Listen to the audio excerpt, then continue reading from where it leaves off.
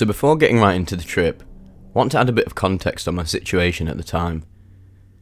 It was the summer of 2021. I was 17 years old, and eating tabs of acid as if they were candy. Tripping was a part of my regular weekly routine this summer, and was for months prior to this summer too.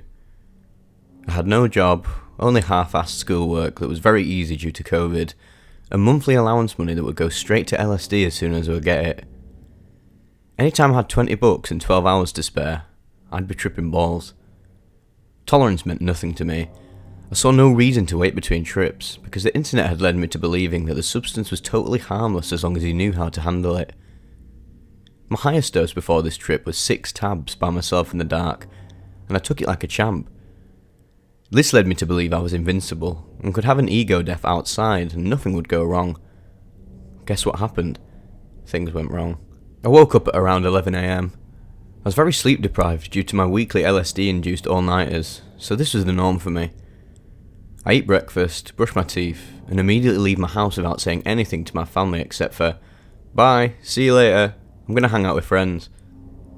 I then catch the bus to the side of the city where I spent most of my days hanging out in high school, opposite to the area I lived in. Before beginning the trip, I wanted to stop at a grocery store to chat with a girl I was seeing at the time. She was working there, so I stopped by and talked to her on a break. As she went back to work, I said my goodbye and walked around the corner. I then proceeded to step into an alleyway. I whipped 5 tabs of acid out of my pocket and thoughtlessly slammed them onto my tongue. I was ready for a good time. After doing that and taking a picture of my tongue out to send to my friends, I began walking down a side street to a local park that I frequented and would spend nights partying at.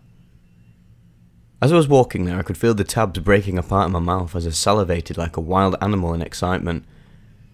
I could taste that very slight, not really bitter, but just that tangy electric feeling you get when you have a bunch of acid on your tongue and know what's soon to come. Eventually, I arrive at the local park and begin navigating my way through the back trails nobody went on in the daytime. These areas of the park were very obscure and out of the way, but I knew them like the back of my hand from all the nights spent partying here with other teenagers.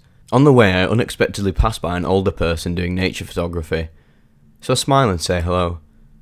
Then I settle down at the spot I plan to chill at.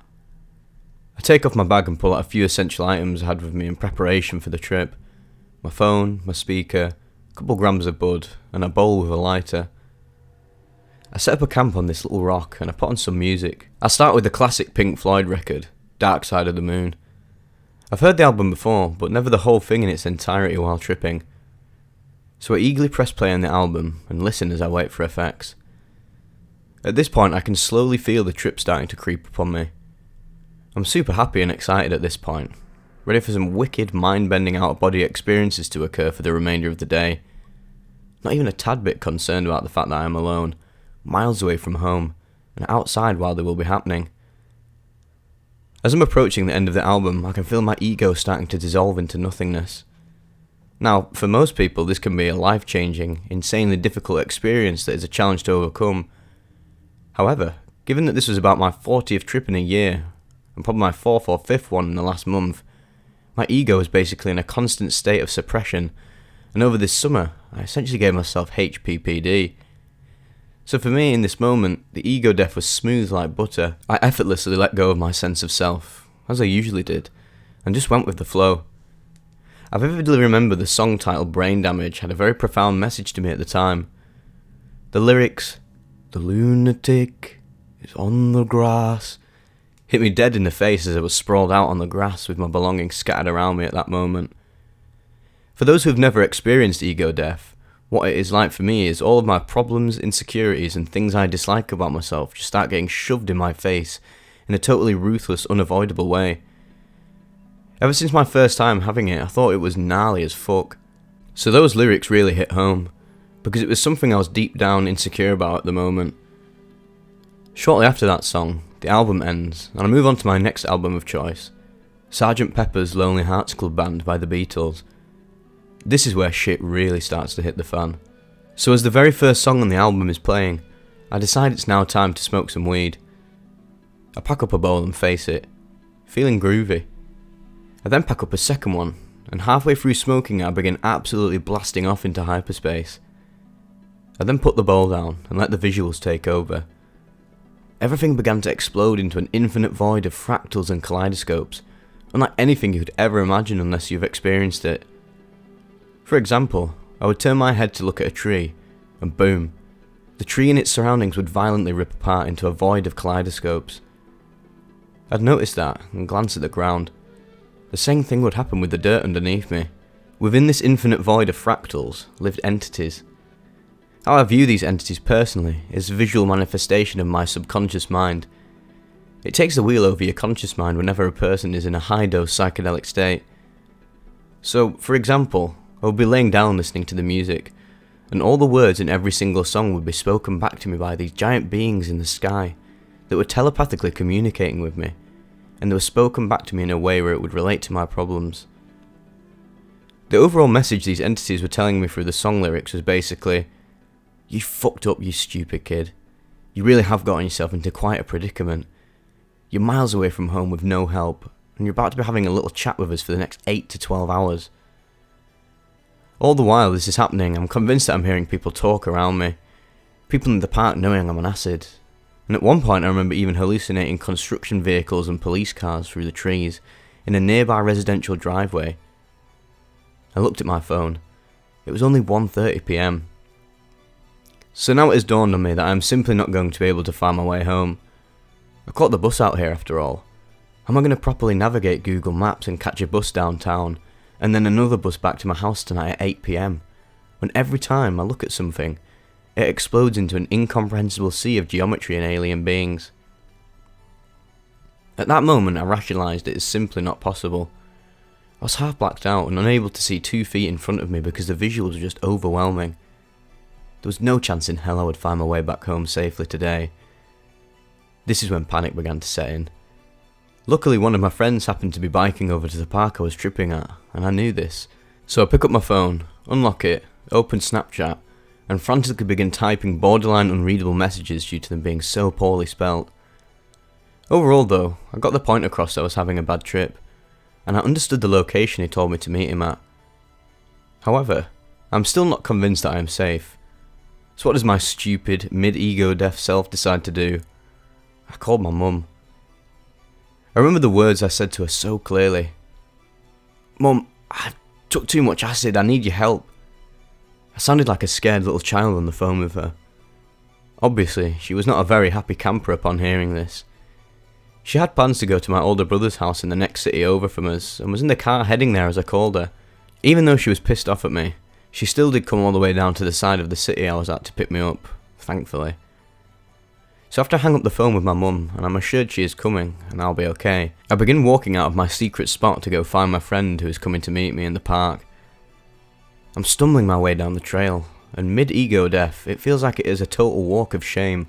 I feel like I'm a living stereotype of a dumb kid who took too much acid and needs to be rescued by his parents. I felt like I had a massive dunce cap on my head, and I basically did with the way I was robotically stumbling through the grass, hardly even walking on the sidewalk correctly, with cars and joggers and kids playing on a playground all around me. Eventually though, I meet up with my friend, and although I feel a bit relieved, I'm still acting like a complete nervous wreck next to him. I felt so bad for inconveniencing him, and making him come out of his way to help me. I felt like a bad friend. I was just so much more ashamed and insecure than I normally would be, because that's the way it can be when you're in this kind of high-dose state. As we're walking down the street, he spots my mum's car and walks me over to her. She gets out of the car and is screaming and yelling at me, and all I can say is, I'm sorry mum," over and over again. I don't remember too clearly, but I believe my friend attempted to calm her down a bit, and he offered me some water. My mum then yelled at me to get in the car, and I complied. Meanwhile, my hand is shaking uncontrollably as I try to sip this water, and end up crushing the bottle and spilling it all over myself.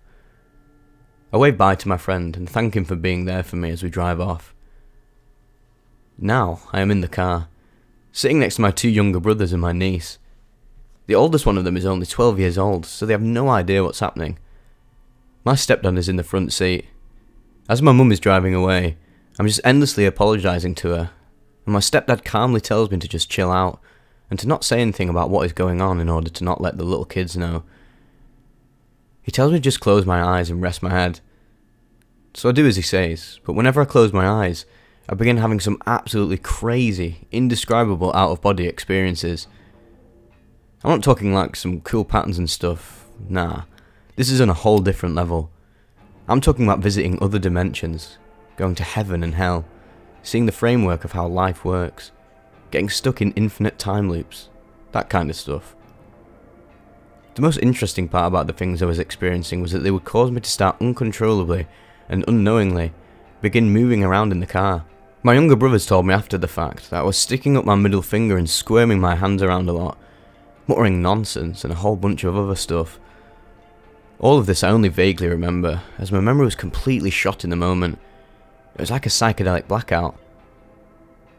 At one point, I open my eyes and say out loud, "Nothing matters," to my family, and proceed to bang my head against the window in an attempt to die and go to heaven. I'd flex all of my muscles and convulse because I thought I was dying. I was moving around the car so much it affected my mum's driving and could have potentially ended in a car accident. I was totally out of control of my own body. Eventually, by the time we luckily and safely got to my older brother's house, everyone had gotten out of the car besides me. What I happened to be doing was flailing around the back seat of the car, screaming, shoving my face into the seats, unknowingly, because at that moment, I was experiencing some sort of infinite hell. I remember being stuck in an infinite time loop, where I was cursed to live the worst possible version of my life for the rest of eternity. So I was sitting in my own pile of metaphorical shit, and all the bad deeds I've ever done, and was forced to keep reliving it forever and ever. I hardly even knew I was on drugs at this point. I was just in this hell forever. This caused me to act a fool in the back seat, all screaming and convulsing and stuff. I then completely blacked out. Next thing I know, I wake up in my stepdad's arms. I hear him say, "What's your name? What's your mum's name? What's my name? What's your dad's name? Are you okay?" I replied to all the questions correctly and hopped up out of his arms. I grabbed my phone and got out of the car. My older brother is in his truck next to my mum's car and he pulls up, so I jump in his car and just say to him, "Bro, I'm tripping balls." He just kind of chuckles, and we talk for a bit as I regain composure. He drives around the block a few times, then pulls into his garage. Now, even though I'm still tripping, I totally regain my composure. I'm just sitting in my brother's house with all our family and his fiancée, eating pizza like it's a normal family event while I'm on 5 tabs of acid. My little brother starts asking me questions about what acid is and how it makes you see things that aren't there, so I just avoid him. Then my older brother pulls me aside and brings me into his garage, where he talks to me and lays some life advice on me, telling me to never do acid again. He goes over what I did in the car, and I knew I freaked out and I could vaguely piece together certain parts of it, but I didn't know how bad it really was from my parents' and siblings' point of view. From there on, my mum leaves me to spend the night at my brother's house because she's too pissed off at me to deal with my shit. So for the rest of the night, I'm just tripping balls with my older brother, and it feels like I'm only on 1 or 2 tabs. Eventually we smoke some weed, which brings the intensity back up to a point where I can't really converse with him. After that, I go lay down and put the blankets over my head with my earbuds in, and let the visuals slowly take over. Eventually, I got up again and ate more food as the weed wore off. That's just how the rest of the night went. We just chilled out, smoked weed, and I told him about what I went through mentally that day as I slowly came down. I was up all night long, till 6 AM the next day. After that, it was finally over.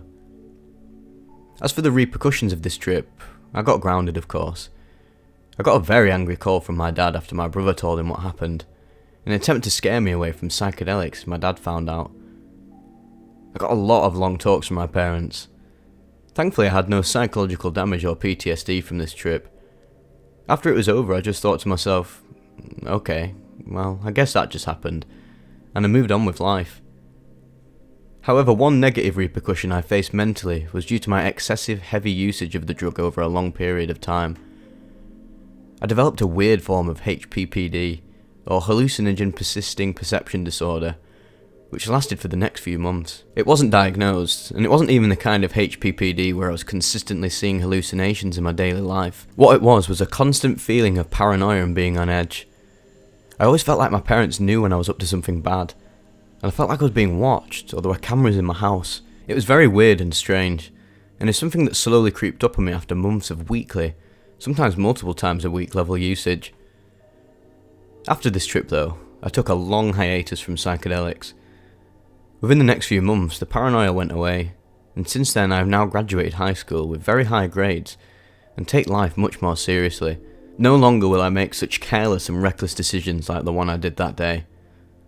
Lessons to be learned. Don't trip every weekend for months on end, and don't have an ego death outside. Communication from the other side. A DMT trip report. Date: Friday, May 20th, 2022. Time: 11 PM till 11:15 PM. Set and setting: lying in bed, no rush, totally relaxed, ready to go to sleep. Background: I'm 50 years old and a late bloomer when it comes to tripping. I'm fairly new to psychedelics. I've used mushies about 8 times with the doses ranging from 1 to 5 grams. I've used also DMT about 20 times over the last 3 months or so. I use a vape pen. While every DMT trip of mine was bizarre, as DMT trips tend to be, I had one that was just a different kind of bizarre than anything else, hence my desire to share the report. My normal trips typically start with visuals of Aztec-like figures and then fast-moving activities such as carnival-type stuff and gambling halls.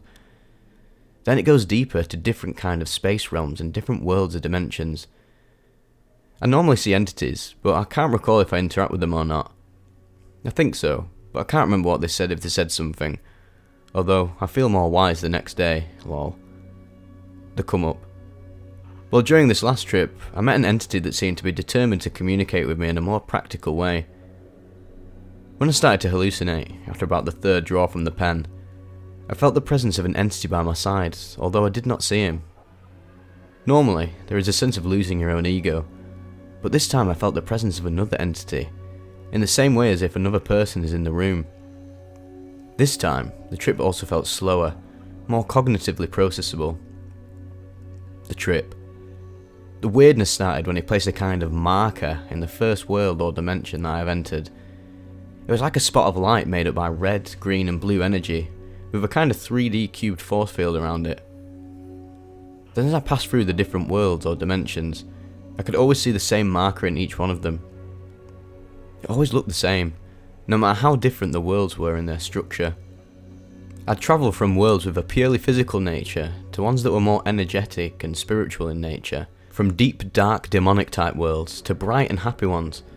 All had the same marker or reference point. This trip was a lot more about thoughts than visuals. I'm not sure if thoughts were planted in my brain as a kind of communication or learning of some sort. During the trip, it felt like there were 3 reasons why the entity placed the marker. 1. He was trapped in a dimension that he could not get out of, a kind of cry for help. It's kind of like how you would use a light flare if you were lost at sea. Felt like I needed to go help him.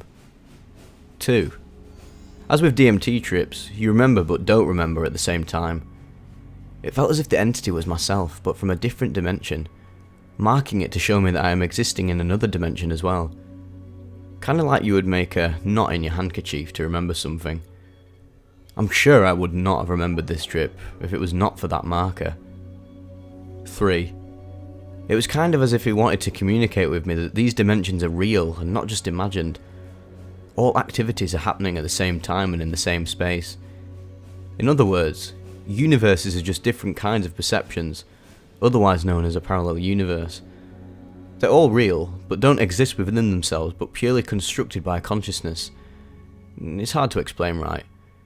The type of consciousness determines how that particular dimension is constructed. Kinda lines up with new discoveries in quantum physics, if I understand it properly. The come down. Normally my come down from a DMT trip just consists of a fading of visuals into just outlines of the colours. Kinda looks like spider's webs, outlines of images.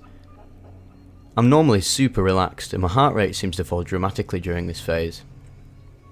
Well, this time, 2 questions popped into my mind. 1. Could it be that the second entity is a defense mechanism from my mind, as to not completely give up the ego? Kinda like an imaginary friend. That would be kinda sad. 2. If the entity was myself, what steps could possibly be made to integrate this knowledge? This changes everything.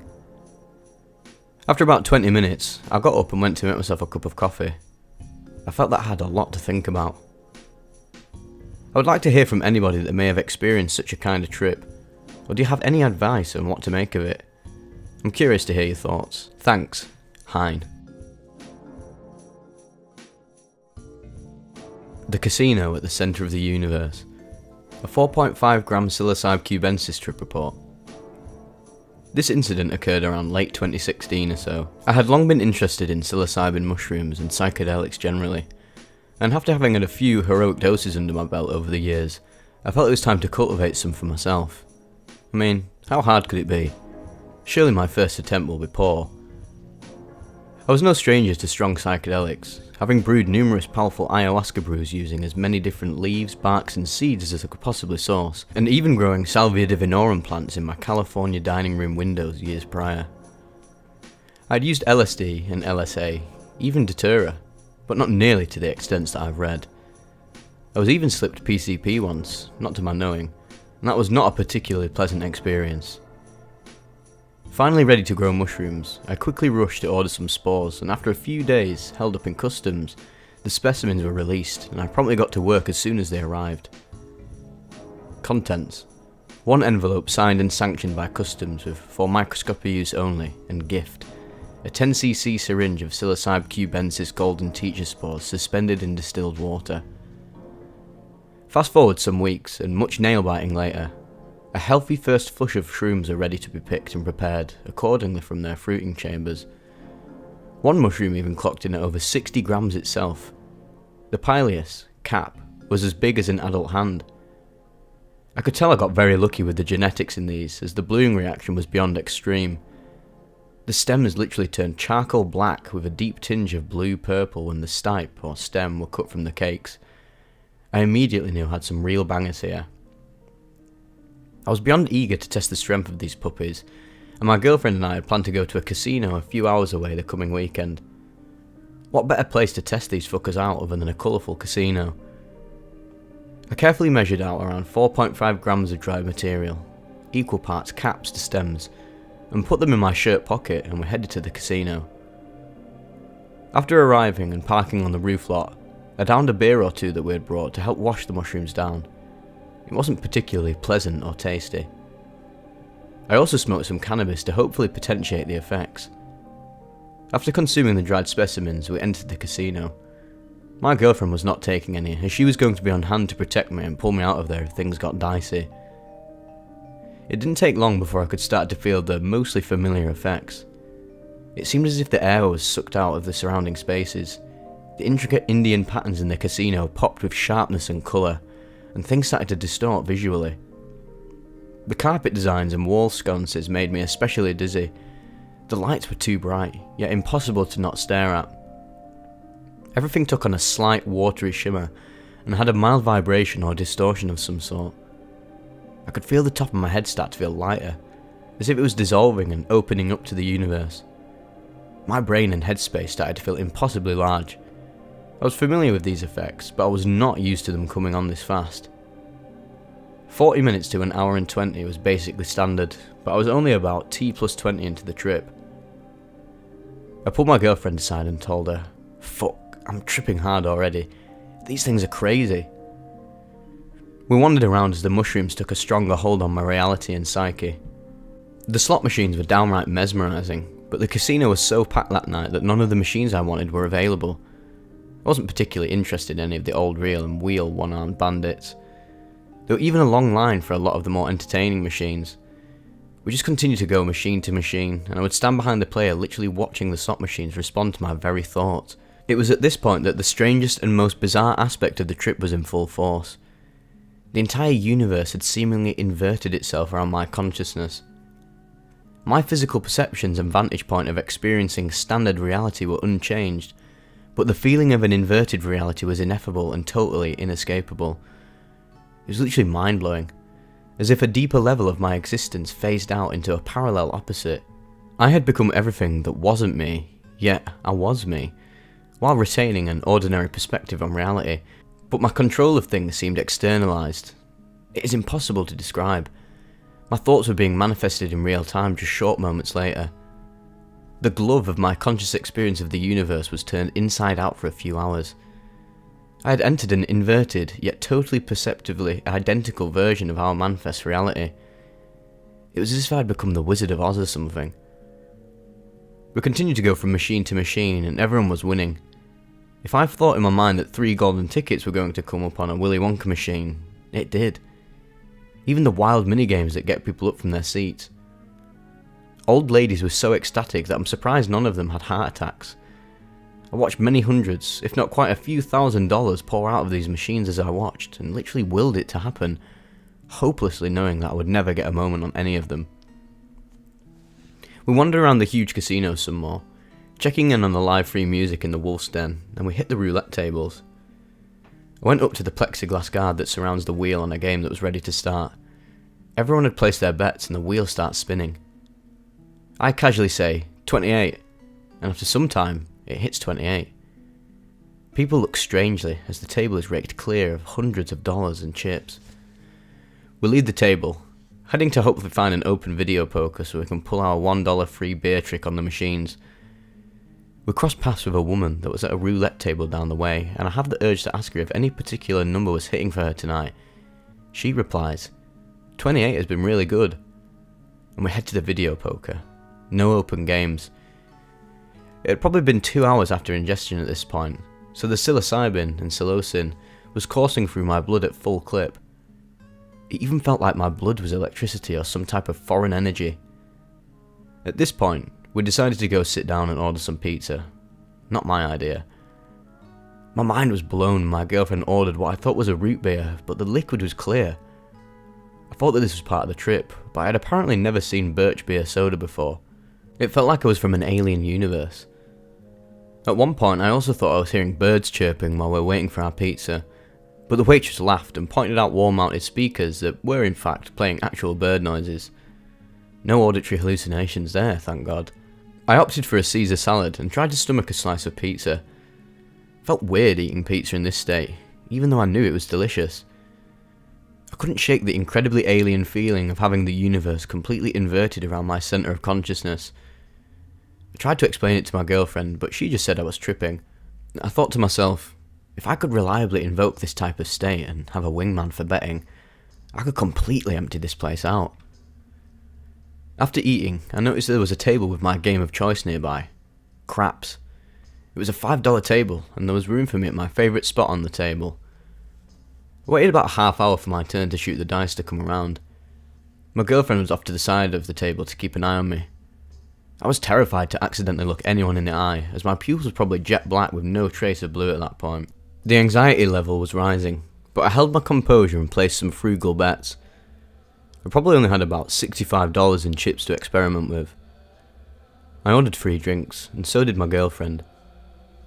I started my hand with relatively conservative bets, and the game took off quickly. In my tripped out state, I was amazed that I was able to keep up with the pace of the action. As I started to get deeper into my hand, the bets on the opposite side of the table were piling up into towers of chips, and many of the stacks were changing colours. There were even stacks of high-dollar Bumblebee chips forming. Got to the point where I could hardly throw the dice without knocking a few stacks over every time. The people betting were cheering with more fervour every throw of the dice, and even the workers at the table seemed impressed. At this point I was at least 50 shots in without throwing a 7, and one guy started placing propositional bets that pay 30 to 1, but are only good for the next throw. This cat bet on 12, double boxcars, and by God it hit. He takes most of his winnings and places a higher bet on the same thing, and it hit again. The table literally erupts, and scores of people start crowding this lowly $5 craps table to see what the ruckus is all about. He takes his winnings again and places an even higher bet on the 30 to 1 double boxcars, and it hits for the 3rd time in a row. People were literally freaking out. The towers of chips on the far end of the table are even higher and more numerous. Easily many tens of thousands of dollars on a $5 table. This piqued the curiosity of the pit boss and his lackeys as they come down from the camera rooms and whatnot. They inspect me like a hawk and keep checking the dice, even swapping out the dice for others just to be sure I wasn't cheating. I made sure to remain composed and keep my hands on the table side in plain view at all times. I continued to make more shots without throwing a 7 until one person spills his drink on his shirt. That clued me in somehow that this run was soon over, So I asked to take down my bets, ensuring I would lose the least amount possible in the inevitable 7-out. It happens as I expected, and there is a big "Oh!" from the table, followed by cheering and rejoicing. An incredibly sexy and attractive woman from the other side of the table, who had obviously won a nice sum of money, ran over and embraced me, begging me to stay longer. It's probably almost 3:30 AM by now, so I told her I had to go. Other people came up and said, "Do you know how much money you just made me?" I was in no shape to tally up the damage, and my girlfriend was obviously not happy about this fine-ass girl making a pass at me. She promptly escorted me from the casino floor. We leave the casino and get on the highway to our hotel, which was quite a ways away. At this point she pulls over the car because she can't see. Her contacts were acting up and she didn't bring a pair of glasses. She tells me that I have to drive. At first I wasn't sure if she was joking, but the crying and her pain proved otherwise. I get behind the wheel and off we go. I was still tripping very hard, and the edges of cars and other features curled unnaturally and projected into an impossibly infinite vanishing point, and the lights were unbearable. I had this moment of realization that the inverted universe perspective was still at full throttle. I was able to know what other drivers were going to do before they even did. I even made an effort to tell my girlfriend what they were going to do, and I was correct every time. There was a car in front of us at some point with a custom license plate that said, Karma. I thought to myself, Karma? Is this karma? Is this what I get for trying to be some sort of astral badass and control the universe to make money? But I digress. No one at that craps table even tossed me a single dollar for what they won under my hand. I hardly won anything, which is exactly why we're driving to literally nowhere for a shitty hotel room that wasn't $450. Later in the drive, a strange, monotonous and plodding song came on whatever obscure radio station we had on. It was at least 3:45, if not 4 AM at this point, so some pretty weird stuff was bound to be on. This particular track seemed to just stretch into infinity, and it captured my mind like being trapped in a tunnel. I just wanted the drive to be over. Minutes felt like hours, and I even said to my girlfriend, I don't think I can do this anymore. Eventually though, we reached the hotel, more like a motel, and I immediately went for the bathtub to try and sober up so I could sleep. I must have spent at least 45 minutes in the tub, and it felt like the grey matter of my brain was being involuntarily massaged by the hand of God or something. It was a very strange sensation, and I didn't particularly want it to continue. I got out of the tub and had to somewhat reluctantly refuse sex from the girlfriend, as there was no way that was possible. Eventually, I managed to fall asleep somehow. I guess you could say there was a special breed of high roller at the casino that night. I'm still looking for answers to this day.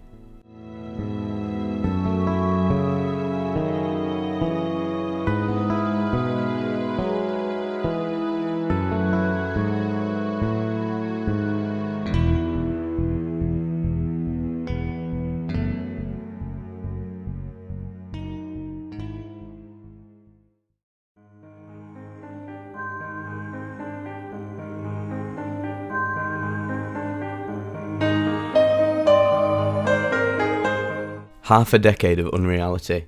This is a collection of reports that occurred over the space of 5 years, and it was sent in by a subscriber called Itazi. Thanks for sending it in, mate, and without further ado, we'll get stuck in. So where do I begin? This took place over half a decade, so I guess I'll start with where it all began. The first peek down the rabbit hole that was ketamine. It began one day when I was turning 16. I was in the middle of a 4-tab deep trip. I remember the call vividly. How could anyone forget the first time they get a hold of their favourite drug?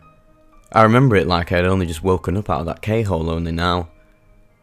Hey, do you want K? My buddy has some. I instantly jumped on the offer. The previous moment of having been pondering as to just how this pole in front of me could have possibly been bent like a Dr. Seuss tree trunk had completely left my mind. You see, I was a Dex fiend. Dextromethorphan, as in cough syrups, and the brand I fancied was a Canadian one called Benylin. That is if Robogels weren't around. Entranced by the dissociative world since I was 15, I would pore over Erowid trip reports about the K-hole and other drug porn. Unable to get the stuff for so long, it seemed unreal that this was happening, right now on my birthday. I stand up to leave. The girl who tried to kiss me earlier sat on the ground and looked up at me as I stood. She was waiting for me to get off the phone to continue our conversation about... Okay, to be honest, I forgot about what. I was tripping okay. It was really only inevitable at this point. The thought of all the drug porn, the sweet bosom of the K-hole, was flooding my mind. This woman's real bosom staring at me in the face was not of my concern right now. There were drugs to be had halfway across the city. We arranged every drunk person's way home, and after awkward exchanges and grueling waits for the taxi drivers, me and a ragtag band of two other friends, J and H, headed towards our dealer's house. I arrive and the yard is still full of the evidence of a cookout. Food and styrofoam plates litter the grass. I was here earlier when I bought this acid, and my dealer gave me a loaded plate of so many barbecue meats and foods I nearly puked eating it all. I can hear their chatter as I head inside. Tripping intensely, I walk down the hallway. I enter to a room full of people staring at me. My dealer sat at the table with his friend doing lines of K. I was slightly unnerved, and obviously tripping hard. Suddenly, my dealer announces to the room, "Hey, this is the kid who took 4 tabs, you fucking crazy man." The group laughs and some murmurs of a sort of, okay, this guy isn't new to this. An acceptance I wasn't just a naive high schooler. "How much do you want?" "A gram." "How much is a gram?" "I don't sell grams, I move it by the ounces." "I pay $100, which isn't true, but his eyes lit up at that mention, so we were both mutually benefiting from this price tag. I gave him my $100. He didn't even weigh it, he just eyeballed it and gave it to me in a yellow folded up notebook paper. His friend ended up giving me a good 2 grams for the price of $100. Excited, I left outside to meet my friends. "Let me see," asks H. I unfold the notebook paper and show him a pile of tiny rectangular, long needle-shaped crystals. The white contrasts deeply against the yellow notebook paper with red lines. The needles looked exactly like the needler ammunition from the Halo series. We head off to the high school, me still tripping intensely, and the other two having begun to sober up from their excessive drinking at my birthday fiesta. I'm headed home actually. H makes a sudden and impulsive decision. "Nah, come on man, I got some K. It's my birthday, let's go get fucked up," I pleaded to him. He denies and heads back towards the bus station. Sort of disappointed, Jay and I continue on. Not even half a block away, my friend is heard running back, the soles of his shoes pattering against the pavement. "Wait, yo!" A catches up to us. "Yo, I'll come chill with y'all. I changed my mind." Cheered up and reinvigorated by his retraction of his decision, we walked. All I remember from this walk was how yellow everything seemed. Everything always was along most streets. This gives me a nostalgic vibe for some reason. Not much else of note happens until we get to the school. J, H and myself arrive at the main building, and we head to a little courtyard. We hide by some of the doors to the gymnasium out of sight of most people, except from one specific angle or entryway. I unfold the paper. Staring back at us is the pile of needle shards. We had no idea what to do, so we just sniffed it right from the pile without crushing it with a green 20 bill H had. All I will remember for this next while is that I completely fell in love once I experienced this one specific effect. The little enclave we had found ourselves in, a space no more than 1.5 feet long by 4 feet wide and 7.5 feet tall, had expanded. It had become a massive, incomprehensibly big room. Me and H found ourselves in the centre. Jay had fell asleep, and we mostly ignored him. This room we found ourselves in was simply too massive. It was the size of a football field on all 3 axes. It was disorientating as it was fascinating. The acid had definitely potentiated the ketamine.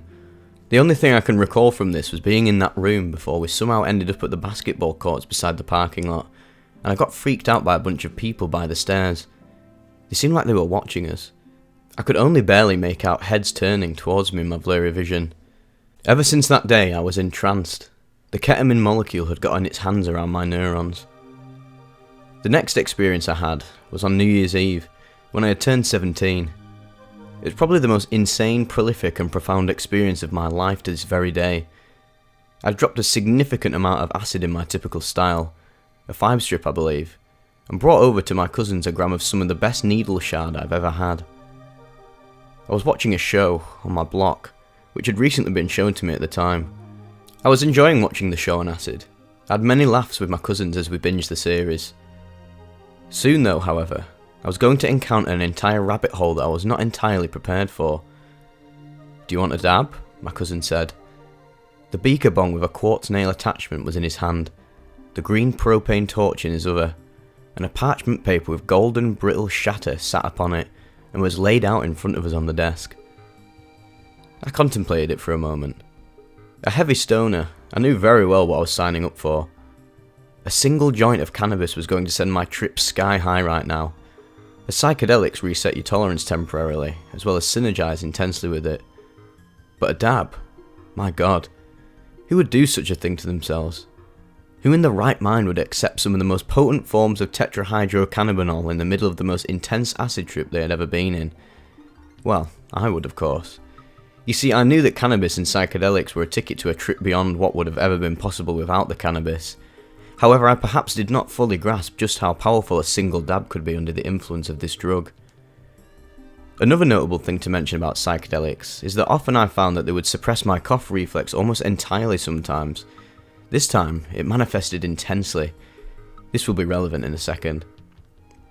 My cousin loads what he calls a snake or a gummy worm, a thick, long, globular piece of the THC resin. A very strong dose of cannabis without the acid for anyone. He sets it on the table so that it's ready for me to grab. He sparks the green propane torch and a beautiful blue jet flame shoots out and roars. He touches it to the quartz nail, and he holds it there until the nail is scalding red hot. He removes the torch, and the quartz remains red for a brief moment. The resin still stuck on it, burning off into a small white, thin wisp of smoke. He hands me the beaker bong. I take the dab tool and take the entire thing to the face. I didn't cough until I exhaled, and then I coughed until my lungs hurt, and I could barely breathe. I didn't know it at the time, but I was headed for an interrogation of the self of cosmic proportions. The final ingredient, though, hadn't yet been added. The peak was still coming. That's when I'd do it. My cousins conveniently passed out right after their dabs, and I continued watching the show. Once I was sure my cousins were fully asleep, I took out the red Lotomax ticket with the gram in it. I still wasn't very experienced and didn't crush the K yet, so I sniffed it. Damn near a third of the thing.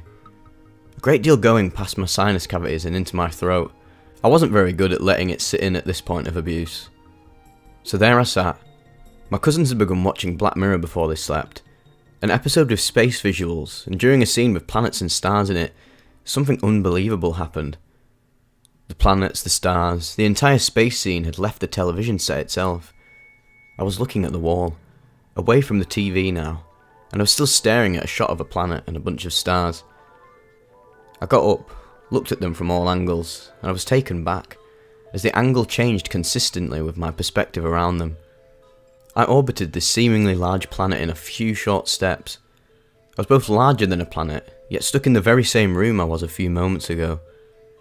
The universe had shrunk. Of course it had. This planet could fit right on the shelf over there above the TV. How else could this possibly have been explained?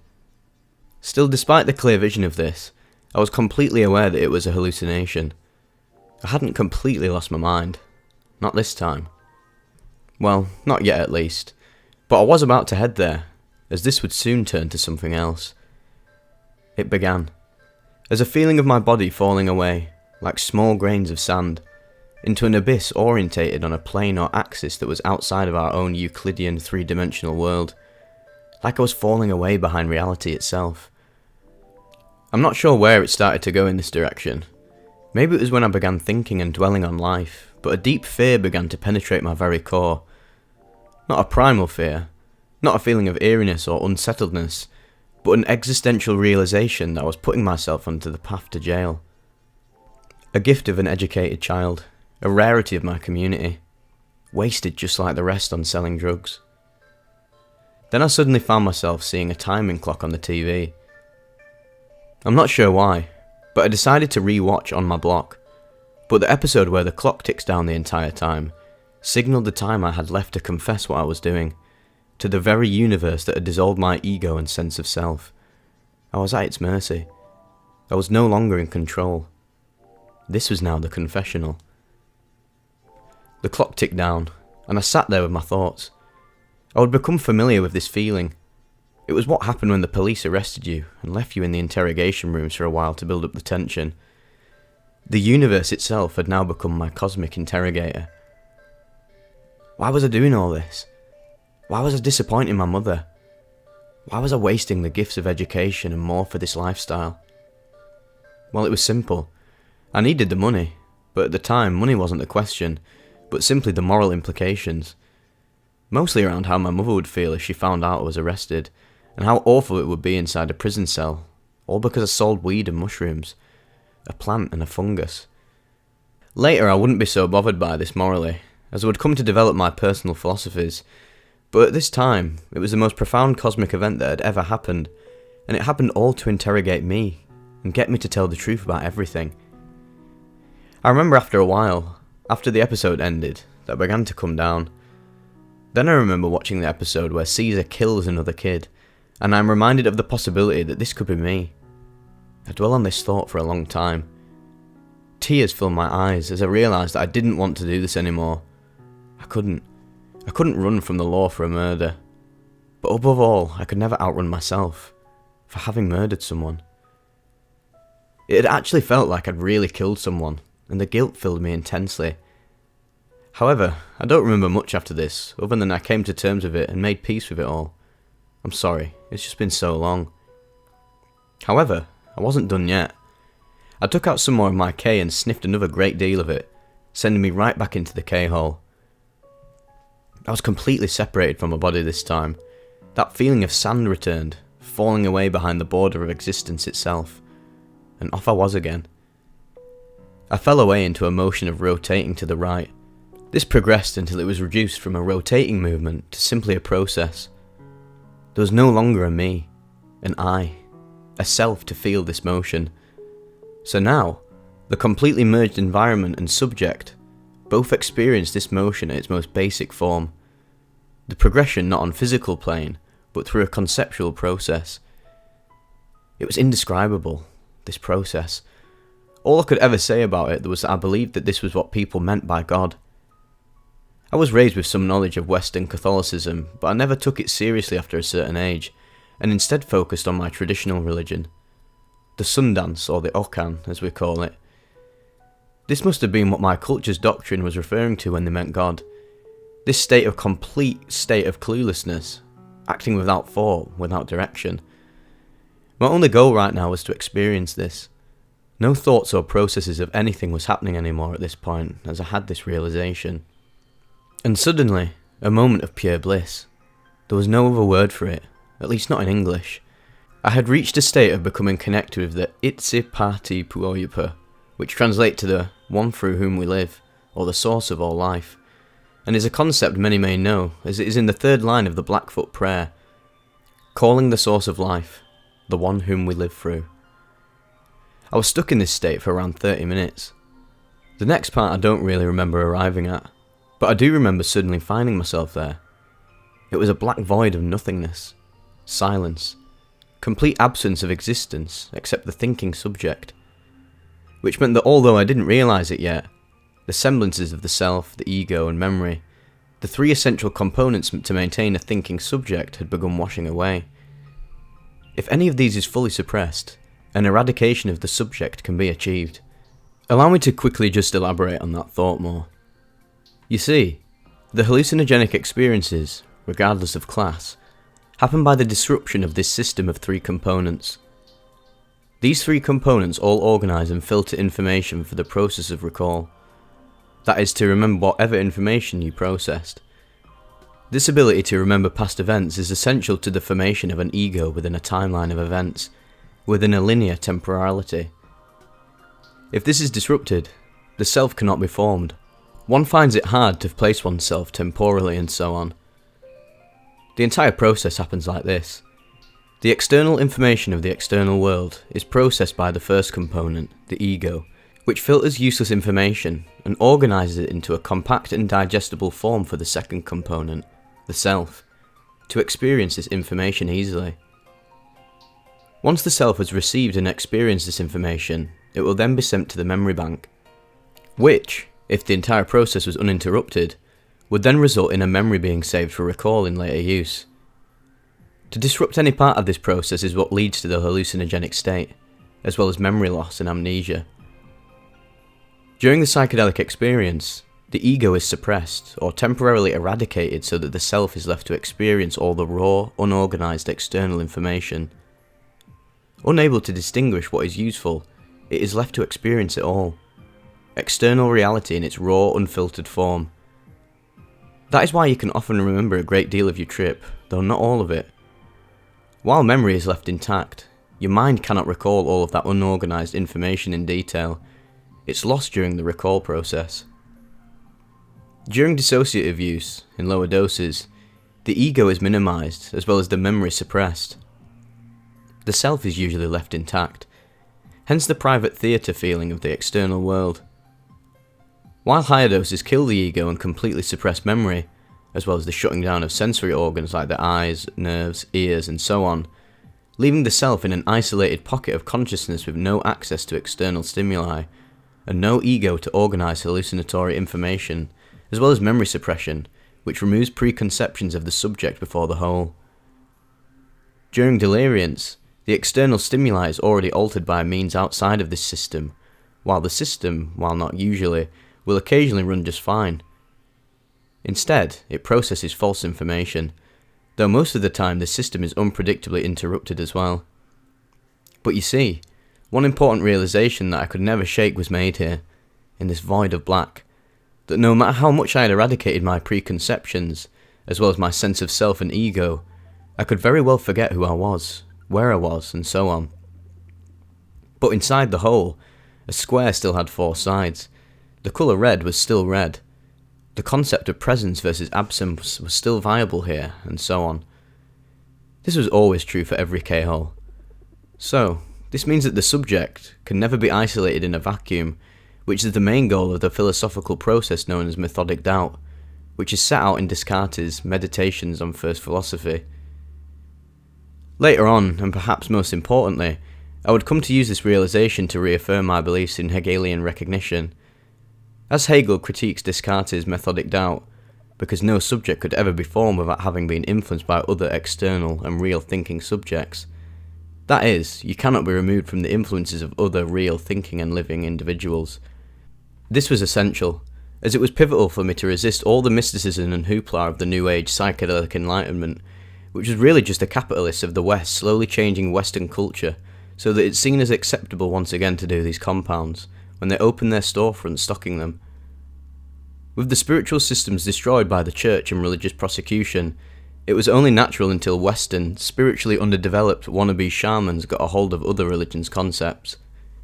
Grasping for straws in anything and everything, looking for some possible system of spiritualism to latch onto. Forever searching, with their only source being from the capitalists who sell it to them, or to exploit the land and its animals such as toad venom smokers. Almost none of it is organic, meaning almost none of it is truly spiritual, which is why many Westerners have their egos inflated by the psychedelic and ego-death experiences. The only exception in my eyes is the 5-MeO-DMT and DPT associated religions, which the former is an entirely new religion created by the Westerners in the US in the 90s, the latter adapting Christian sects to DPT. These are entirely organic, because they evolved outside the psychedelic movements and began as a counter-movement to the illegalization of psychedelics. This enlightenment was simply advertising for when it becomes legal again. Only this time it'll be heavily controlled rather than freely distributed without restriction. I mean, what good is all this if you get lost outside of reality and don't pay attention to your body and mind within reality? You cannot say reality never existed, because that non-existence or non-reality you experience can only be contrasted against the reality you come to know. It cannot be isolated in a vacuum, as there can be no absence without the lack of presence. There can't be things outside of reality without an actual real and existing reality for those things to reside outside of. This would all have a name: existential self-realization, the reaffirmation of one's place within the universe. This allows people to see and recognize other individuals for their autonomy, and to minimize their egos in waking life. The next time I remember doing ketamine was when I combined it with DMT. It was a February night. I was in my room and the house was quiet. My mother was out. So I did what I did best, and did some drugs, beginning with a few lines of K and some joints. I was already high as a kite. Then I decided to vape some DMT in my Pax herb vaporizer. So I'll load some into the chamber with a substrate of weed and turn it on. While waiting for it to heat up to the appropriate chamber temperature, I take a line of ketamine. It drips into my nasal passages and throat, and as I'm wincing in pain, I see the light turn from a blinking purple to a solid green. It was go time. I take it, and I hit it. 3 hits. The entire time my eyes are closed, but I open them for a small while. I see the room distorted more intensely than I've ever seen it. It was unnerving, so I closed my eyes.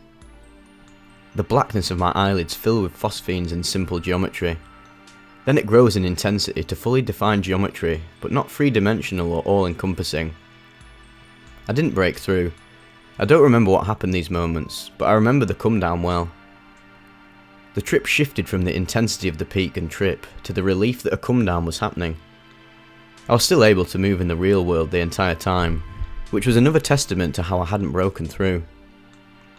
I changed the song on my earbuds to the next song in the playlist, The Chronicle Church, Mystery, which was a gospel Christian soul song that was only on YouTube. Every single note penetrated to the core of my soul. It was the purest musical experience ever in my life. Every single guitar, violin, string and drum hit all fell together so harmoniously that it couldn't possibly get more perfect than this. Each and every note, sound and change in tempo or staccato was met with an accompanying light show of fully defined geometric shapes. Geometry of rounded, disorganised and flat colours danced and spun against a black background as they shifted from colour to pink to purple to blue then red and so on. I cannot explain what happened next, but after a short while of enjoying the light show, the trip was over. But something was different. Something had noticeably changed. My vision was not saturated and was now vibrant, defined in colour. The world seemed brighter. Every colour was bolder. I registered every detail on the wall, the colour of my clothes and the wood grain on the floor with clarity, vibrance, and with full uninhibited presence.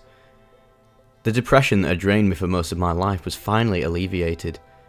I could finally feel emotions fully. I wasn't constantly experiencing a hedonism any longer. I no longer found that deep dark void at the centre of the mind and the soul, that drains it of all its faculties and of its very will to live.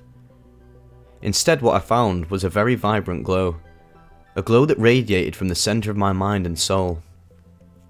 It was as powerful as the very sun itself, like the energy of Natosi had entered my mind and spirit and illuminated me from within. I immediately began playing my keyboard, which I was despairing over not being able to play. I had realised then and there that I had to truly dedicate myself to practice before I could use it, and so I began practicing. This was the beginning of me practicing music, though I still have yet to continue learning these consistently.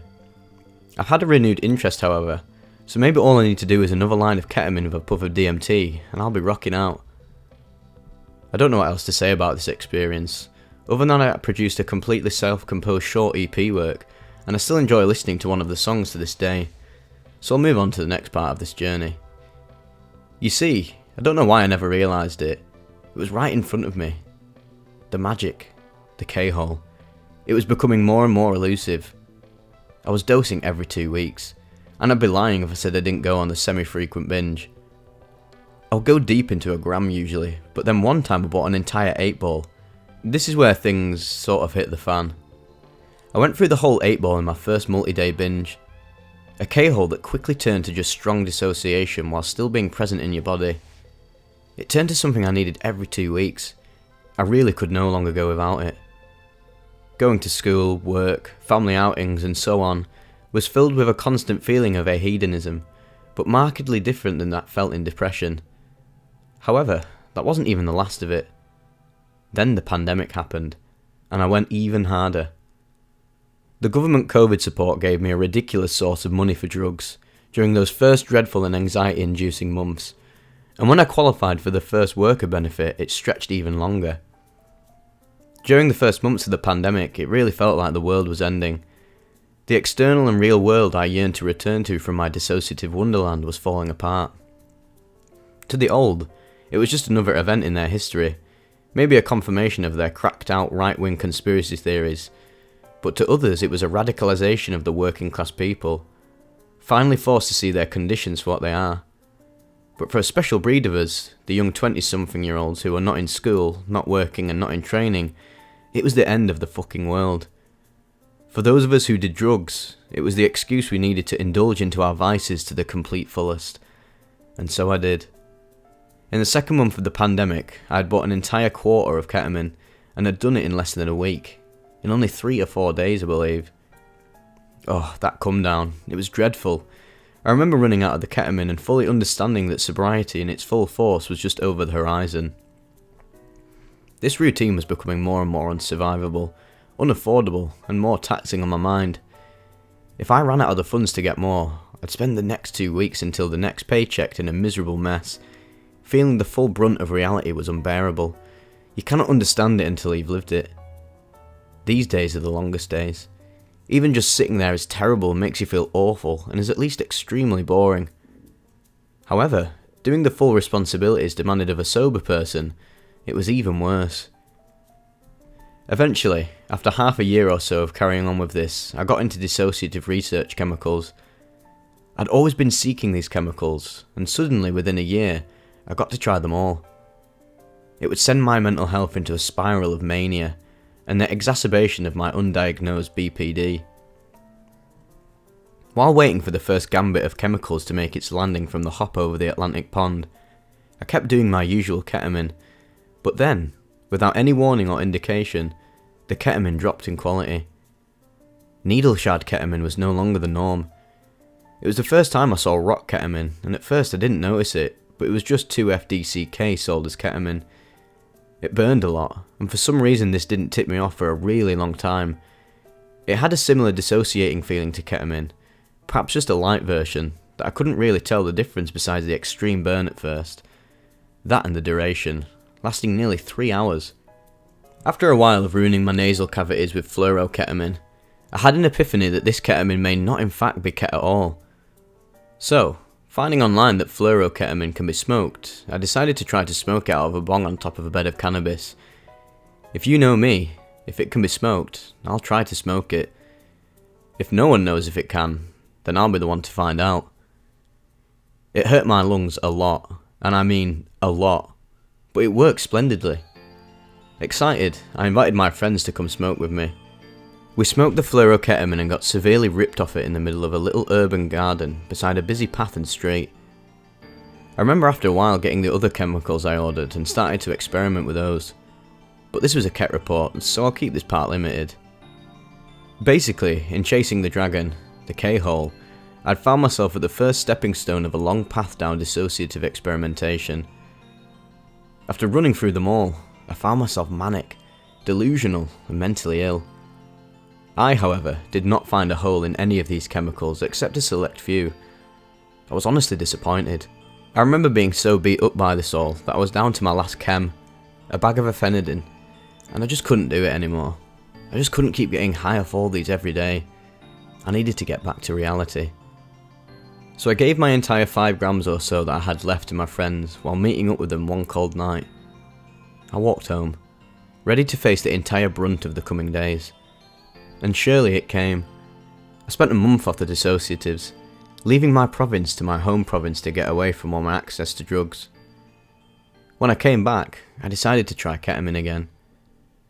I've recounted this in another report, but I was overcome with my first experience of the effect of physical autonomy, observing actions I did not identify with at all. These were not my actions. This confirmed to me that the K-hole wasn't gone just yet. The magic was here.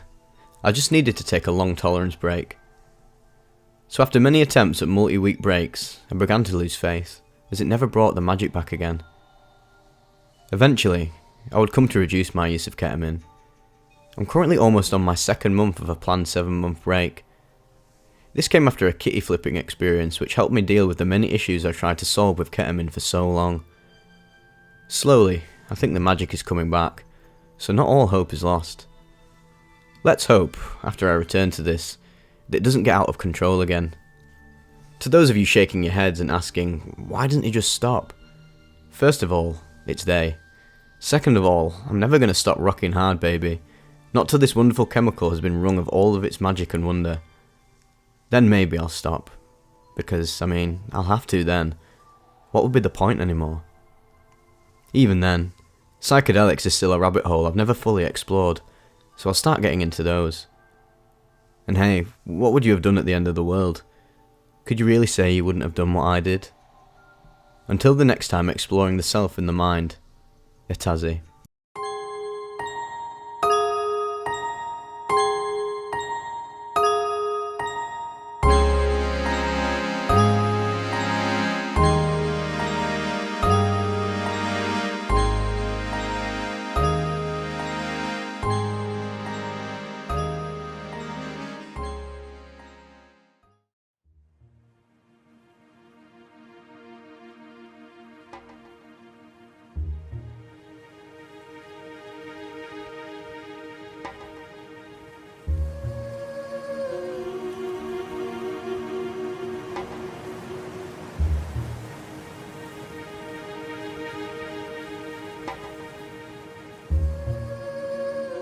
So, do you ever remember reading the classic Where's Wally books back in the day? Or Where's Waldo? I'll never get used to saying it that way. Well, did you know he actually has a stoner cousin? In fact, he actually has 8 of them, and they can be found on every page in this book. I actually found one of them right here. Tell you what, I'm clever me, lad, swear down. Not gonna lie, the artwork in this book is absolutely class. I'm really happy to endorse this product because genuinely it's something I would have just bought outright and played with myself. And to be honest, I actually did just buy it outright because I genuinely was happy to support it. I also know that it's something you guys would genuinely enjoy. There's so many great references to stoner, hippie, psychedelic culture, as well as homages to pieces of artwork such as Hieronymus Bosch, Fear and Loathing in Las Vegas, the Stoned Ape Theory. It's cool to finally have the ability to talk about some sponsored content that I think is really creative. I showed the book to my mates and they were absolutely transfixed. They're all going to get a copy as soon as they can. 20 different artists came together to produce this, and you can obviously tell there's a lot of love and care that went into making it. It's fun for the whole family, and if you fancy buying it, the link's down in the description. So yeah, don't forget to check them out, and without further ado, let's start today's video. This trip occurred on December 2nd, 2022. My parents were out of town for the weekend, so I'd been planning this trip for weeks, knowing they would be away, and that I could have the privacy I needed for the experience. I had a rather normal morning, went to the gym, came home, grabbed a shower and ate a light lunch. At approximately 2:45 PM, I decided it was time and went up to my room, lit some candles and began to weigh out 5 grams of mushrooms. This was a very normal dose for me, and one I've taken many times before and I've had extremely positive and transformative experiences on. About 3 PM, I finished eating them and lit a joint containing about 1 gram of marijuana. This was also very normal for me. I usually smoke about half a joint to help calm my nerves and ease my mind. I did exactly that, smoked about half the joint and began to feel the effects of the mushrooms rather quickly, about 10 to 15 minutes after finishing them to be exact. This was definitely a little quicker than I was used to feeling them, but I didn't really think too much of it. I began to play some music on my speaker, very low-key and relaxing songs, nothing that would influence the trip too much, and went over to my bed and laid down facing my ceiling. At this point in the trip, the visuals really started to come over me, seeing patterns and shapes everywhere, and I could feel my mind expanding by the second. Everything was going normal for me. I started having deeper and more profound thoughts. I was thinking a lot about the government and how I don't agree with how we run our society, and how it's wrong for people in power to try to force others to have certain beliefs or opinions. This is something I think about a lot while on mushrooms. Not exactly sure why I go to this thought a lot, but I just think it's ignorant to try and make people believe or conform to certain things, or acting certain ways, because obviously, everyone is going to have their own opinions and thoughts, and I don't think it's right to try to push people down a certain path. Things began to shift a little next. The music I was playing went to a song I didn't like, so I went to change it, but I hate being on my phone whilst I'm tripping, so I ended up not picking another song and began to lay in my bed in silence. In the moment, I didn't really think too much of it. However, thinking back on it now, this would prove to be a significant event. I normally have some music or the TV on, or just something to keep me connected to reality. After the music went out, I really started to dive deeper into my own mind. I remember thinking about how self-conscious I can be, how anxious I always am, and how critical I am of every little thing about myself.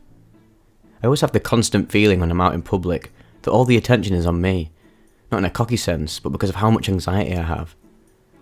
While these thoughts were going through my head, I I burst out laughing and said something along the lines of, "You idiot, no one is paying attention to you." This wasn't in a negative sense, but more just a joking way of trying to make myself realise how untrue that is, and to learn to just relax, and not let my anxiety control me. At this point, I remember getting the urge to use the bathroom. I got up and went, and then when I came back into my room, I propped my door open with a pillow. This was mainly because my dogs were downstairs, and I wanted them to be able to come in and out of my room as they pleased. I was standing in the middle of the room, and I began to take my clothes off, which I realised may be odd, but I often get this urge when I trip because I like to try and focus on how my body is feeling, and not be influenced by my clothes touching my skin. I shut my curtains as well, which similarly to the music shutting off, I didn't really think much of at first, but I also believe now that this proved to have an effect on where my trip would soon begin to go. I sit down on my carpet in the middle of the floor in my room, the visual effects continuing to rise and still feeling my mind expanding by the second. This is where things really began to shift for me. I don't remember too much about the next few minutes that occurred, but I do remember that my dogs began to bark downstairs. I tried to focus on my breath to not let it frustrate me, but then I remember yelling out, "I'm God! Please stop barking and just let me be God!" They proceeded to stop, and then I fully laid down on my carpet, staring up at my ceiling once again. I really started to get into my own mind. I remember thinking, or maybe even saying things like, "Oh, I've never felt anything like this. This is the strongest trip I've ever had. I am God." A little more time went by. I can't recall how much, but these thoughts continued to occupy my mind. The next thought that came over me would drive my trip for about the next 4 hours or so. I'm dying. At first I didn't take it too seriously, passing it off as just another thought, thinking I would move on to other things. However, this thought wouldn't leave my mind, and it soon began to completely envelop me. I started thinking, wait, am I dying? Is this what dying is? I can't tell if I'm dead or alive. I remember my dog started barking again, which frustrated me given the mindset I was in. I leaned over and grabbed the pillow holding my door open and said, "Please stop barking, I'm literally dying right now, just let me die in peace." I slid the door shut and held the pillow in my arms, hugging it as I truly began to believe I was experiencing death. I remember thinking about your video on the 10-gram mushroom trip report, facing insanity. Is this what he was talking about in that video? Is this what dying is? More and more fear started to come over me, and panic quickly ensued. The visuals I was seeing were far more prominent than anything I'd ever experienced before. Everything was moving and shifting, and it really felt like I was seeing the world through the eyes of God. My thoughts kept racing. I started to become really disassociated from myself and where I was. I kept thinking about the world and the universe, and when I would think about it, everything felt so small. It felt like my mind was bigger than anything else that existed. It truly felt like I was in another dimension. I kept looking at the clock in my room to try and gauge how long it had been, and thinking about how long this was going to last, but I had no sense of time anymore. Every time I looked, I couldn't tell how long it had been or what time it was the last time I looked. I started to feel like I was outside the concept of space and time and that they didn't exist anymore. This was around the time my panic became much worse, because I truly felt like I was going to be trapped inside this mindset for eternity. I thought that this was going to be my existence forever, and I would never return back to myself or what I knew as my reality. I started to become very emotional, crying while thinking about the people who I thought would never see me or know me for who I was ever again. It started to feel like I had two minds or two levels of consciousness. On one end, I felt like myself, the one who was dying and was going to be lost in this headspace forever. And then on the other end, I felt like I was God, who was witnessing this entire event taking place. The thought kept coming over me, like a voice was saying to me, "You have no idea what you're messing with." And I remember sitting up and saying, I'm sorry, I'm sorry, I'm sorry. Just repeating these words over and over because I felt like I was being punished in some way for taking these mushrooms to try and answer the deeper and more profound questions I have about life. These were typical questions, like what is the meaning of life, why and how am I here, what happens when I die. I began to hug and hold myself tightly and saying things like, "I'm so sorry, brother, but this has to happen. I love you and this is for the best, and you'll make it through this." I kept repeating all these things and more as I kept diving deeper into the pure madness I was feeling. It became this incredibly raw and emotional experience. I was overwhelmed with pain and sorrow, as I truly believed I was saying goodbye to myself and who I knew myself to be. But, at the same time, I kept trying to reassure myself that this was happening for a reason, and that it needed to happen. This whole time, I kept trying to remind myself, you're just tripping. It always ends, and it's going to end this time, just like all the others. But every time I had this thought, it would be gone in seconds, overpowered by the fact that I had never experienced anything like this in my life. I can't describe the feeling of wanting to escape my own mind so badly, and being terrified that I couldn't get out of it. I remember standing up and leaning against my bed, trying to gather myself and get myself out of this panic. But no matter what I did, my mind always returned to the fact that I truly believed I was dying. I thought about trying to sleep it off, but when I thought about sleep, I knew I'd never be able to, and it felt like I'd never be able to sleep again. This only furthered my panic and fear that I would never get out of this headspace. I began pacing around my room wanting someone there to comfort me, thinking of my parents, my sister, my closest friends. I thought about the 10-gram mushroom trip report video again, remembering how the writer said that they were glad they didn't call anyone because they knew all they'd do is scare them. I knew how true that was, and as awful as I was feeling, and as much as I believed that this was never going to end, in the back of my mind, I knew it would be over soon, and that I would be glad I didn't reach out to anyone at all. I kept saying to myself, I love you, you'll make it through this, I promise. Repeating that over and over while still crying and hugging myself, trying to do anything to get myself through it all. At one point I looked at myself in the mirror and said, I'm so sorry this is happening to you. You'll get through this, I promise. I walked over next to my bed because I began to feel nauseous, and honestly I wanted to throw up because I just wanted to do anything to make this end. I grabbed my trash can and my entire body was shaking. I kept repeating things similar to what I'd said before, just trying anything to help myself through what was happening. I ended up making myself get sick because I just wanted it to end so badly. After I threw up, the visual was still very strong, and I obviously knew it wasn't going to instantly stop, but I felt a little better because in some way I knew me getting sick proved there would be an end to this. However, I was still very emotional, still crying, and I began venting about things in my life that caused me anger and frustration. Basic things like a breakup I recently had, work troubles, people making untrue and unfair remarks about me.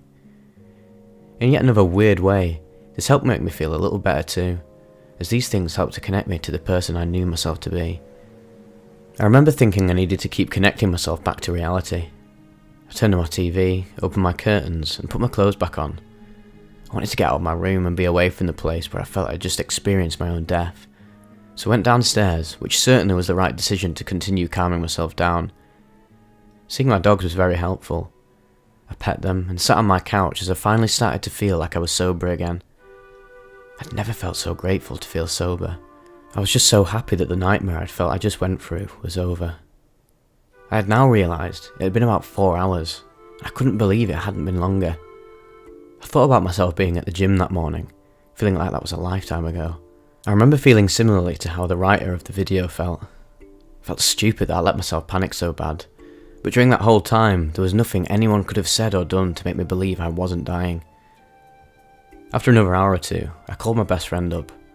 While I knew he had never had an experience like this before, we'd done mushrooms many times together, so I knew he'd understand better than most. We talked for about an hour, and I went to bed shortly after, still attempting to understand what had just happened and why it happened. The next day was definitely off for me. I went out just to grab some lunch, a place I often go to, and I remember stopping and questioning my reality. I struggled to connect myself to what was real and what wasn't, and honestly, writing this now, almost a week later, I still find I'm having to re-establish myself in reality and reconnect with who I am. I'm conflicted now, because I don't want to be afraid and run away from what happened, because I've had so many positive experiences with psychedelics, but I'm also struggling to know how to properly work through this and improve myself so I can hopefully return to tripping. I want to be able to trip again, but I need to better understand the experience and know how to more properly handle it if and when it happens again.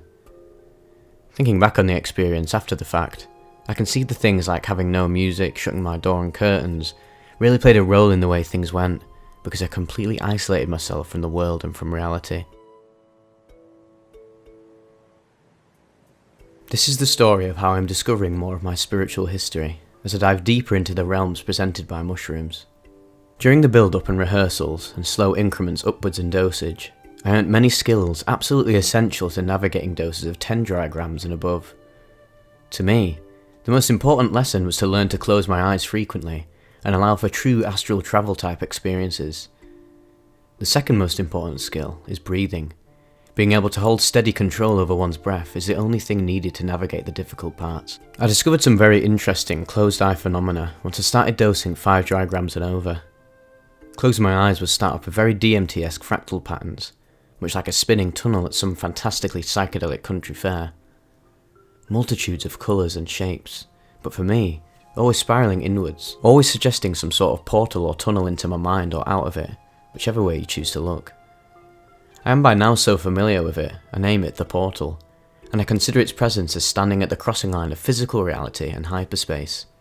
The swirling psychedelic fractal light show usually fades to a black like I have never seen in real life. Pure darkness. I find it a warm and comforting space to enter. I usually see bunches of what I can only describe as hieroglyphs suspended in the nothing around me. They are always a vibrant electric blue in colour, and I can see a bit of a halo effect to their outlines as they shine. There is usually a dense cluster I can gravitate towards and focus upon. It feels like some sort of control room, and the glyphs are not static. I may interact with them at will. Sometimes it is clear where there are slots for them to fall into, so to speak, a space they are not filling, an orientation that is off, and I end up rearranging some of them by suggestion of will alone. Where things get very interesting for me is what happens after completing one of these electric puzzles. I always go through a form of astral travel. One time I remember waking up in a class full of kids, but nobody could understand a word I was saying. Another time, I woke up in what looked like a study filled with all sorts of strange engineering artifacts I could not comprehend the uses of. I only had a vague idea that they were blueprints of sorts. They looked like living snow globes, as if each globe was containing something much larger than itself, perhaps on a scale that would dwarf humans. On these doses, the experience does not last long enough to adjust to a new reality at all. I'm talking brief periods, as in seconds of touching base with these realities. I wish I could describe how the architecture, how gravity and light and time and everything we take for granted in our physical reality is different there, very different. These warm-up experiences were enough to absolutely assure me of multi-dimensional existence, and open my mind to the possibility of being not only a brief and futile drop in the ocean that is human existence, but that there is a very real and glaringly apparent possibility that this existence here, right now, on planet Earth, is but a page in a chapter to a novel so epic, Stephen King would need 6 books to pen it down. And of course, this intrigues me, and I'm dedicating a fair amount of time and energy in the pursuit of finding and deciphering more information. The first time breaking the 10-gram barrier. I need to state outright that nothing could prepare me for how 10 dry grams hits. The dose before was 8.5 dry grams, so I felt fairly confident in a similar experience. How wrong I was. Mushrooms have a very steep dosage curve, meaning that last 1.5 grams made the kind of difference my experience suggested would come from 5 dry grams. This is the big reason to never get cocky with mushroom doses, and always increase your dosage by a gram at most at a time. No individual can predict where your breakthrough dose will be exactly, but it will be around the 7 to 10 gram mark. It would be best to hit this line gently, and not run over it madly like I did in a later trip. As your experience grows, your breakthrough dosage will become higher also. As it so happened this evening, both me and my girlfriend at the time hit breakthrough dose for the first time that evening. I ate 10 dry grams, and she ate 7. Coming onto this dose was close to being rolled hard by a changa chilim. It truly hit me with all the mad intensity and power of DMT, in wave after terrifying wave. Also, much like DMT, all my muscles relaxed to the point that I was too lazy to get off the bed. A painting my cousin had made of a sunset over some mountains came to life. The sun was truly setting in it, the grass swaying in a breeze that seemed to blow through the painting. It was deeply moving and beautiful. The patterning on my bedsheet started raising up and floating in the air above the bed. With each wave of psilocin hitting my brain, the room became more and more strange, until at about 20 minutes after ingestion, a massive wave overtook me, and my vision phased out completely for a few seconds. I couldn't see anything at all. It lasted just long enough to be slightly disturbing, and when my vision came back, I was in another world. The room was barely recognisable. It looked like we were floating in the middle of a strange, almost Persian-looking space. Alien glyphs and crystal structures floating in midair. The floor had transformed into a liquid mess of what seemed like moving glass panels, as if the floor had taken a hit of DMT and was hallucinating loudly at me. Silent darkness was not the plan for this trip, but a power failure around 45 minutes after ingestion meant there was no choice in the matter. As the room was plunged into darkness, I was not concerned. It was time to travel. The dark and quiet in the room was ideal for just relaxing with eyes closed and seeing where the journey went. I got myself snuggled into the covers after some effort. I can seriously not describe or emphasise the extreme laziness experienced on these kind of doses. One really just doesn't want to lift an arm even. Got my Great Dane to snuggle up, and off we went. What a journey this was. Something to note about this level of hyperspace travel is that feelings exist. I mean physical feelings, from the realms visited and the forms inhabited, are as clear to me as the memory of taking a swim in the ocean. These were experiences of true multidimensional existence, and I got to stay in some spaces for long enough to truly have strong memories. Time tends to do its own thing in hyperspace. Almost all of the experiences this evening had a strong aquatic theme to them. Underwater, oceans, in the stars, in some sort of cosmic sea, and so on. The first world I visited was at first not visible at all. I could feel myself as... well, I had no idea at first. I relaxed, I observed, and I noticed that what I feel my body to be is not human. I could start slowly feeling and seeing beings move around inside my body, or structure rather. I could feel them tending to various functions of me, a complete symbiotic arrangement. After some time examining what I could feel and building up a mental image, the stunning realization was that I was some form of ship, a water-going vessel of sorts, but totally alive, sentient, and in partnership with this crew. I very clearly remember what for now I will call my captain. We'll get to this being again many times. She seems to be a companion on many planes, from many realms and timelines. I remember her being overjoyed that I'd woken up, like I was sick and unconscious and had finally crept out into the light. This theme was to repeat itself during this trip. She told me it is time to leave, basically run away from a conflict we were locked in. I got to get a glimpse of this strange cosmic engine as she set us to power off into wherever, like a massive scorpion trawling a liquid star-filled ocean, beautiful beyond words, terrifying beyond comprehension. It was built for war and nothing but. As this thing punched out and accelerated into and onto its destiny, I was brutally and instantly transported to my next vision. Once again, there was no human body. I was underwater, breathing water. My shape was, well, the best I can say is like a cross between an oyster and some sort of worm. Yeah, it's weird, I know, not a favourite memory of mine. I was being nurtured by a similar being, something also wormy and with a shell, and I was attached to this creature completely, like conjoined twins. It was combing through my antennae, as is the only way I can put this memory. I had defined fin-type structures that seemed to be made up of tiny waving hair arranged into double-sided comb shapes, almost looking like leaf skeletons but incredibly intricate. Thousands upon thousands of superfine hairs, like raw nerves, they were receiving some essential information carried in the water. Gently and deliberately, it was going over each and every hair, almost like a paranoid mother looking for nits on their kid. I remember it finding something, and letting go of the most horrible scream-type vibration I can imagine. A scream that hit on every level but audio, right down to my core, inspiring shock, surprise and fear.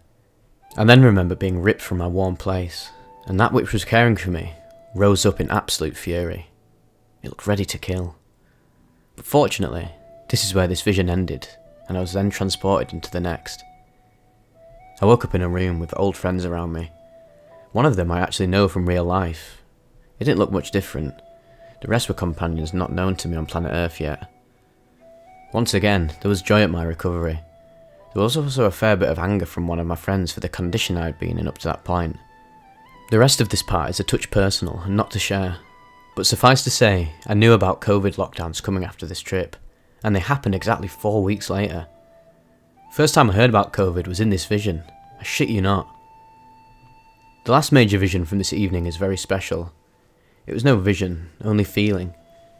I could feel myself as what I like to call a mermaid. In reality, I was more Davy Jones in looks, tentacles and strange arrangements of internal organs and so on.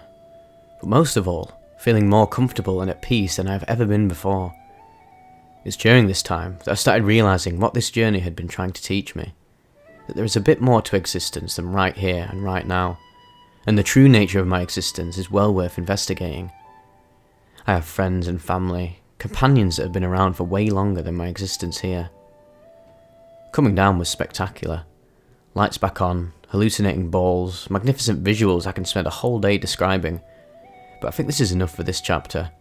I really want to tell the rest of the story, so I'll make time to do so. For now, let me finish off by stating that breakthrough dosage psilocybin is not a joke. Not to be done anywhere but on your bed, and make certain the road to the bathroom is clear. Build up into it slowly, and your experience will prepare you for the onslaught upon your reality. I can strongly recommend it, but only to those willing to build up a high level of experience. Mushrooms go much deeper than DMT for me, and they last a long time.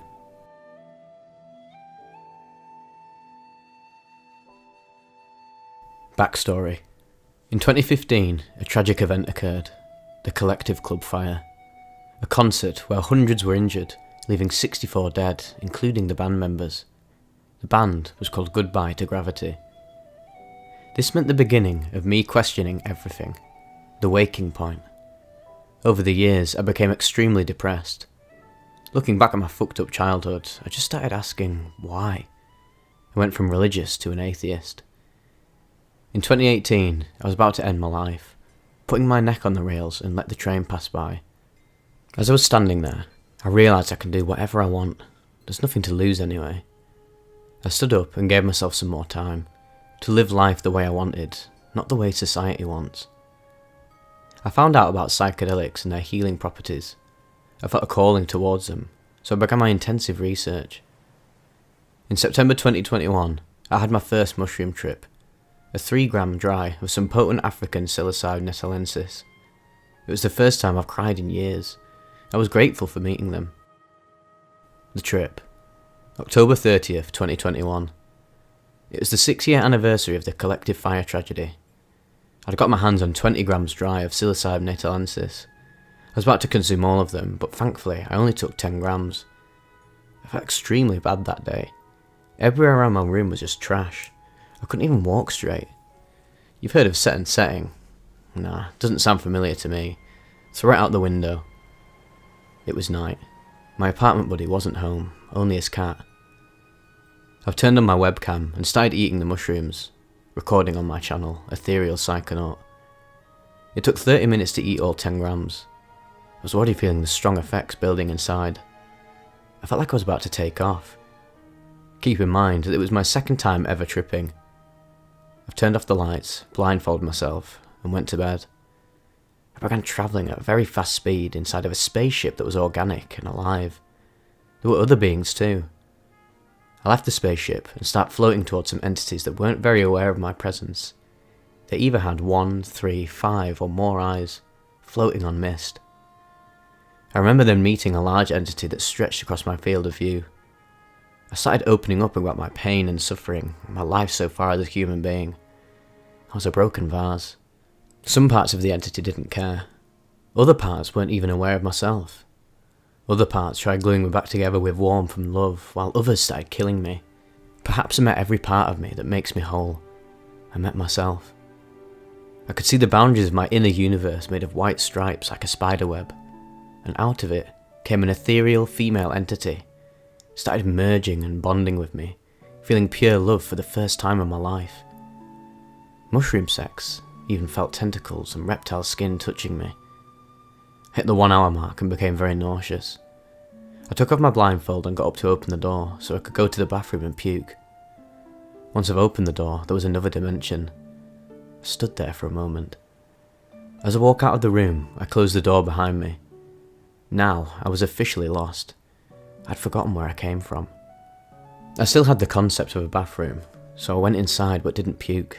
I just stood on the toilet seat, watching as I'm slowly beginning to get ripped out of my body. As I'm trying to get back to my reality, I'm stuck in a loop of me going to the bathroom and the room again. That was a mental labyrinth. I end up in the bathroom again, where the cat starts acting very weird. She knew something was up with me, but decided to show me around anyway. She was like, "I'm supposed to show you around, then you can pass to the other side." It really felt like I was accessing her dimension. I don't remember what happened in between, but I remember everything started to shake profusely. The cat got out of the bathroom really fast, and that's when I started losing my mind. Many things were happening around me. I wasn't in a bathroom anymore. Hopping dimensions and being ripped apart from everything.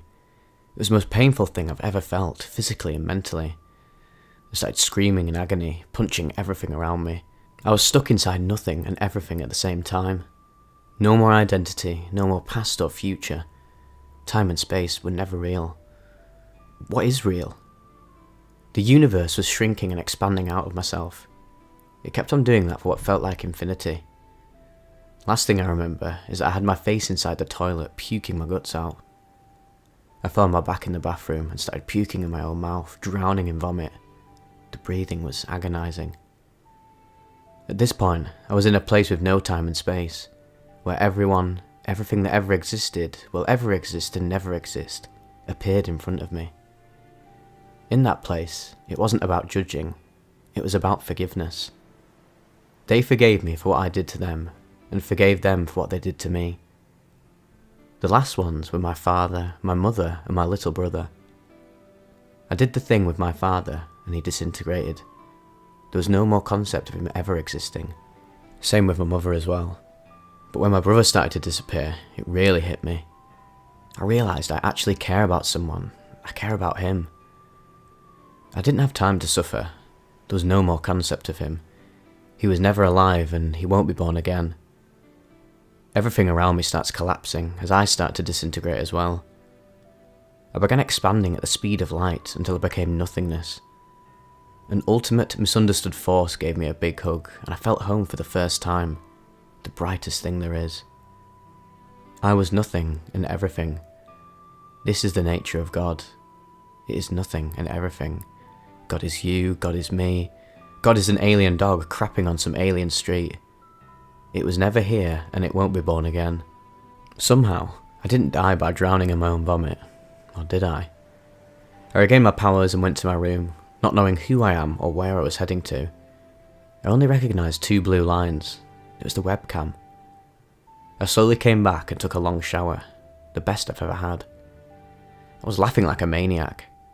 I had the answer to everything, the key to everything. This misunderstood cosmic joke? I got the punchline. And then, I didn't. No more recollection. I wasn't allowed to tell others the punchline, let alone myself. There isn't a day when I don't think about that experience. It fucked me up for half a year. I have HPPD now, but I don't regret it. It was the most important and the most terrifying and beautiful experience I've ever had. It changed my whole perspective on existence and what divinity really means. Am I still alive? I don't know for sure, but I guess I'll just hang around to see what happens next.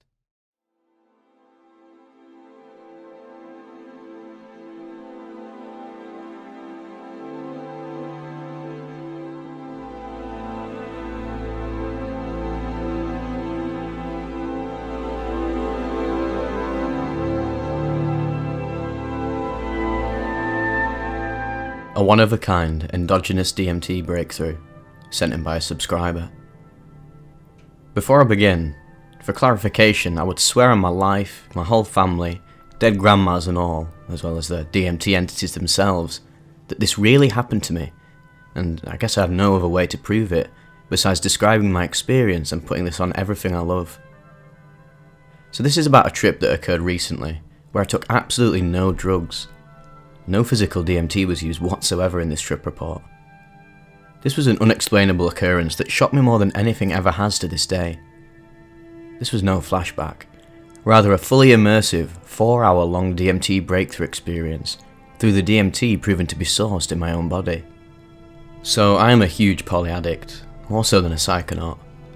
I've used about every drug known to mankind. I'm a massive advocate and proponent for dimethyltryptamine especially.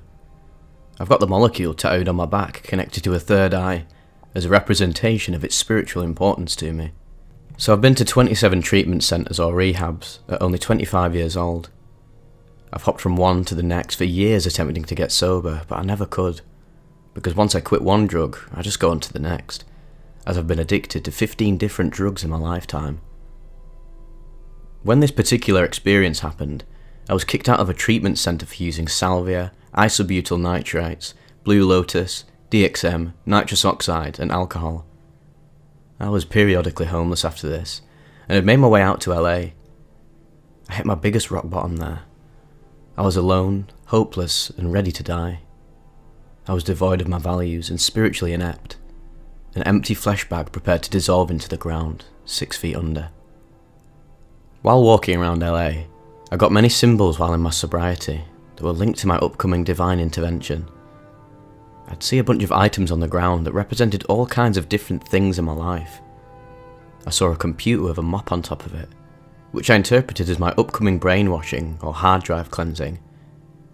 I had a Galaxy Z Fold 2, my prized possession, that I threw into traffic shortly after. All the messages I was getting told me the reason I couldn't get sober was because of how deeply intertwined that phone and everything on it was into my addiction. I had to get rid of it.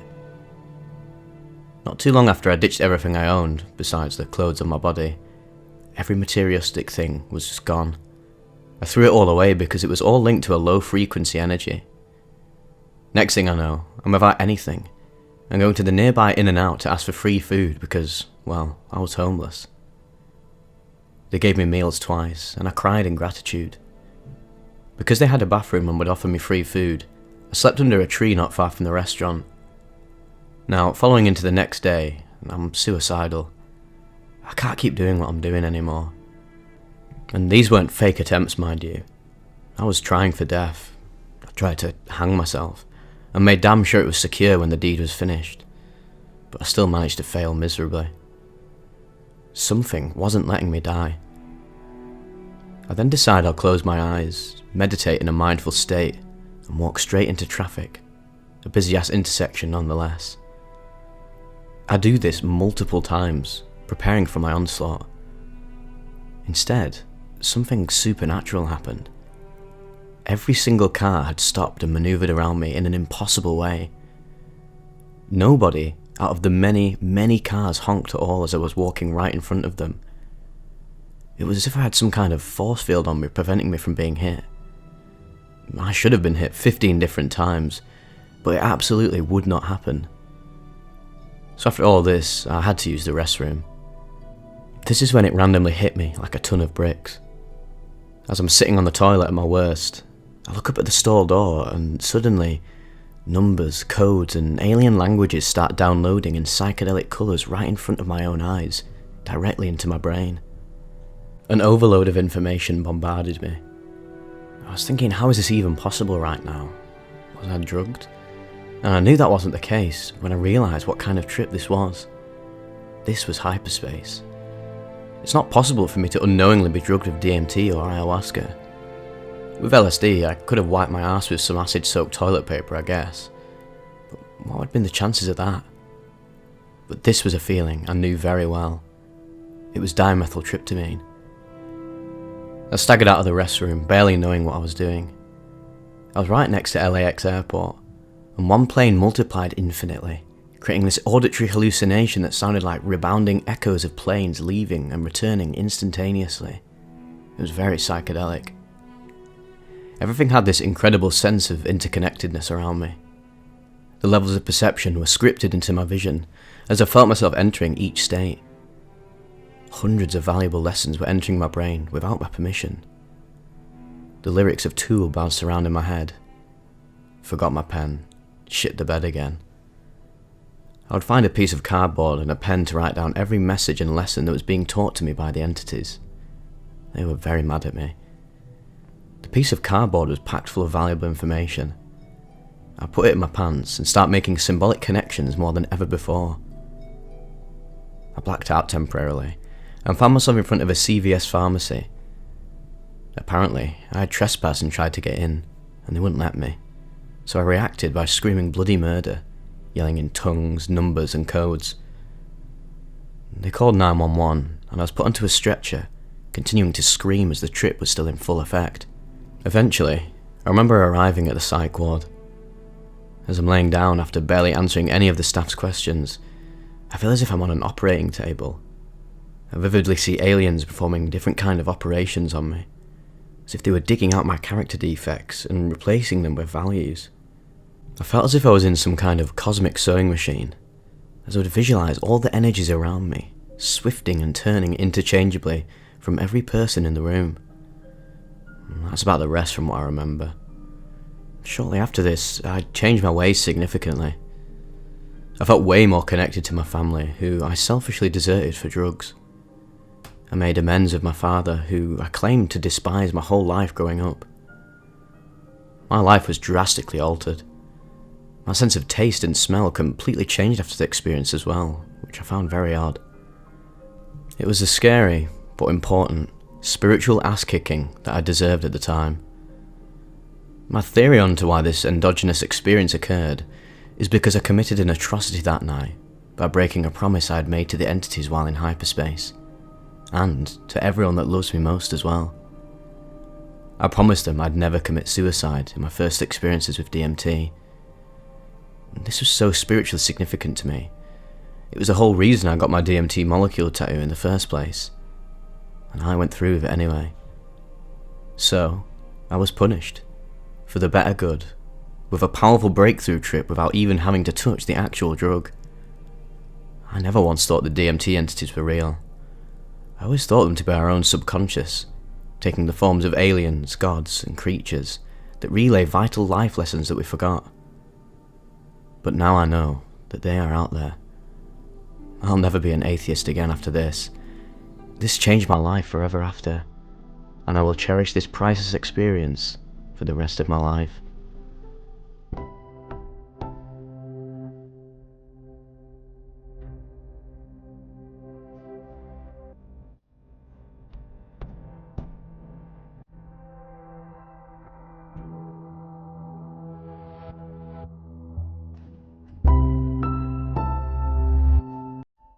A Journey to the Multiverse Within. A 1500 microgram LSD trip report, sent in by a subscriber. So I decided to finally submit my report. This is quite a detailed one, and I've tried to include as much as I could remember. One final thing though before I start. I apologise in advance for any grammatical mistakes and such, and I certainly don't mean to impose my views and or rationality on anyone in any form. I'm simply just presenting my own experience and my own thoughts regarding the matter. So, let's begin. The setup. I've always been curious about acid. I wondered what it would be like to hallucinate. Would I see the things with my own eyes, or would it be more like a visual imagination? Finally, it was the time to know. It was around 9 PM.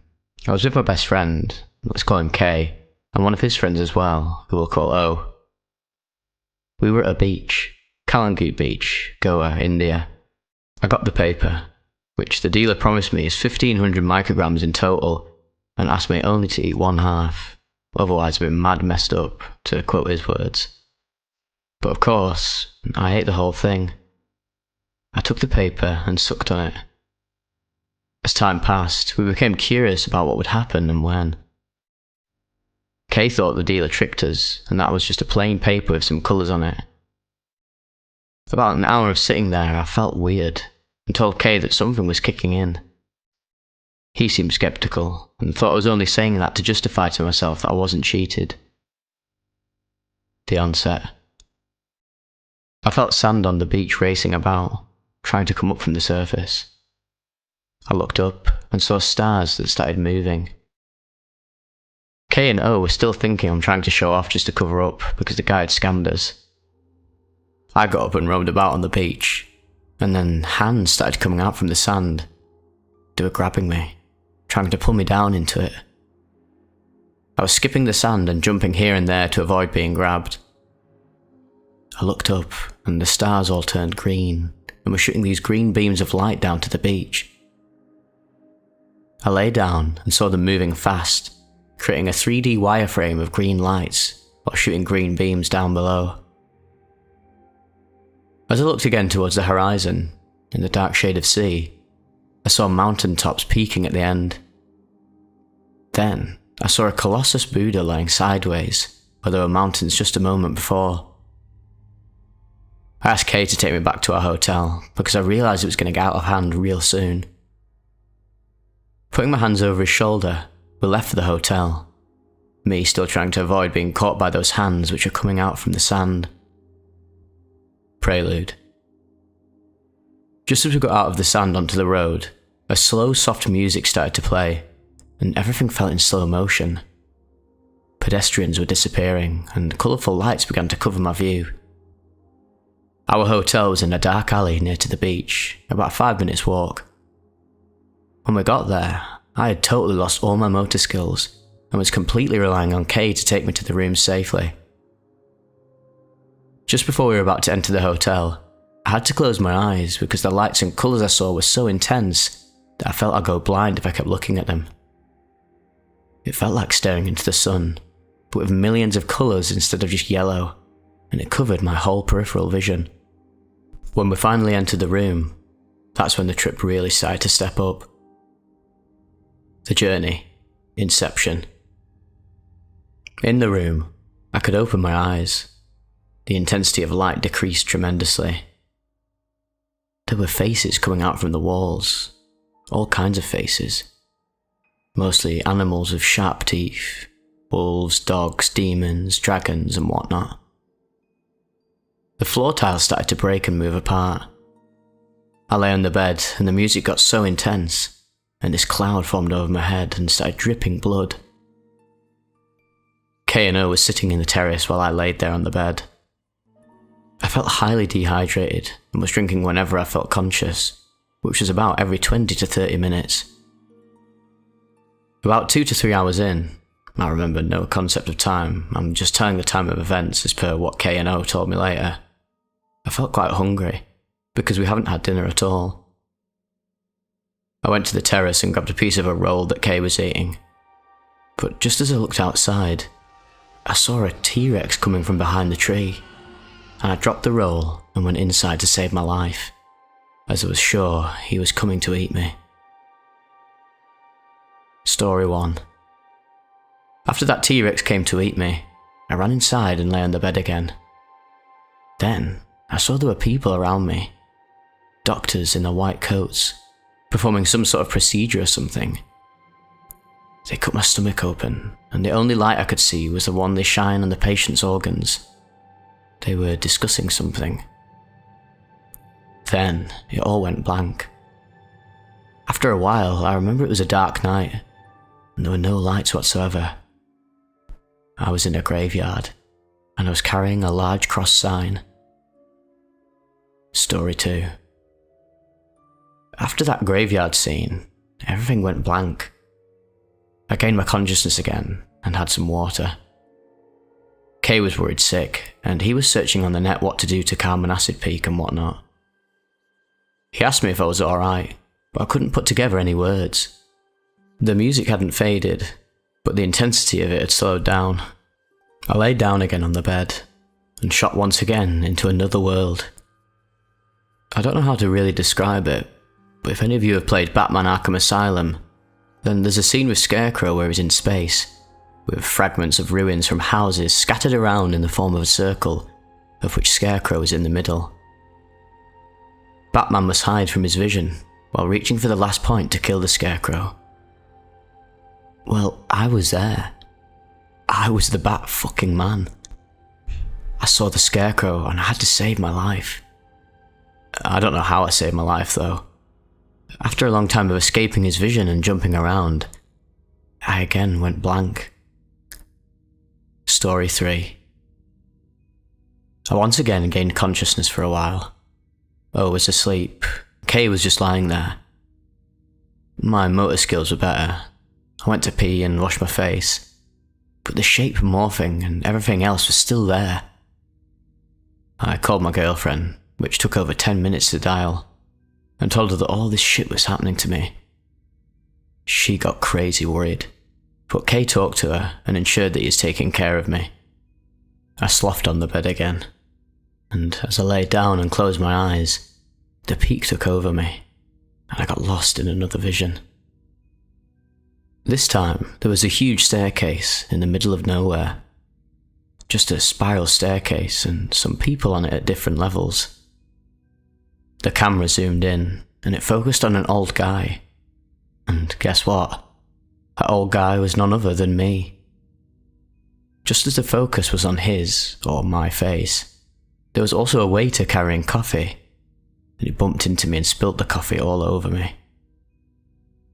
The camera again zoomed out to put the whole staircase in the view, and then zoomed in again, this time focusing on the waiter. And, sort of unexpectedly, that waiter is also me. Now, as I was descending the stairs, a kid bumped into me that made me spill the coffee on that old man, who, again, was me. It zoomed out once again to get the whole staircase in view, and started zooming in again. But this time, the focus was on the kid, and to no surprise, that kid was me. I was playing with a bouncy ball. I was trying to catch it when I was running, and I bumped into the waiter that made him spill his coffee on the old me.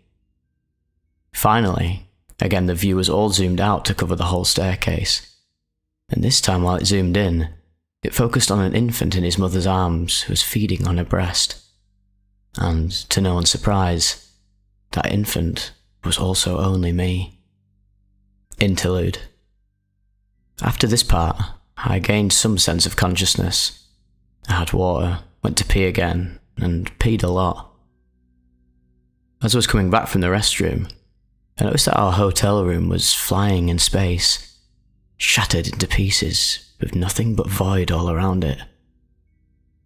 I sat on the terrace and smoked a cigarette by myself. K and O were both asleep. I went to bed again and decided to lie down. Ego death and meeting the source. It's been more than a year, but my hands still shiver as I think about that moment and try to put that down in words. I'll try my best to recreate it, but no matter how hard I try, I'm sure I cannot exactly put how I feel into words. This time when I lay down, my eyes close. I saw stickman figures, more like that gingerbread man figure in Shrek. It was all black except for them, and there were a lot of them, in green colour. They were joining hands to form a circle while their legs spread outwards. It was a bit like when a father swings his child by his hands and his legs spread outward with the force. Their legs were in that position, and they're all coming from outward to join hands and become one. First, there was only one circle like this, and there were more, lots of them, everywhere. The music that was playing is inexplicable. It felt like my brain was about to orgasm. Then the circle came down, zooming in at infinite speed, and took my hands to join them too. But just as soon as I held the hands, the circle moved back up again, taking me up with them, moving in a spiral inward motion, concentrating to a single point. But then, I lost my hands. It felt thwarting. But then, they came back down again, taking me again by my hands, and like them, I was a gingerbread man too. They came down and took me again, and we all, in this circle, and all others in their respective circles, started to move spirally inward, trying to collapse into a single point. But again, I had lost my hands. It was as if you were in a video game and you're in a final boss fight. You just keep losing and losing and losing. But you know you are about to win. This is about to end. Well, I felt just like that. And I knew I was at the verge of something big. I could feel it. The anticipation was running extreme. And then, the cycle repeated. They all came down again. I joined hands, and we started moving inward in spiral direction. But this time, I didn't let go. And fuck, I died. Just when I merged with them, and we concentrated into a single infinitesimal point of oneness, my brain filled with what I can easily say is 1,000 orgasms. And then, it all went blank. Nothingness. Void, death, life, abyss. Everything and nothing all together. The whole concept of humanity, life, death, love and hate faded into pure nothingness. And that one infinitesimally small point was the source.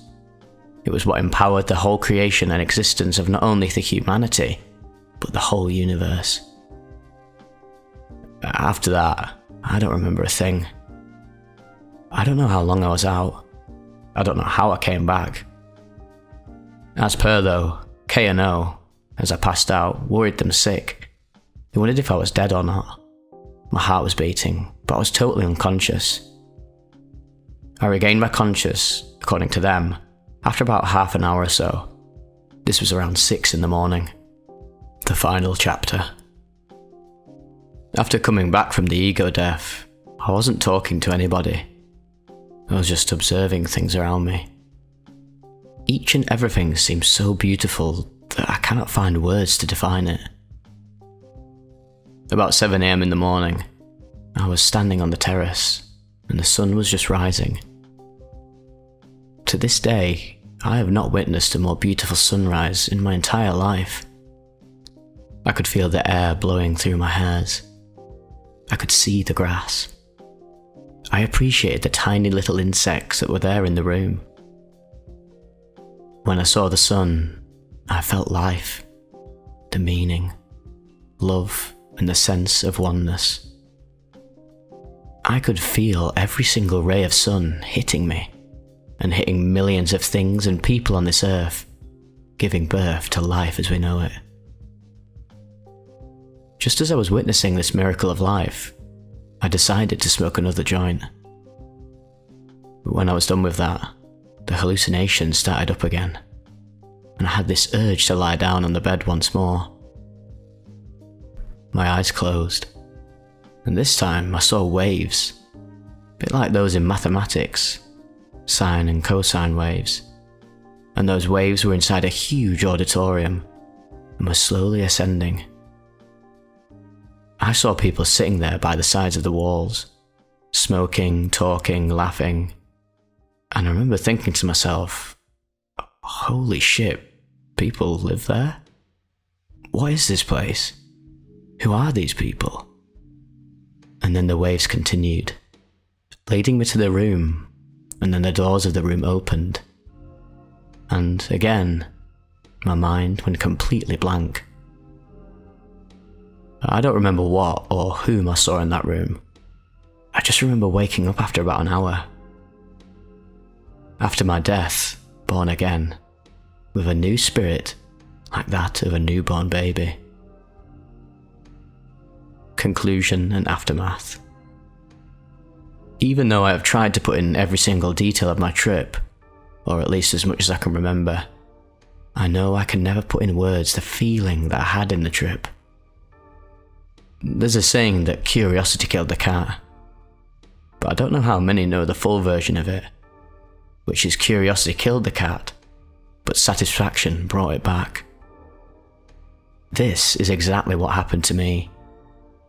I was just doing it for fun, and just to see what it feels like to see visions, but it ended up changing my life more than anything ever did, or anything could ever do. I was already an atheist, but now I realize that the universe, the atoms, are all nothing but one. And our purpose is only restrained by our own self-absorbed human dogma, while the universe, life, and the existence itself is a much bigger reality.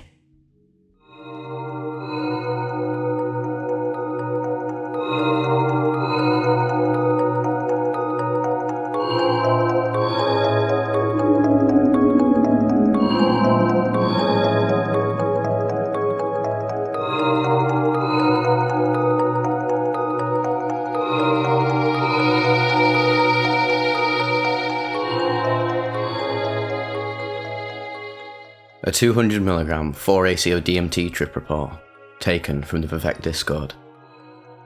I'd found some 4-ACO DMT online, and I wanted to try it. I asked my neighbour at my university about it, and to my surprise, he had some, and gave it to me. When I weighed the whole thing, it came to a 2.00. For some reason, in my mind, I thought the entire thing was 20mg, rather than 200.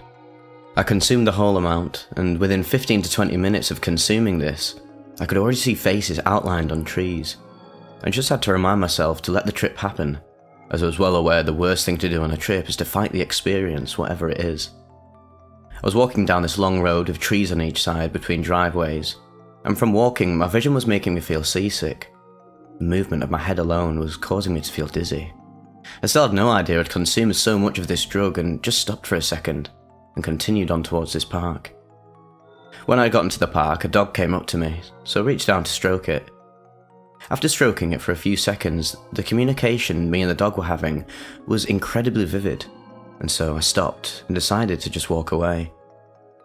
As I'm now leaving this park, I passed by some people who were speaking in sim character language.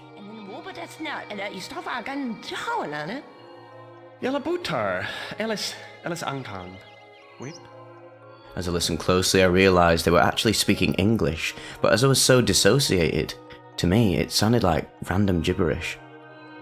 At this point, I was laughing at their silly sounding language, when I had this thought in my head that they could be talking about something very important and serious to them, and I'm laughing at it. I then realised I couldn't even tell if they had noticed me laughing or if they were talking to me or not. I decided to speed up my walk and just make my way towards this new location I wanted to get to. Walking down the road, I sat at a bus stop as I was becoming extremely exhausted by walking. I sat down and my entire vision for a split second faded into swirling patterns and colours. At this point, I realised I needed to get back home. I was outside alone and my entire vision was just morphed into nothingness. At this point, I believe my ego was already gone, but I truly had no concept to question the intensity of the experience at any point, as before I could even feel myself dying, I had already become fully invested in letting this trip play out and being stuck in it until it ends. Whilst walking back, I was looking in the distance at these very strange brown thick lines that were later out in my vision. I was trying to make out what they were, but everything else was just a normal road of cars and people. Finally, I got back into my tiny university accommodation, which was not a good idea, but I couldn't be outside in this state I was in. The time was about 5 o'clock, and I knew some friends I had would be coming at 6. Funnily enough, my other friend was spending time with his girlfriend, and for some strange reason I could just not disturb them even when this trip got quickly dangerous. I still had no intention to disturb them, and they were not even a possibility to help me in my mind. This state of delirium I have never experienced before this or since, where logically I'm going round in spirals, and you will see what I mean very soon. This is the part of the trip that I find very difficult to explain in chronological order. Some of these things seem to have happened after something I knew had happened before, and well, that is the best way I can describe this experience. I'm not sure of the experience before Purgatory. However, I know I experienced a split second of bliss, the most amazing experience possible, before the worst experience possible.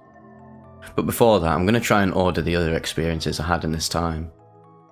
They did not seem to happen at this time of the trip, however there is no other time in the trip to put them down. One experience was sharing a consciousness with another entity. This entity was almost like a godly thing, however it was not God, it was evil. My sole purpose of existing was an expense to be mocked and laughed at while I suffered. Me and this entity would communicate, however we both shared the same exact thoughts, so how we were communicating is beyond me, but we were. I was showed how my traumatic birth was the reason I was the way I was. I had to relive this birth. At the time of this, I was actually on the phone to a friend who was not anywhere near me back in Essex. I was in university about 3 hours away. He was editing a music video, and as he would go back and forth over a clip, I could hear me doing this on the phone. It would become my mum who was creating me, perfecting me, sitting in her womb, waiting to be born. I felt so impatient and just wanted to be born, but then I realised how beautiful it was to see myself be created, and the comfort of being there. Eventually, I was born, and this was very funny looking back, as I could not even put on my t-shirt. I'm not actually sure when I took it off, but I remember attempting to put it on, and every time I would move the holes around to find the head hole, I managed to also stick my head into the sleeve. I must have ruined this t-shirt. Eventually, I just threw the thing on the floor, feeling so energised and amazed to be alive, and at one point I considered leaving my room to go to the toilet. I remember opening it and putting my hands in the frame to pull my head around the corner, with the insane looking grin on my face, which I then jumped back into my room, laughing at the idea of someone coming around the corridor and seeing my face. Before I knew it, I had then to experience my actual birth. I had to confront it and deal with it. This was scary. I heard the sound of a male voice, which I knew was a doctor, and beeps from a machine. This terrified me. I had to experience the traumatic birth I went through. I don't remember much of it. At some point, I was in purgatory. This was a place where time stood still, but I guess I thought of myself as someone who could somehow best the delusion of the trip. At this point, I'd completely forgotten my friends were home. I remember looking at the time, and it was 8:02. I knew it. I knew I watched a 20-minute video. I knew I waited for it to end and then checked the time, that time would have to change. I also set a timer. Now, when the timer went off, I don't know, but I'm sure it went off multiple times, and I just had no idea what it was. I remembered watching the video, and when it ended, I checked the time, and it was 8:22. Needless to say, I was shocked. How could it still be 8 o'clock, I thought. I had no concept of minutes when I was checking the time, but I had the concept of minutes to know if I watched a 20-minute video, that time would have to change. This is the state of delirium I had achieved, and it went on. After doing this over and over for shorter videos, I started to really get worried I was stuck here forever. Suddenly I got visions of taking a knife and sticking it into my stomach, as this was the only way to escape the trip. Something in me knew this was wrong though. This insane pull towards surviving was deeply embedded in my subconscious. I would lay down on my bed, only to become irritable and say, fuck it. I was about to get up and do it. I would thrust myself back down into the bed as hard as possible as I thought in a loop, with my indecisive mind. Somewhere at some point, I thought maybe I should just call an ambulance as this was getting dangerous, when I suddenly remembered that my friend had been home for at least 2 hours. I called them straight away. Luckily for me, they actually knew about shrooms. I've never really discussed psychedelics with them before, and I had no idea how they'd imagine it would be, but they did know what shrooms did, so that was great. One came to my house to escort me back to theirs, while the other stayed on the phone. During this phone call, I had this thought that maybe this entire call was a hallucination, and I haven't actually answered the phone at all. I said into the phone, "X isn't coming, are they?" The voice on the phone, very sinisterly of my other friend's voice, said, "No." Slowly, I let the phone fall from my ear, as I came to terms with the fact I really had to do myself. Then, I heard my name being called from the phone. I instantly pulled it back to my ear to hear their voice asking if I was okay. "Are they coming?" I said again. The person said yes. Soon my friend came through my door and I gave him a massive hug. I then checked the time, and it was dead on 9. I was extremely happy about this, my friend probably thinking I was insane, but I didn't care. The fact I now had someone I could trust to know I was tripping, that wouldn't call an ambulance or the police, was such a massive relief. I felt so much better. Back at their flat, everything was alive, but to be honest, I didn't care. The TV started talking to me at one point, but in all honesty, I had more important things to be thinking about.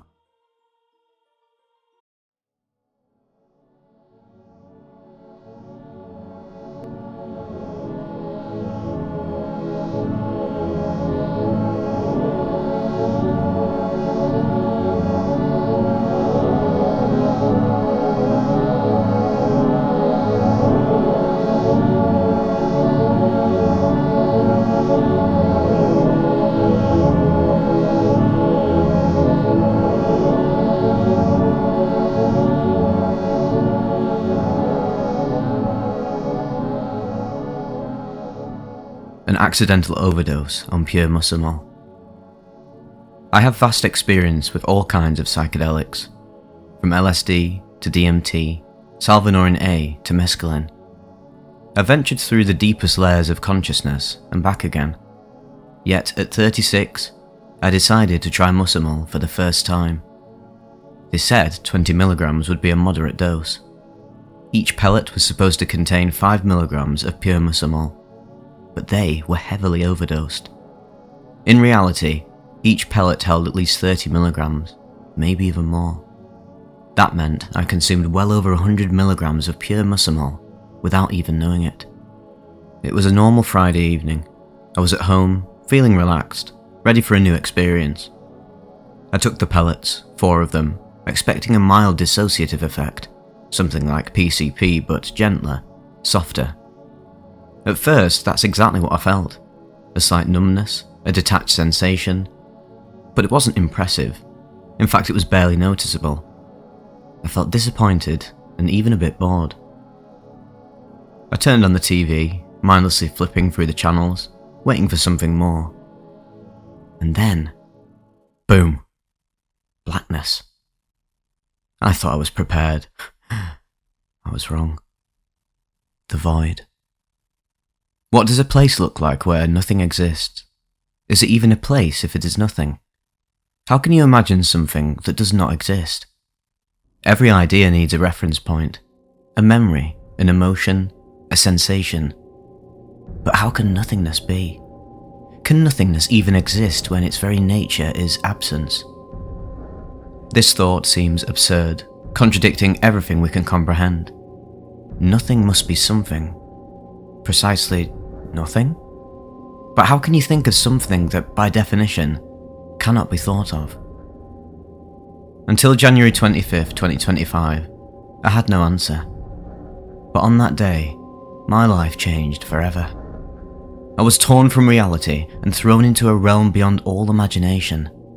The origin of origins, the 0 point of being. It was a radical annihilation of everything. Every memory, every emotion, every identity. Everything that ever was, is, or could be was erased. Only emptiness remained. An emptiness that knew no space and no time. And yet, I felt. But what I felt was no comfort, no silence. It was a hell no human could ever imagine. A time loop, not a glitch in the system, but the perfect embodiment of eternity. A prison of the soul, merciless, without beginning and without end. Every second was repetition, over and over and over again. I experienced the same pain, the same fear, the same drowning. Death came, and yet I remained. Trapped in the loop of dying, each moment an eternity. The loop became eternity, and eternity became hell. Not pain or fear as we know it from this life, but something primal, something pure. The primal fear burned through my soul like a fire that never extinguishes. It was as if the soul burned, but the pain never ended. It was as if the entire existence took its first and last breath simultaneously. The time loop was a tormentor, relentless and infinite. It forced me to look in the face of the inevitability of being. Time itself became my enemy, every second a drop that fell into the ocean of eternity. And I drowned, over and over, in this endless sea. There was no hope, no light, no escape. What remained was an isolation so complete that the soul shattered, and the mind dissolved in its loneliness. It was not death, it was the extinction of every possibility of being. This state, this hell, was not a place of flames or demons. It was far worse, a state of total dissolution where even hope evaporated in the darkness, like the first and last breath in the eternal nothingness. It was not hell in the classical sense, but the ultimate abyss of consciousness, a realm beyond space and time, or heaven and hell.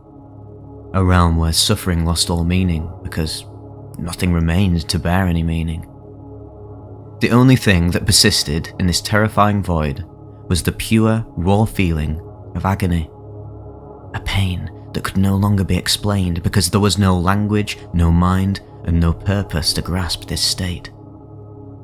In this bottomless vortex, fear merged into something supernatural, something that was no longer part of human reality. It was an ancient, nameless force that penetrated the heart of existence and shattered it into countless fragments. It permeated my entire being, not as a mere emotion, but as an all-encompassing truth that burned in every cell of my soul. It was as if the devil himself had pressed his hand deep into my soul, leaving his indelible mark, like a burning brand that consumed my very essence. The darkness was not merely the absence of light, it was an eternal state of being without being. Every thought, every memory, and every possibility was erased, until only the painful echo of my existence remained in the infinite. A black hole without exit, without entrance, without love, without hope. forever alone in the cage of eternity, devoured by a darkness that allows no trace of light. You're not just imprisoned, you are the cage itself, and this cage has no key.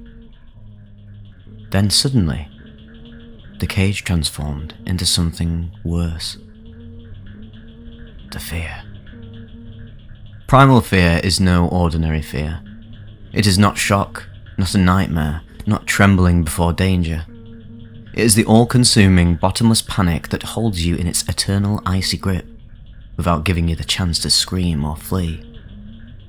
Your heart races faster and faster until it becomes an uncontrollable, chaotic drumbeat, and yet you know that no one will ever hear it.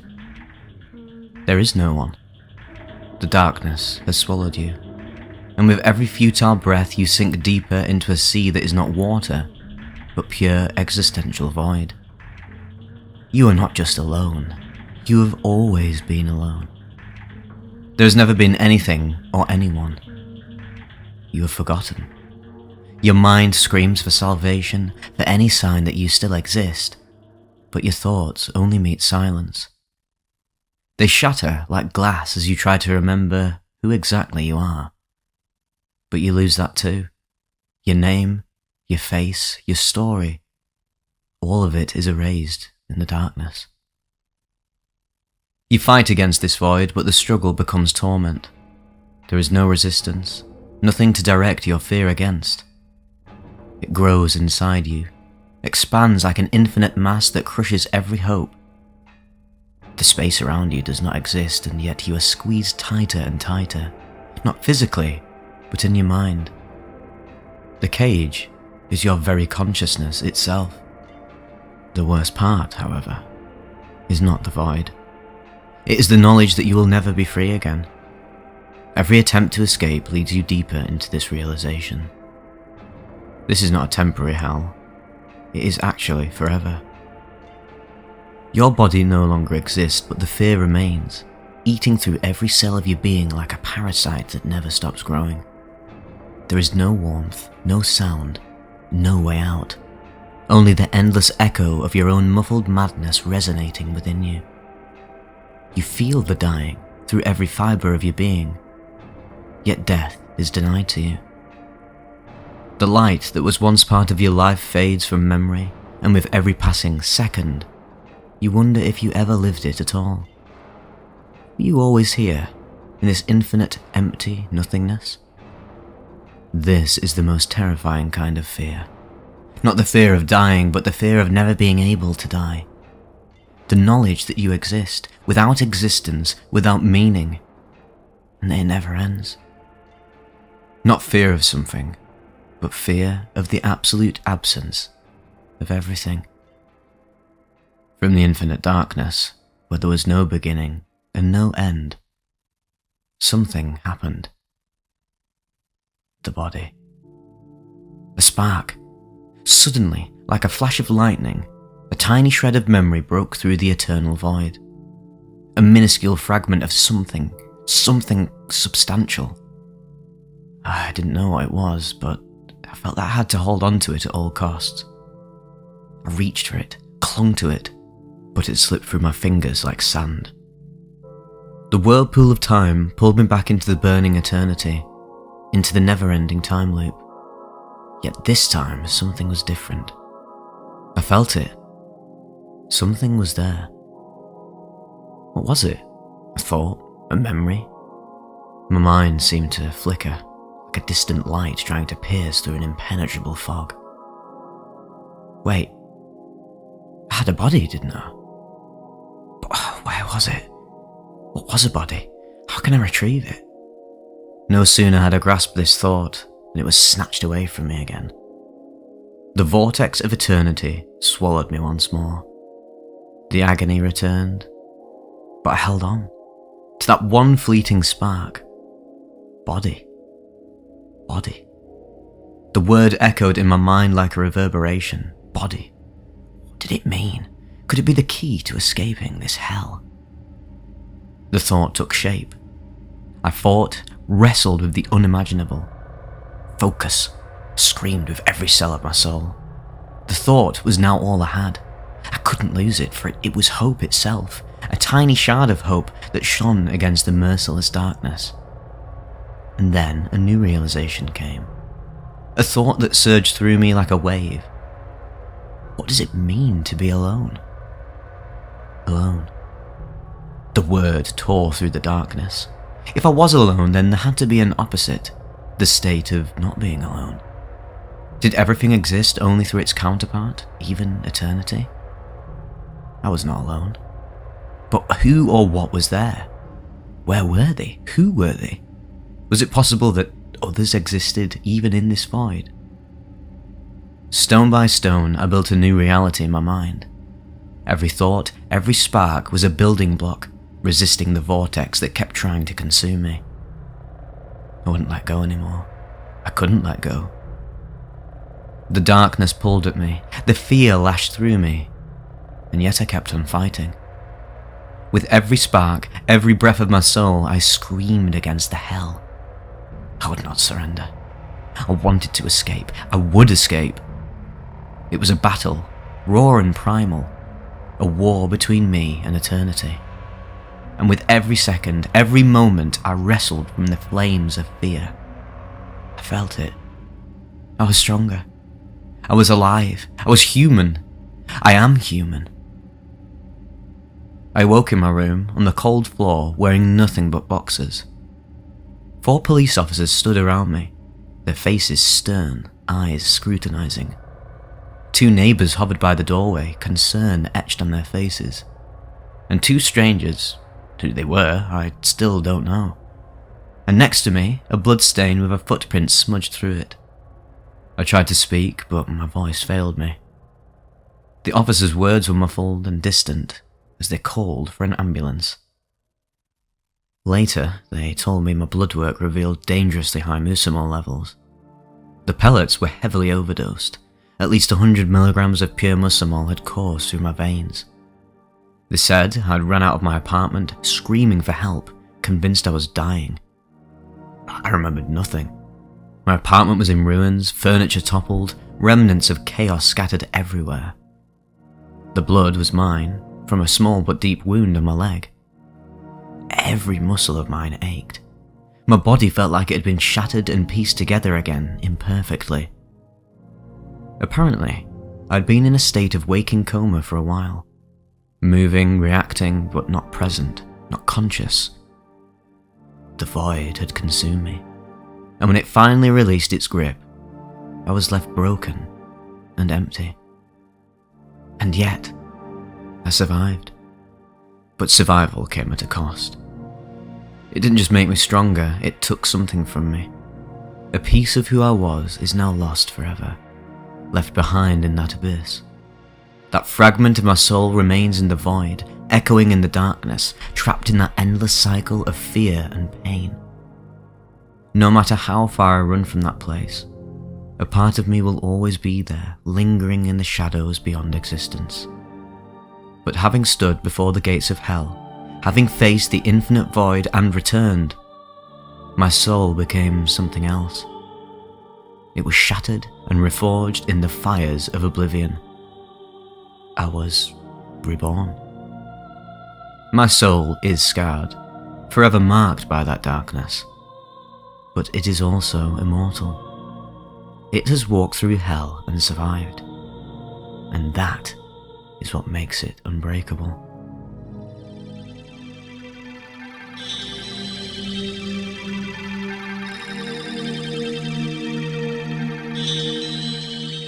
Hey guys, I'm back. I had an absolutely sick time at Rosa, just one of the very best festival experiences I've ever had. I'm going to be talking about it a lot more in the next few days, probably do a video just on the festival itself, what it's all about, my connection with it, another video on my own experience, and probably do a video talking about why festivals are so amazing and how Rosa links with that, because it really encapsulates everything fantastic about going to festivals and the whole experience of just letting loose and having a sick party. So yeah, that'll be coming soon, but first of all I wanted to get stuck into a trip report that's been sent in to me by Jaden that really caught my eye because it actually involves him watching the end of Evangelion, which is my absolute favourite film of all time. If you want to know more about that, check out that video I did. It was one of my more popular videos back in the day before I started doing the trip reports. It was my, what's it called? An intimate analysis of the end of Evangelion, I believe it's called. So if you want to know more about my thoughts on that film, please check that out. It's very old. I sound so high-pitched. It's actually ridiculous. I sound like I'm fresh out the womb. But it still is a great overview of what I feel about that film. And I've actually watched it on LSD as well, which was an unbelievably profound experience.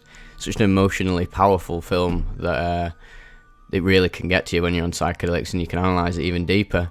So, without further ado, we'll get into this one. It's good to be back. The only two people in the universe. An LSD trip report. Preamble. There's one thing that I had always reminded myself every time I was about to take LSD. No two trips would ever be exactly the same. I'd only dropped 3 times before this occasion, and every one of them had gone wildly different.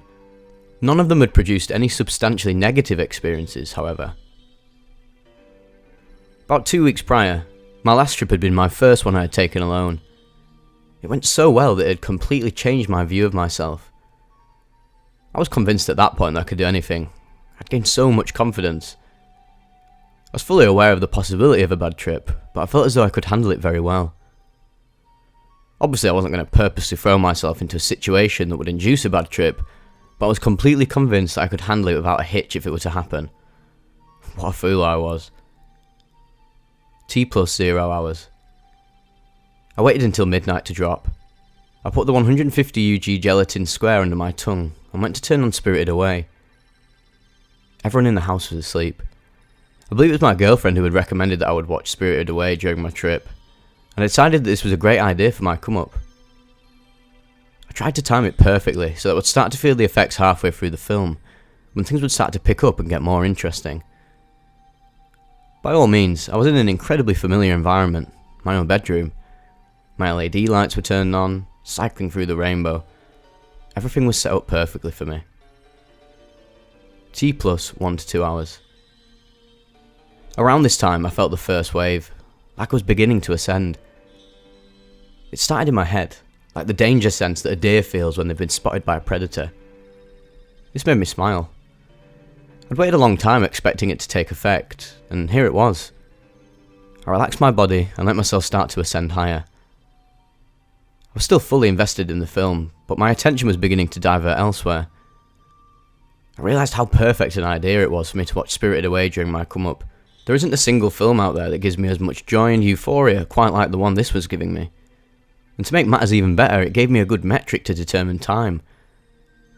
I knew that my perception of time was bound to melt away as the night went on, so it was good to have something to root my mind in the conveyor belt of time. The more the film progressed, the more intense my visuals got. Since I was in such a moderate dose, I wasn't expecting to completely lose my mind, but the screen in front of me became slightly obscured by the expanding fractals that appeared. The vibrant colours and beautiful imagery went with them perfectly, and everything felt amazing. I'd never experienced such positivity before. The ending of the film practically moved me to tears. When it was all over, I lay back onto my bed and stared off into the ceiling, laughing at the light that protruded from the top. This fractal-like patterns in my ceiling extended down to me, and I reached out to touch them, to no avail. I had no idea what time it was, and I decided that I would ground myself again by putting on another film, another that I had wanted to save for a trip like this one, the end of Evangelion. I was fully aware of the emotional power that the end of Eva had. Even while sober, it had completely broken me. I decided to go along with it, however. I wanted to have my mind completely blown. The visuals were getting so much weirder at this point. Everything in front of me started to wave around and change hue. Everything felt so saturated. Everything on screen was clearer than it had ever been before. I had risen from my bed and was on my hands and knees directly in front of the TV, watching everything with wide eyes. I'm thankful no one was awake. My door was locked and all, but I was on my hands and knees, in my underwear, watching a film a mere 24 inches away from the TV. Eventually, I returned to my bed, as my position was rather uncomfortable where it was.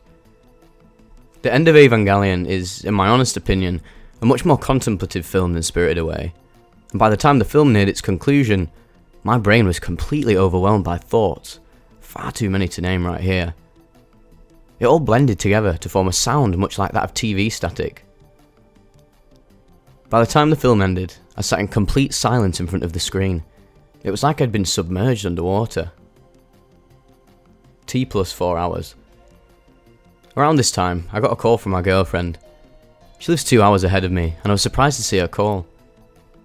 She knew that I was tripping, because I had told her my intentions before she went to bed the night prior, and I knew that she had wanted to hear me speak. I answered the call, and I was incredibly relieved to hear her voice. It reverberated in my head, and made me feel absolutely euphoric. While we talked, I went to turn on another movie that I've completely forgotten the name of at this point. I got 10 minutes into the film when something completely unexpected happened. The internet went down. It manifested itself first in an exceptionally long loading screen, which in itself was unusual. After 5 minutes had gone by, I started to worry. Then, the app I was using to watch my film completely closed. I was absolutely destroyed. I began to tell my girlfriend that the internet was down and how sad I was. It was the moment where everything started to go downhill. The implications of the internet being down became all too clear to me. I now was convinced that I had no idea what time was anymore. There was nothing to ground me in reality. I could have checked my phone, in retrospect, but I wasn't thinking straight. I decided that I would simply wait it out. I put my phone on my chest and lay down, staring up at the ceiling once again, mindlessly communicating with my girlfriend about the night I was having. I don't know exactly what prompted this, but I began to think long and hard about the internet going down. I began to get paranoid. I was running around inside my own head. I could hear all of the words that my girlfriend was saying to me, and was able to formulate responses, but my mind was completely elsewhere. I was paralysed. The absurdity of the situation caused me to burst into uncontrollable laughter. It must have lasted for 5 minutes. She just laughed along, likely confused out of her mind. When I finally calmed down, I decided to check outside of my window. I couldn't see the house that was right next door. All I could see was pitch blackness. Panicking, I leapt up and checked outside of my door. Nothing. I closed my door slowly and told my girlfriend what happened. She giggled. It made me happy to hear that she was responding, but it worried me for some reason. I came to the realization that, to her, this was all in my head. She would never understand what was happening. What I was experiencing was an absolute reality. I expressed this to her as best I could, but as I expected, no result. We continued to talk, but I began to sink deeper and deeper into worry and doubt. I felt like I was completely adrift in the middle of nowhere. My room was a vessel, floating in empty space. I kept communicating with her to show her that I was still there, but I was losing my mind very, very slowly. I had absolutely no concept of time, no concept of anything. I felt like I would be stuck staring at the fractal-covered ceiling forever, and that the sun would never rise. It was terrifying to me that I wasn't able to communicate to her exactly how I was feeling. I tried many different ways of explaining my situation, but they all fell on deaf ears. It saddened me greatly knowing that she didn't understand. I felt like I was the only real person in the universe. I was completely outside of reality, floating away from everything. At some point, I decided that I wasn't having it. I sat bolt upright and had an epiphany. I realised that there was some conspiracy behind all of this. A lot of this section is relegated to what my girlfriend told me when I had sobered up. I thought that the internet going down was a test that I had made for myself. Everything about this was a test in my eyes. I remembered way back before I dropped, thinking I could handle a bad trip if it happened. Now, it was starting to happen. I could feel my paranoia heightening. I heard these distant whispers in every corner of my peripherals. I tried to shrug them off by talking to my girlfriend more, but they were always there. I kept frantically checking outside my window, still seeing nothing. I figured that at this point, if I could convince myself to come back to reality, it would happen. I kept repeating to my girlfriend that I was testing myself and I was winning. I wasn't going to allow myself to sink into nothingness. The sense of worry was starting to fade away, but the whispers were still there. This period of time felt like eternity. I was endlessly trying to convince myself that I was okay, and that I would come out of the other end, if I ever did. Things were starting to go well. I began to emerge ever so slightly. I told my girlfriend that I was winning. I won the game that I had created for myself. She only giggled in response, but it made me incredibly happy to have her with me. For whatever reason, I went to check my TV again, and I realised something. There was a disc in my console. I was ecstatic. I loaded the disc, having absolutely no idea what it was, and after a few minutes of loading, I got my answer. It was the 3rd season of SpongeBob SquarePants. I had no idea how the disc had made its way into my console, but it felt like something that could only have come out of a story. I can imagine my girlfriend was incredibly relieved to hear that I was no longer consumed by paranoia. My visuals weren't as intense as they were earlier, but I could still see the ever-changing patterns in my vision. I still had absolutely no idea what time it was, or even where I was. As far as I was concerned, my room was still an island completely unto itself in the middle of nothingness. But it didn't worry me as much. I felt like things were okay. While the show played on screen, I calmed down more and more, and began to think again. Without the internet, without time and without location, I felt like there was nothing keeping me grounded in reality. There was nothing keeping me tethered to the outside world. I was indifferent to this though. It didn't scare me like it used to. I began to tell my girlfriend that it all made sense. She was the only other person in the universe. Her and I were the only 2 people that were left. I knew she wasn't going to understand my ramblings, but I took no issue with this anymore. I was now content just thanks to her presence, even though she was nowhere near me. The 2 of us were fated to be like this. I told her that we were the only 2 real people in the world, and I was eternally grateful for her. I'm quite sure that if she wasn't there to keep me grounded with her presence, I would have dissolved into nothing. I told her that she was quite literally everything to me. She was the only thing that reminded me that I was still existing in this world. It was these words that she finally began to understand. I felt my bond with her deepen just through one experience. I was, and still am, so incredibly thankful that she was there to anchor me. I finally felt as though we were on the same ground again. We must have talked for hours, but to me, it felt like we'd spoken for days or weeks on end. I hardly even noticed when the sun finally came up. One would think of all the magic of the epiphany would have worn off after realising I wasn't floating in the endless void, but only became that much more special to me. She was there for me when I was certain that absolutely no one else was even around. There's no reason to feel like you're alone. There's always someone there to ground you. If I took anything else away from this trip, it's that I'm not invincible. I'd held on to the notion that taking a trip alone did not make me impervious to the influence of my own mind. Never had I expected something so trivial as the internet going down to almost toss me into a bad trip. It also taught me that you don't even need a high dose of LSD to completely overwhelm you. Hell, I was only on 150 micrograms and I felt the very essence of my reality almost disintegrate into pure nothingness. But it's important to remember that there's nothing to be scared of. Even a negative experience like this allowed me to look at my life through a clearer lens. My experimenting with LSD certainly didn't end there, but it made me all the more conscious of the ways that it could affect me. I have no doubt in my mind that I will eventually find myself in a situation where some other, more significant part of me will irreparably change, but I have no plans to resist or fight it. It will come naturally. Thanks for reading.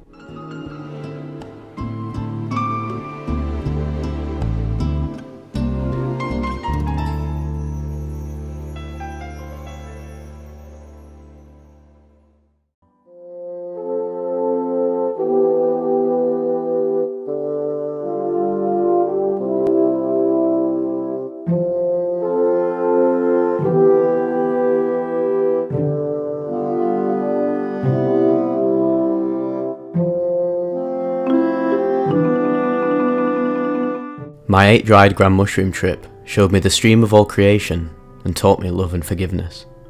A mushroom trip report sent in by a subscriber. For most of my life, I never used any drugs or alcohol. It was only 2 years ago that I started to dabble in marijuana and psychedelics, during a particular low point in my life. I'd lost my business due to COVID. I lost the job I'd gotten right before I started getting treatment for adult ADHD. My wife got diagnosed with bipolar schizoaffective disorder. My mother got diagnosed with cervical dystonia, a movement disorder, and that brought my wife and I to live with her to help her out. I was doing a bunch of side hustle delivery jobs to keep the bills paid, but debt was still piling up with all my wife's new medical bills. I was just angry and depressed all of the time. I was looking for anything to help me at this point, and I took to psychedelics very quickly. My first dose of mushrooms was 1.8 grams, and it was amazing. I spent years prior meditating and reading Eckhart Tolle, Thich Nhat Hanh, and all those other mindfulness experts, but I never truly knew mindfulness until that very moment. 2.5 grams helped me stop fearing death. In deep meditation, I dissolved into the infinite and realised I was nothing but octillions of atoms and would always exist in different forms for all of existence. I tried some LSD and had a magical evening with my wife. Then I did DMT with a friend and got blasted through dimensions, standing naked in front of laughing shadows, and entered a palace of moving fractal heads that inside had a being of complete blackness show me all the thousands of lives I've lived, and then shot me through eternity and back to Earth. I was ready for a real heroic dose now. As a heavier person, I thought 5 grams might not be that much, so I opted for 8 grams of dried mushrooms instead. I sat with my wife, watching the Amazon show Undone, waiting for the mushrooms to kick in, with the plan of going to our room with sound-cancelling headphones and a sleep mask ready for me. I closed my eyes, and the entire house felt like it was giving me a hug, and that's when I knew it was time to go. I opened my eyes, and the patterns on the walls were climbing upwards, and I got up slowly and walked my way to the bedroom. I got under my blanket and put my headphones and sleeping mask on. For 20 minutes, I just laid there watching the most beautiful show I'd ever seen. Intricate, gorgeous fractals and spirals swirling in front of me, while my entire body felt like it was getting a massage. Everything just felt amazing.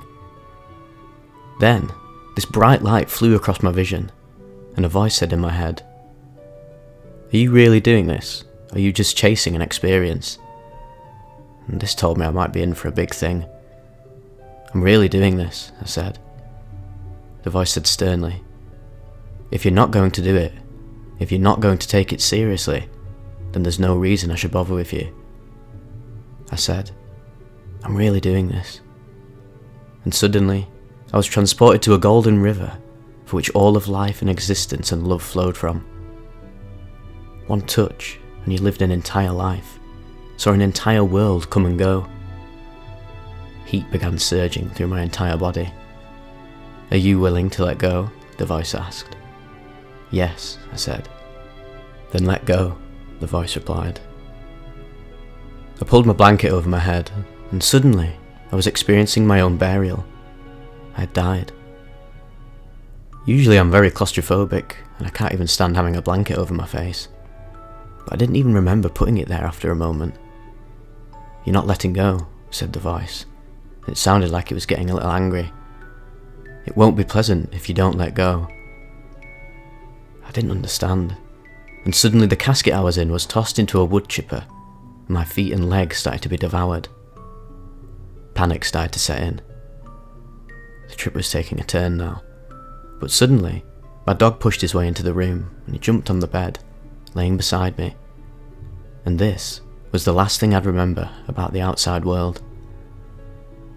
I gave over completely, and suddenly I was thrown back into the stream of life, experiencing all the joy and love the world had to offer, forgiving myself for not being where I wanted to be in life, and realising that none of that mattered.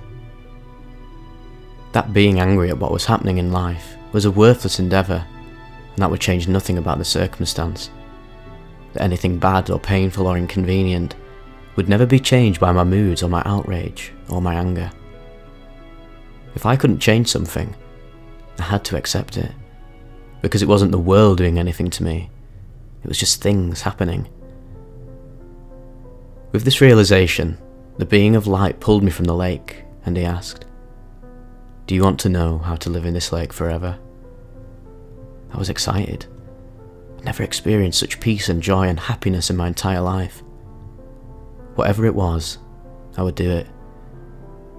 You must apologise for the wrong you did without wanting an apology for the wrongs committed against you. You must realise that you don't matter, that no person is being mean to you, that their problems are their problems, and even if they take it out on you, it's none of your concern, and no reason for you to act poorly. This was in relation to my mother-in-law, who I had banned from our life after a big fight, in which cruel words were exchanged about how I care for and helped my wife deal with her mental health. Now apologise, the voice said. I went through a dozen different apologies. Each time, the voice kept getting angry, telling me that I was doing it wrong. I just kept trying to explain myself, find agreement, just forget about it, and the visuals started getting darker, creepier, more violent. Until I realised that I needed to be just fully responsible, and I realised how to truly apologise. The colours began to turn vibrant, and we returned once again to this golden stream of life. And then I was pushed back into my own life and my body, and I pulled the blanket from my head and just felt amazing. I had my wife call her mother for me to apologise. I was taking full responsibility now. She called her mother and I apologised. The woman was still herself and nothing was truly mended, but I do feel for her now. I'm not angry at her. I don't hate her. I just feel for her, that she's in so much pain and so much sadness. For the past year since this trip, I've lived an incredibly joyful life. No sadness, no anger, no depression, no fears and worries. Every day is joyful, even the painful ones.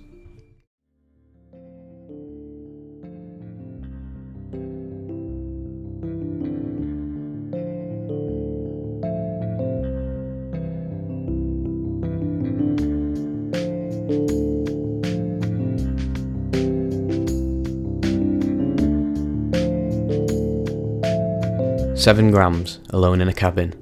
A mushroom trip report sent in by a subscriber. I'm pretty experienced in psychedelics, having over a decade of trip experience. I had other heavy trips before, including a 7-gram mushroom trip, which was my second ever experience, and dropping 20 tabs of acid in one sitting, both in silent darkness. My 7-gram trip was during my senior year of high school on a Thursday. I don't remember the exact date, but it was during spring. While having those trips did prepare me for some of the crazier stuff, nothing could have prepared me for the suffering I felt with this one. This trip was the most intense experience to date. Listening to Terence McKenna was what initially got me into psychedelics, and I do like his high-dose, infrequent trips approach. After my 7-gram trip, it was always a life goal of mine to do another high-dose mushroom trip, but completely alone in a cabin in the woods. Some years after the initial 7-gram trip, I would trip pretty consistently, at least once a month for about 2 years, but on lower doses. I used it as a crutch because every time I had to make a major life decision, I would rely on the knowledge I would get from the trips. In one of my later experiences, the mushrooms told me I won't be given access back to that realm until I get my life in order by myself. There were a couple of requirements I would need to have passed, and until I did, I wouldn't be able to go back.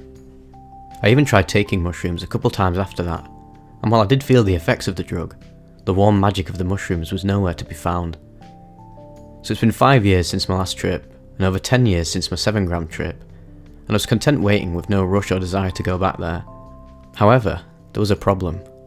Ultimately, I knew that regardless of what path I took in life, all paths would end up in the same place, and that place was taking 7 grams of mushrooms alone in a cabin in the woods during silent darkness. To those that have taken mushrooms before, you know that it calls to you. Something just draws your soul towards it. To those that haven't, the best way I could describe it is it just starts as a simple thought out of the blue. It's been a while since I've done mushrooms, now might be the perfect time. Then that thought goes away for a while, until it comes back a little bit stronger. Then, both the frequency and the intensity of that thought increases until it's resonating in your brain, an echo that can only be let out once you've had your trip. For many years, I didn't get the calling and wasn't even planning it, but I felt as if I was just summoned. The calling. As I mentioned, I knew at one point of my future that I would need to do this cabin in the woods trip. It was just something engraved in me, but the thing about taking a high-dose psychedelic trip is that it can be absolutely terrifying.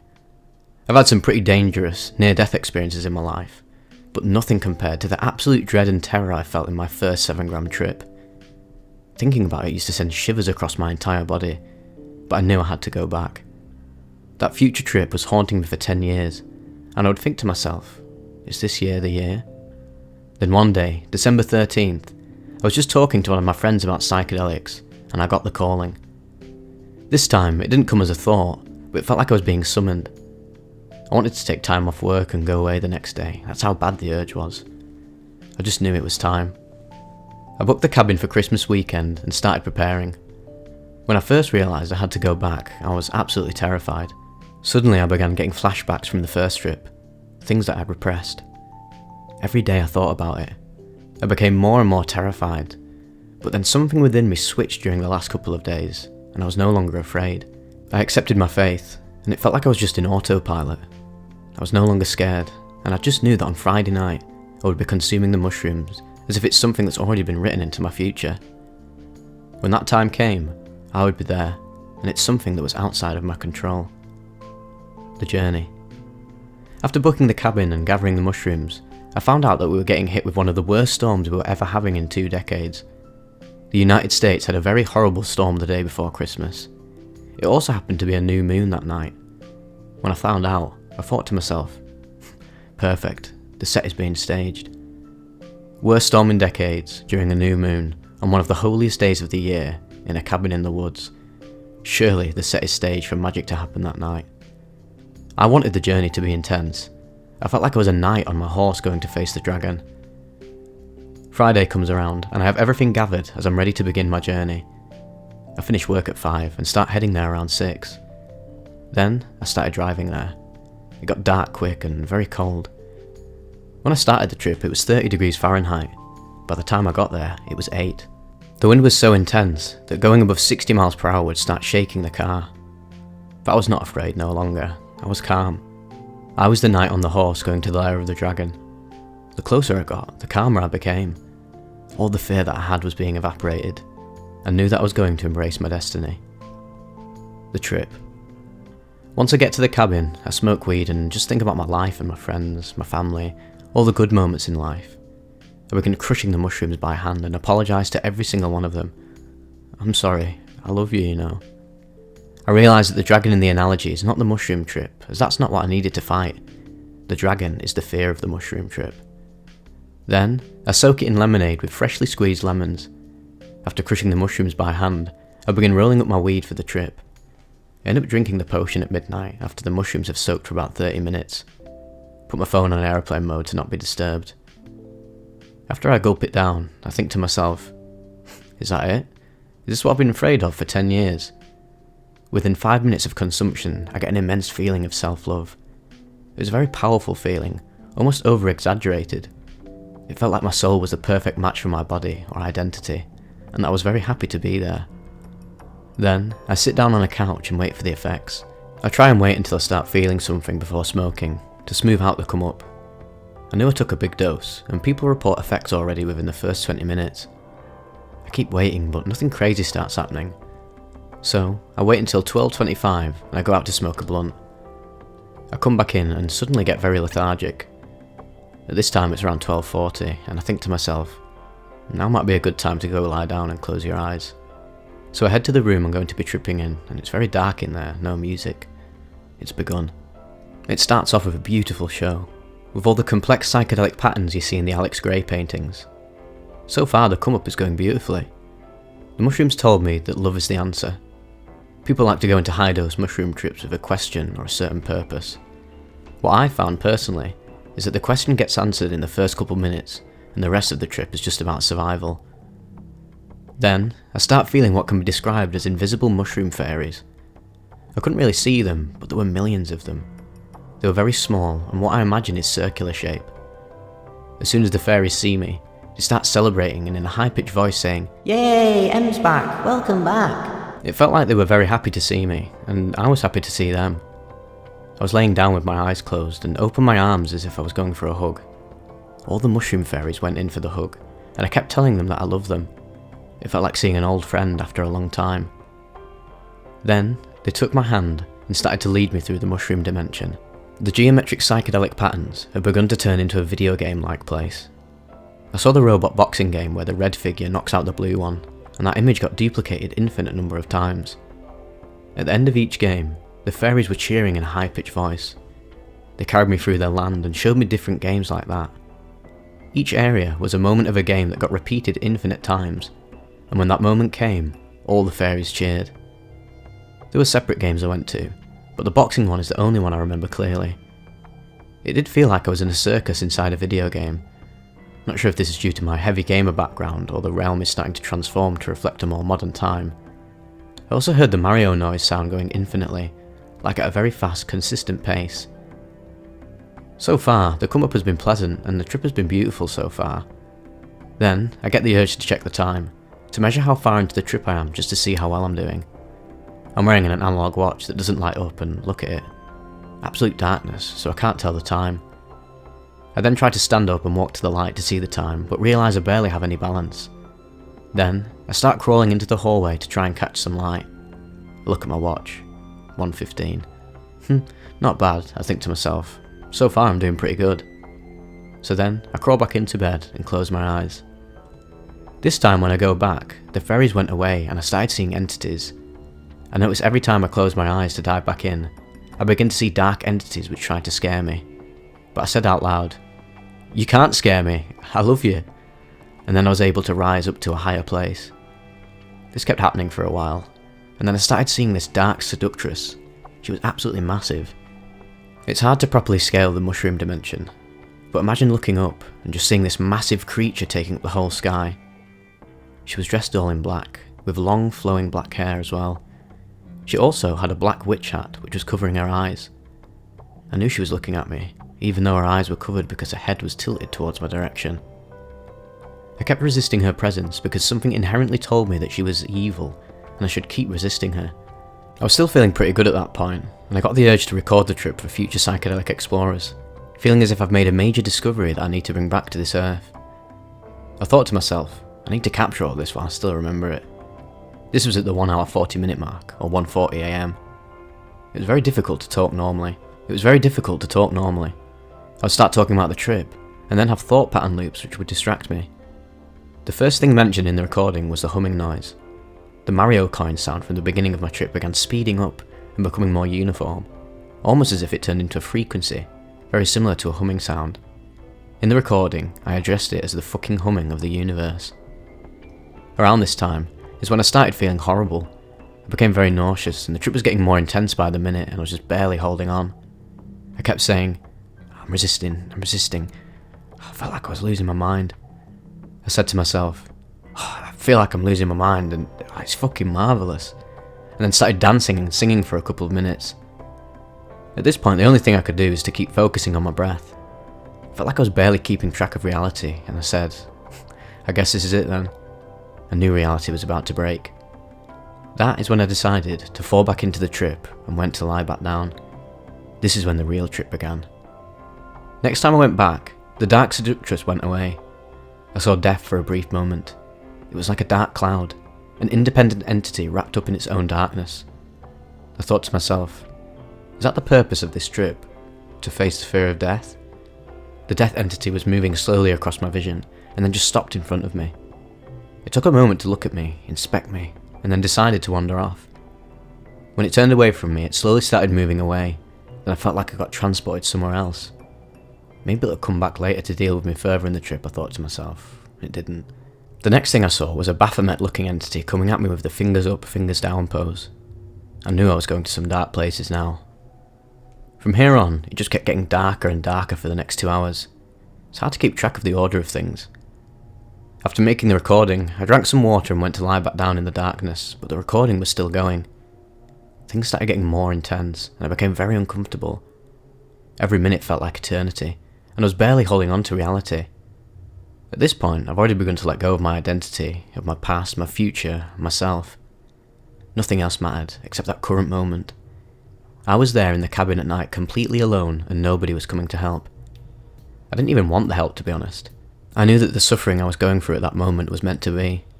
There was no escape from this uncomfortable feeling. No kind words would have helped at all, nor the best medical treatment in the world. I tried to just lie down in the bed and breathe, but the mushroom energy was too strong. The closed-eye visuals were no longer something I saw, but something that was moving through my consciousness. I tried to rise myself from a dark place by using the Om noise, but it didn't help. The mushrooms were too strong. The energy in the bed was too intense. It just kept ripping through me, erasing parts of myself. So I got out trying to change the course of the trip. I could barely even walk and started crawling around the room. I tried to do anything I could to distract myself from the immense suffering I was feeling. I was just laying on the floor with my eyes closed, begging God for mercy, trying to remember even the most basic prayers. No matter what I did though, there was just no escape. It was an unbearable feeling of reality being torn apart. Around here is when my identity was really losing its meaning. Even though I was able to remain conscious, nothing else was real. Other people weren't real, other time frames weren't real. The only real thing was that room and my insanity. I was on the floor just trying to continue breathing.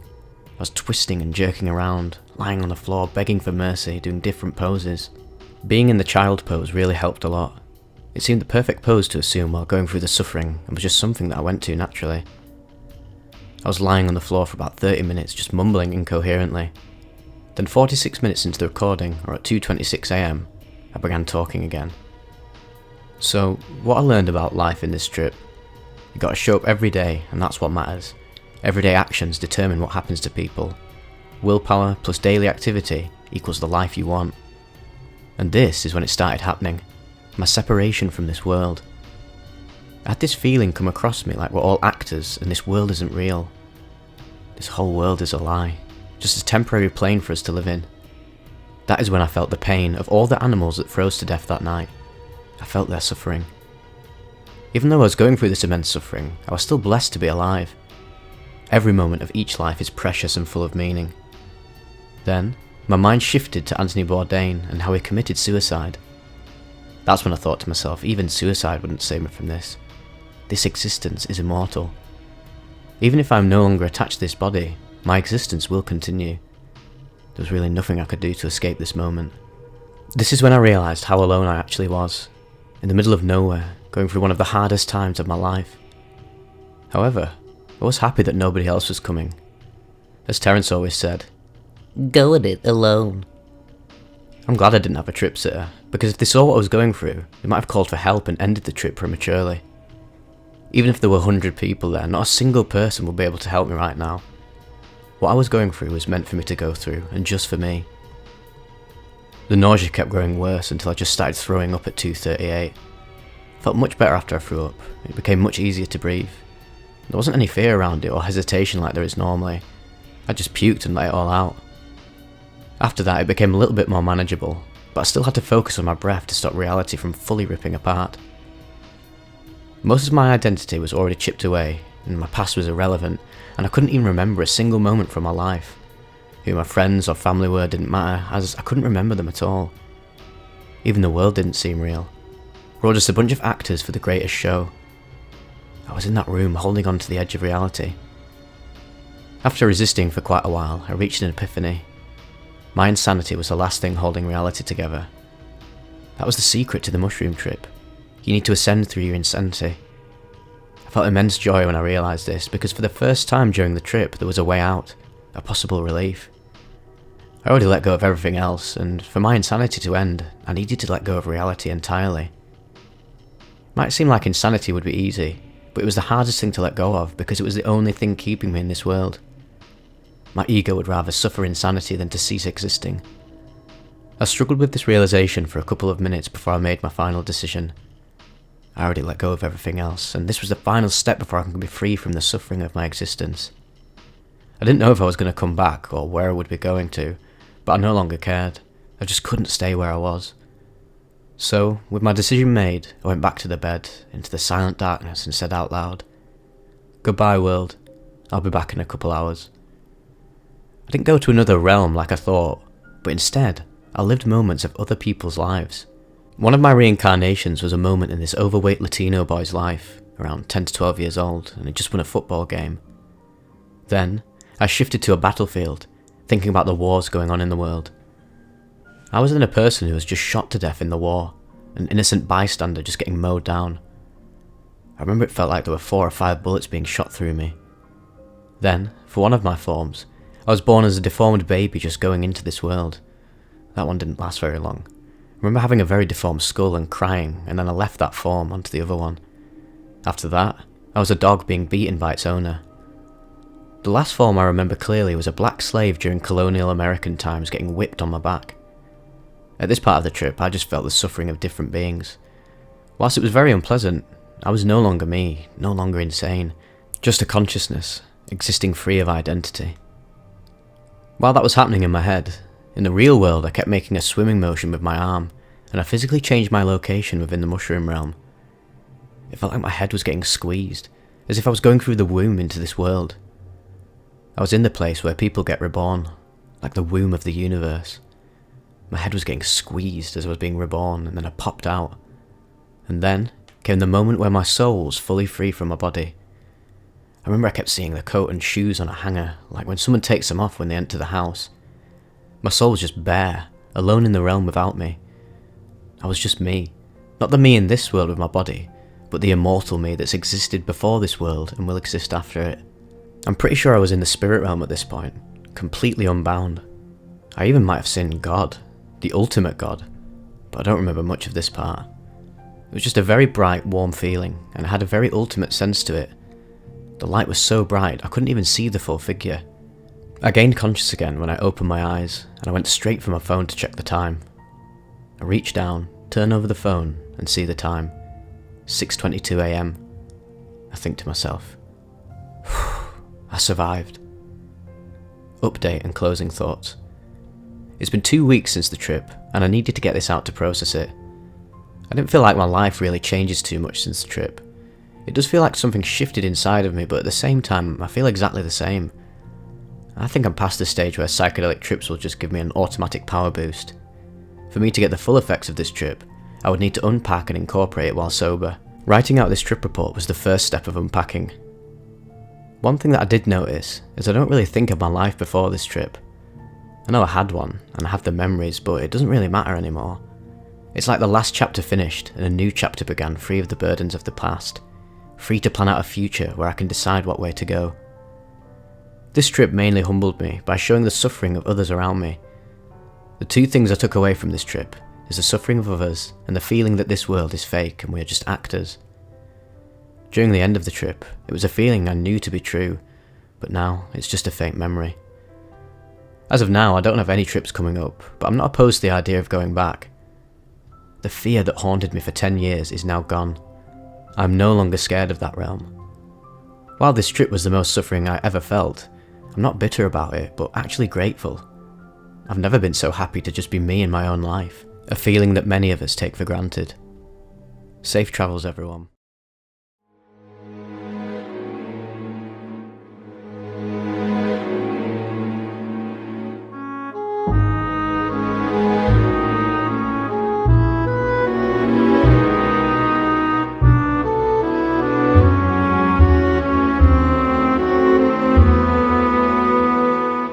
Living through every war.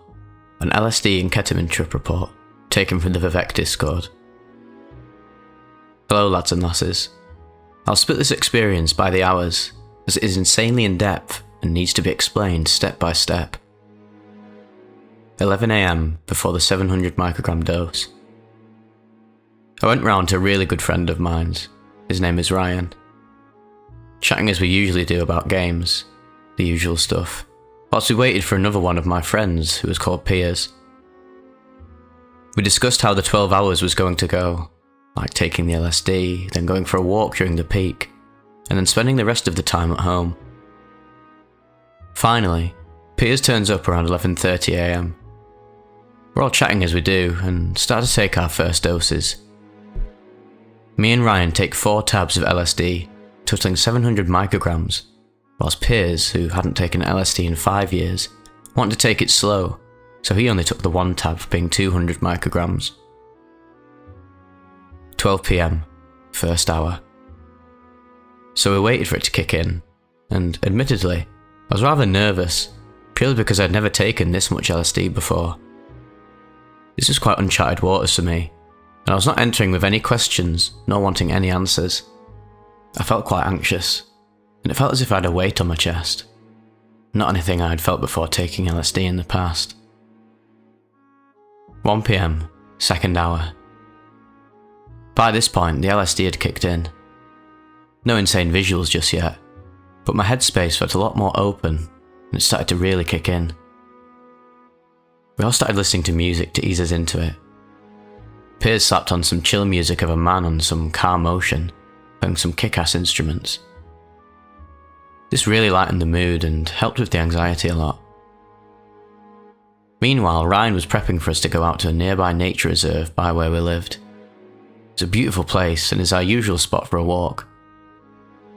We stumbled across a den last time when we took LSD, but more on that later. We then left Ryan's place to go for our walk, and everything was starting to feel euphoric, and I really appreciated the day. It was blistering hot out, 33 degrees Celsius, so we took plenty of water with us to make sure we wouldn't succumb to heat stroke. 2 PM and 3 PM, the third and fourth hour. By this point we had made it to the den, but the LSD really made it look like some satanic pit. And for my friend Ryan, there were just too many spiderwebs and bugs there. We all decided to just stand outside of the den and spark up a joint. Although I didn't smoke any, purely because I just don't smoke weed, but the other two did. After they had the joint, we started to head back to Ryan's house, and by this point, the peak had hit. The endless trees soon turned into a desert environment to me. It was so bloody hot that it honestly felt like I was walking through the Saharan desert. I had visions of looking in the distance and seeing a mirage along with an Egyptian vibe. It would have been beautiful if it didn't feel like my skin was burning from the sun. It felt like we were 3 wise men travelling afar. The walk felt like years, but as soon as we got home, that's where the real fun began. 4 PM, 5th hour. We sat down and popped some music on, this time not so chill. More drum and bass, techno, or anything with synthesizers in to really get us into the zone. Piers had an idea of whacking this song on which was absolutely insane. He told us to sit on Ryan's yoga mat and meditate whilst we listened to the song. We weren't allowed to see the video until we had listened to the said song. Myself and Ryan got comfortable and closed our eyes as this song started to blare. I had visions of going through astral planes, different planets surrounding my mind. I was leaving the Milky Way and then returning to it, seeing the whole of Earth with my own eyes.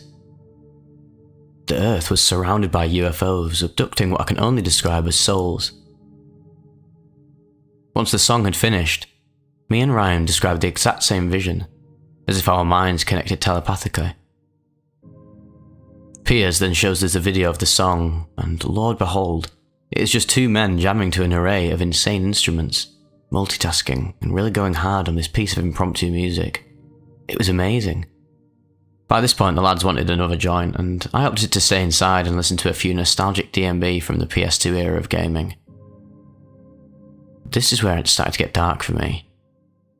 Me being on my own, I felt lonely, and my own thoughts started to really glide away. I was looking at the tattoos on my arm contort and start to mimic the shapes of satanic symbols like pentagrams.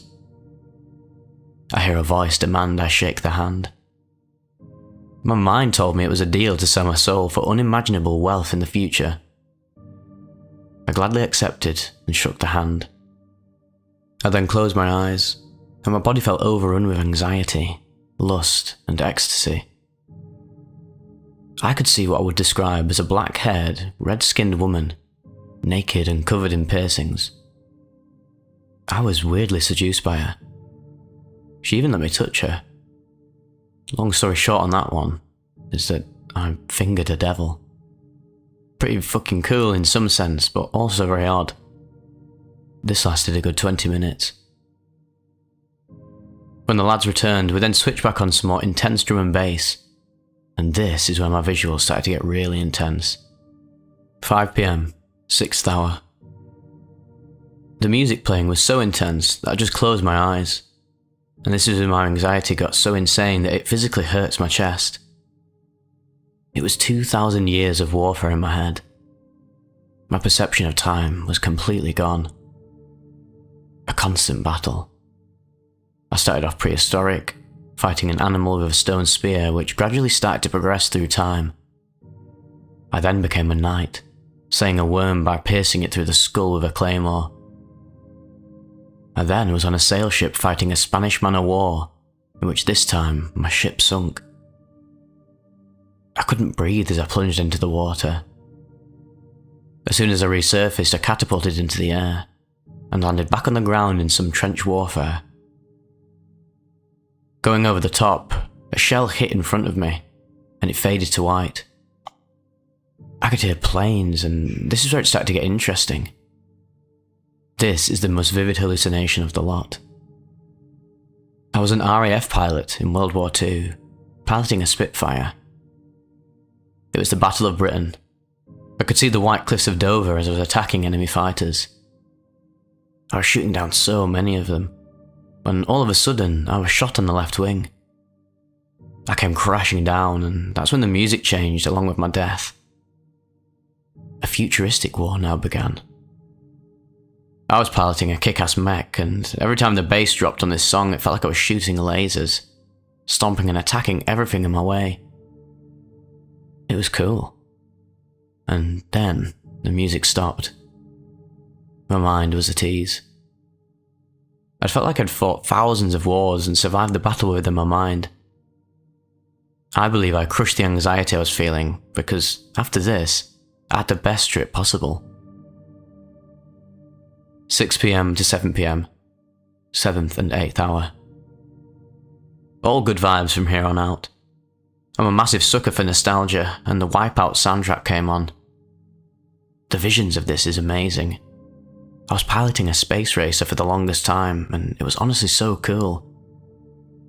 We all had the funniest conclusion and ultimatum about this trip. We all had the shocking revelation that one of our good friends is in fact gay. He hasn't even come out, but we do thoroughly believe now that he is, which makes so much sense in hindsight. But I won't go too far into it, as it's more of you've got to know the guy to understand it. We all sat outside and had a cup of tea in Ryan's garden, and we spoke about our friend group and how times have changed, etc. We all had a really good mindset, and appreciated each other because of this amazing trip. It was at 8 PM that we all decided that it would be ket o'clock. 8 PM to 1 AM, the last few hours. It was at this point we had gotten the ketamine out, and I only took around 4 lines, which equaled a gram. The other 2 were animals and took around 10 lines each. The visuals on this really blew the LSD out of the water. I was seeing so many different things, and there was this white light in my head which stayed in the corners of my eyesight. I really wanted to try and catch it, but never could. The nebula which clouded my mind was so intense and so beautiful that I wouldn't have minded if I actually stayed in that state forever. Real life seemed boring compared to the state I was experiencing. The music was loud, but my mind was louder. We all sat down on the floor and began to watch a multitude of trippy, insane videos, and I was glued to the floor watching the TV as all these visualizers and videos played. The moment I moved, my hands turned into talons. I was an eagle. I then placed my head on the floor and boxed my body up. I was then a beetle. I then rose up again and sat in the position I was originally in. I was in a Japanese dojo this time, meditating and relaxing whilst listening to the most beautiful of sounds. As the LSD weared off, the ketamine only screamed louder, with my visuals turning the tissue I held in my hands into a lotus flower, dancing around my hands as I was fixated on the sounds of the beautiful song. My life felt so serene and complete in this moment. I had survived a battle within my mind that I never thought I would overcome. The afterglow was beautiful, and the anxious weight on my chest was non-existent now. I was happy and content with what I had experienced. Don't get me wrong, I was so close to breaking, but my mind felt so alive. I found myself worrying about things a lot less than I used to. It's the day after, and I woke up rather glum, to be honest. I'm trying to process what the fuck had happened the night before. I couldn't comprehend anything. I needed to really grasp everything. I just went about my day as I usually would, the best I can. Present day. After coming to grips and writing this report, I cannot explain how beautiful life is and how lucky I am to be able to witness such beautiful imagery through LSD and K. It's an art, really isn't just a trip, and without it, I would still be scared about the most stupidest of shit. I'd still worry about everyday life, talking to people, and overall just worrying about where I want to be, when I'm actually in the best spot I have ever been. And if I'd not confronted my mind, I don't think it would have ever stopped. Thank you for reading my trip report. I might have missed so much more, but this is the most brief yet in-depth summary I can do, as it was such a long, long trip.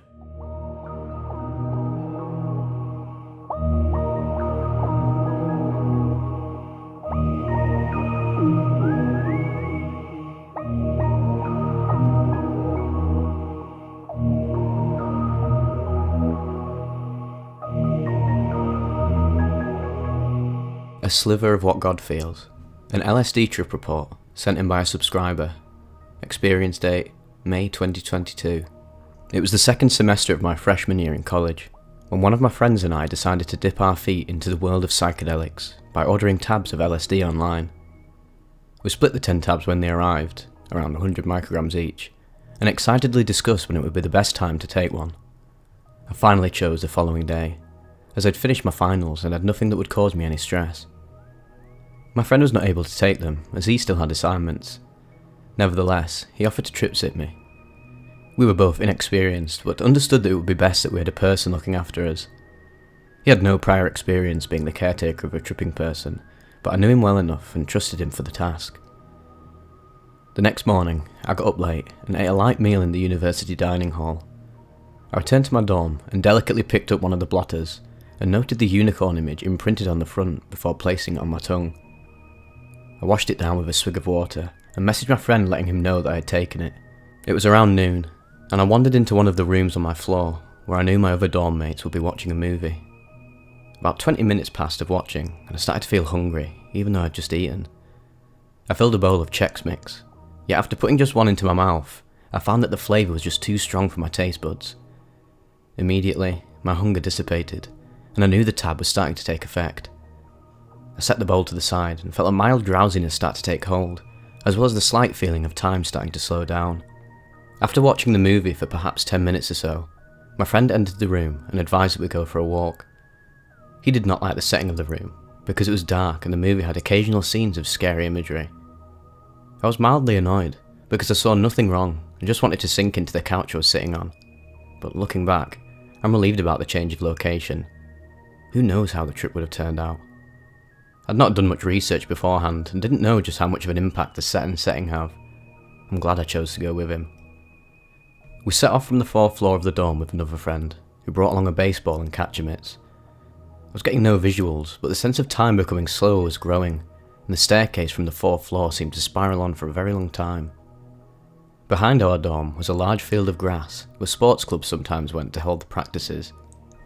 The weather was also perfect and warm, with a cloudy but overall sunny day. Colours were just starting to become more vibrant now, but I was still able to toss around the baseball without much difficulty. Eventually, however, I became slightly less coordinated and realised that tossing the ball around may not be the best idea. I told my friends that I would just sit in the grass while they continued. Soon, I began to notice how their motions became more fluid, and how an afterimage of their movement seemed to follow them. I became fascinated, as the world began to brighten little by little, and the bricks on the side of the dorm seemed to shift around. It was nothing intense, rather small subtle changes. We left the field after perhaps 20 minutes. It was hard to tell exactly how much time passed. On our way back to the dorm, I remember complimenting the sweater of the other friend who came with us, as its turquoise hue was particularly stunning to me. He laughed, as he was told by my original friend I was tripping. We went back up the stairs, and this time it took an eternity climbing them, even more so than before. I thought we would never reach the top. When we finally did, the friend that decided to tag along bade us farewell and left. My trip sitter asked me questions about what I was seeing, and suggested we go for a longer walk around outside. I agreed, and this time we took the elevator on the opposite side of the building. The designs on the carpet floors were swirling around my feet like smoke, and we stepped out of the dorm again on a different path that would take us to another part of campus. We passed other buildings on our way, and I couldn't help but marvel and verbalise about every tree and flower that we passed. We didn't have a specific planned route, and found ourselves on a straight sidewalk lined with trees. Along the way, I would point to the flowers and describe their vibrancy to my friend. I also observed the buildings and their moving walls, and noticed that what was nature-made and what was man-made had their own distinct characteristics and movements. The bricks of the buildings flowed differently than the bark of the trees lining the sidewalk. The clear differentiations fascinated me. Both were beautiful in their own ways, but it was easy to see that the nature-made things were far superior in design. They were almost otherworldly in detail. I wanted nothing more than to just admire the beauty of the world, and I felt myself become extremely at ease. I slowed down, and my friend slowed down with me. This feeling of contentment grew, and I walked down the sidewalk at a leisurely pace. I was a visitor, walking through a museum to appreciate the art pieces. I had not a care in the world at this point, and I mean that in the deepest way possible. I had a permanent smile of contentment on my face, and I almost felt my eyes radiate love and peace as I turned towards my friend and said, "I'm so at peace right now, that if you stabbed me, I'd probably be okay with it." He was taken aback, and in that moment, I truly was fine with every outcome that could ever happen to me. A nuke could have dropped from the sky at that moment, and I would have happily run to catch it. My friend was almost in awe at the nonsense I was spewing, and exclaimed, "You seem to be doing really well. I should have taken it with you." I said it was okay, and became acutely aware of how nervous and pent up he was. He had no experience of trip sitting, and did not know how to react and take care of me. I found it funny, how I was the one who ended up asking him how he was doing, and if he was alright, as his emotions became clear for me to read. The trip turned me more towards my thoughts, and I came to the epiphany that when someone is on LSD, the visuals and patterns are just side effects. The realizations about reality, yourself and God are what really make the trip meaningful and worthwhile. I was already running down the thought rabbit holes when we returned to the 4th floor of our dorm, and was fully in thought when we reached our dorm floor lounge, which had windows overlooking the fields behind the building.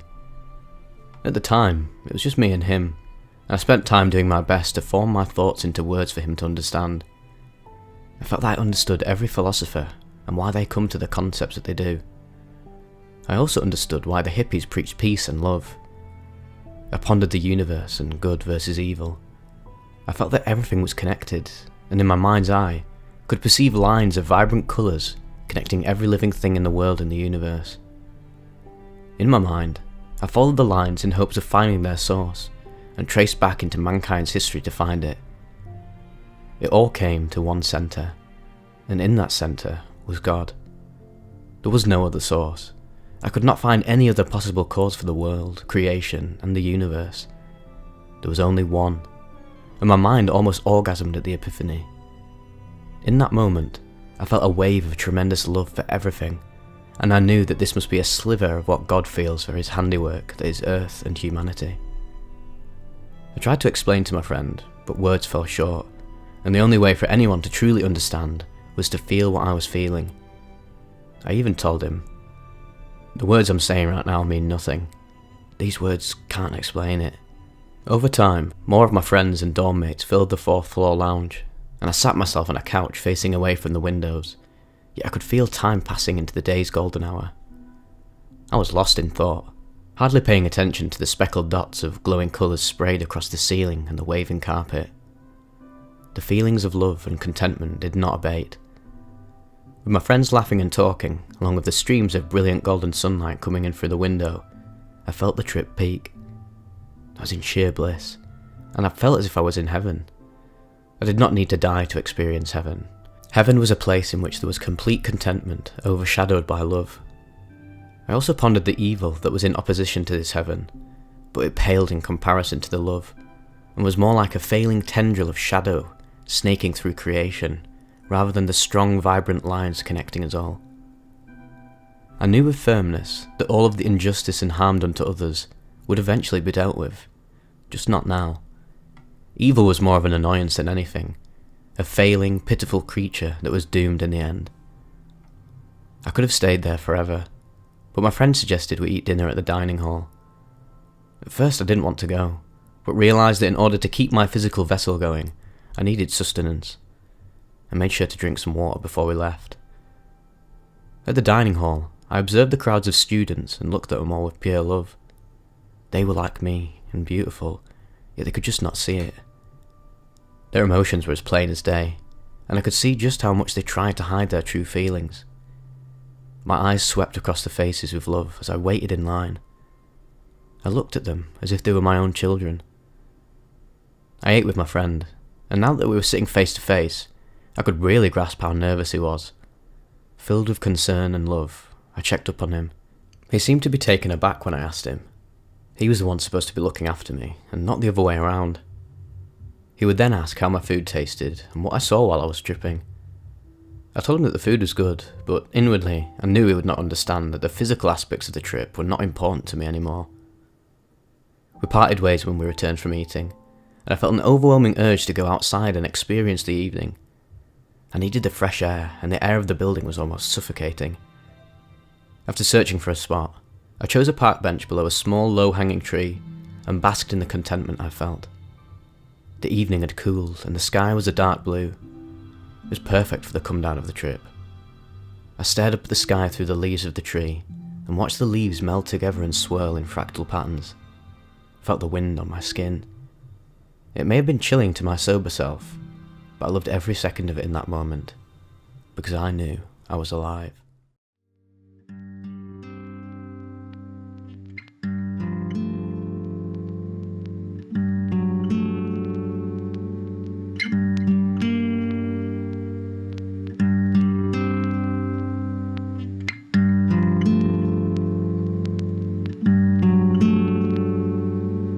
A life-changing 5-MeO DMT trip, sent in by a subscriber. We're back in Costa Rica on the Caribbean coast, staying in the jungle for a total of 16 days. This place almost feels like a second home now. We know the owners and the 3 helpers well. We have our usual room, and it's about as close to a blissful, idyllic paradise as I can imagine. There's a small bay called Playa Chiquita, which is about a 10-minute walk away that has very few visitors compared to the neighbouring beaches. We go there at least twice a day. So, this time around, by complete coincidence, there's a person who's renting out the casita for a couple of months. She's a very experienced massage therapist, has been doing bodywork for years. She's also deeply connected with the local psychedelic community, and we heard, through the owner, that she's performing a 2-hour preparatory massage, followed by the opportunity to take 5-MeO DMT. She remains present, sat silently in the background but attentive throughout the session. Now, I've taken hallucinogenic drugs before, many times actually, but over 20 years ago. LSD, psilocybin and 2CB. I've had very strong hallucinatory trips, bizarre ones that have only affected my hearing, and also very weak experiences, so I kind of know the territory. Kind of. Still though, 20 years of growing older, recognising responsibility and challenging life events have made me cautious and reluctant to go back there, so to speak. I'm fully aware of the pitfalls involved. But DMT has always interested me. While not knowing a huge amount about it, I was attracted to the fact that it was a very short experience compared to the 7+ hours of other psychedelics. I was also certain that if the opportunity arose, the circumstances had to be perfect. The right place, people, if any, and time. It took less than a minute for me to realise that the time had finally come. My wife and I decided to do it separately. She started at 8 AM, while I went in at 2 PM and we arranged to meet again at dusk. As I approached the casita, it struck me how private and secluded the place was. Even though the lodge had 2 people working in the main building, once you were in the casita, it felt completely disconnected. Perfect. My only worry was a guy in the property next door, about 200 metres away, using a petrol-driven strimmer, right in the middle of the fucking jungle as well. He was cutting back undergrowth and the engine sound immediately grated on me, but I did my best to ignore it and went in. The 2-hour massage was incredible. She must have spent 20 minutes on each hand, so it's fair to say it was thorough. However, every now and then there was a break in the relaxing music, and I could just hear that strimmer. I was starting to worry that it would affect my experience. The last thing I wanted was some mechanical beast in my head, noisily ripping up the jungle.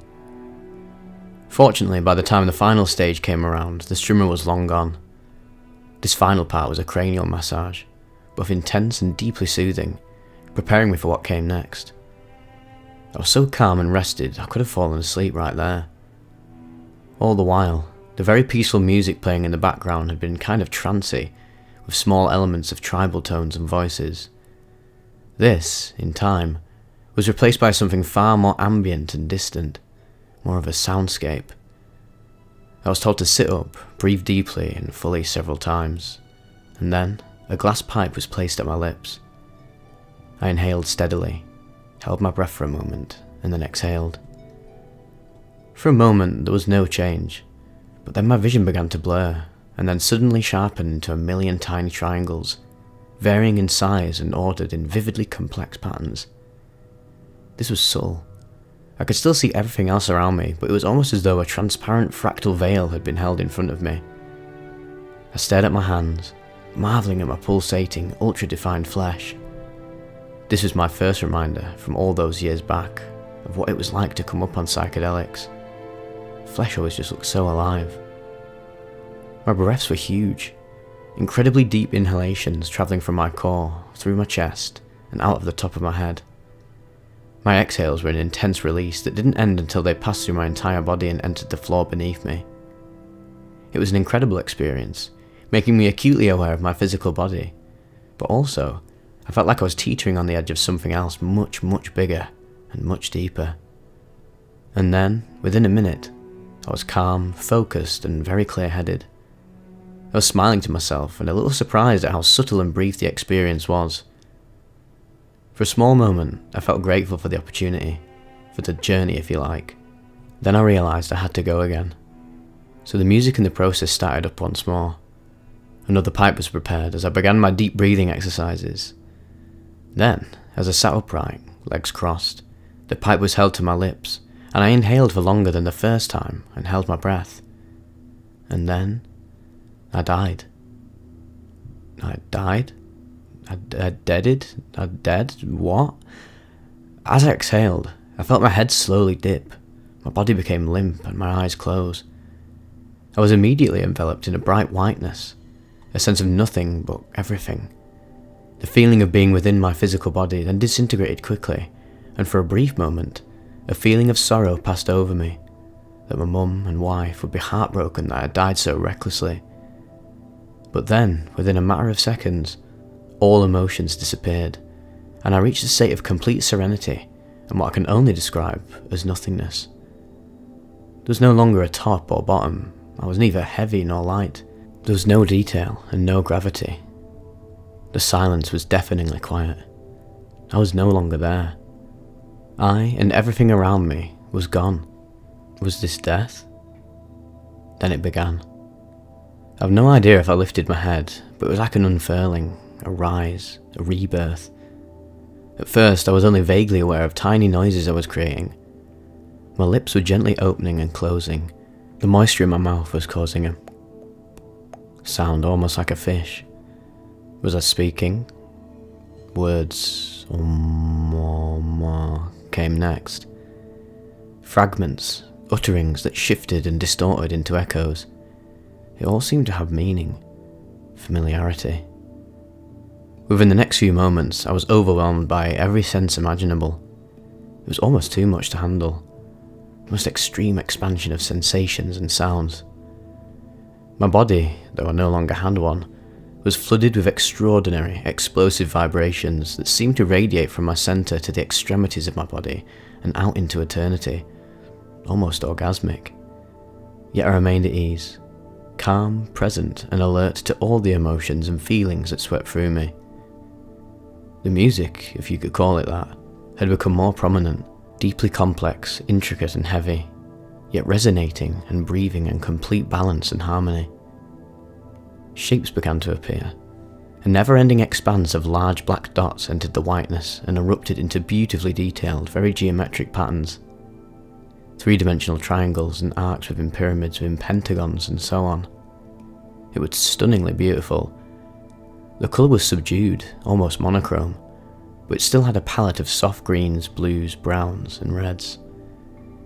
By now, I was breathing through my forehead, deep down into some kind of powerfully throbbing core, experiencing vision through a new, larger and more open eye. I began to truly see, to feel. I understood everything. When I looked at a palm outside the casita, I was the palm. Crisp, moist, alive, with vibration and colour, connected. When I observed the floor beneath me, I was the floor. My body was wood. My veins were the grain and lines of beams, planks, branches and roots. Infinite. When I glanced up at my guide, my guardian, my companion, we were one. I was she, and she was me. I'll never forget the expression on her face. She knew. It all made sense. It was so close you could touch it, yet too far away to fully grasp. Insanely simple, yet impossibly intricate. There was love, truth, and honesty in everything. I slowly began to descend. My breath remained full and clear, but there was a settling tranquility. I was light as a feather and amused suddenly by the chirping of a gecko. The squawk of toucans and the distant murmur of a motorbike were welcome, warm, and familiar. I lay down, staring at a single, shimmering, piercingly bright speck of light that was coming through the roof, as well as two open hands that were held above my eyes, almost bringing me back into a more physical focus. When the hands parted, the roof was alive. Very defined lines with echoes and ripples around them.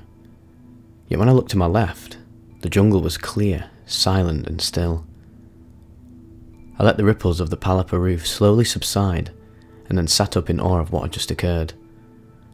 Oh man, that second hit. I was slowly able to talk again. I asked if my heart had stopped, if she had to bring me back from near death. She told me I remained still, eyes closed and mouth wide open for over a minute. Then as the 5MEO took hold, I apparently let out an array of expletives. Fuck. Holy shit. What? She was amused at my Yorkshire accent, and I have a feeling, as things progressed, of maybe remarking, "Of course, right." I think I had small breakthroughs, if you could call them that. A profound understanding of being. I was always set upright as well, and I didn't pass out. I was just utterly consumed by the molecule, the God molecule. There was a bizarre sense of being another floor up. The casita did have a first and second floor section, but we hadn't moved at all. When I eventually said my goodbyes, I walked back to the main lodge, and my wife and I walked to the beach, catching the remaining dusky red light. We held each other, kissed and chatted excitedly about our experiences, then walked back home, by which time I was clear and as normal as usual. The aftermath. It was really quite strange to feel more or less completely straight after my experience. While we were both very wired and blissed out watching the sunset on the beach, the rest of our evening was as normal as ever. We chatted with folks at the lodge, we ate normally, and slept at a regular time. It didn't really end there though. That night, I woke up at around 3 AM, feeling as though I was about to re-enter my experience. My breaths were as huge and never-ending as they had been earlier, but my heartbeat was slow and steady. Even though the room was dark, small spots of light coming through gaps in the shutters danced and sparkled.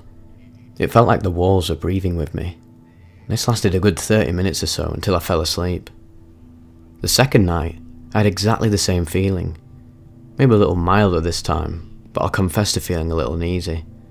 Not scared, just slightly startled.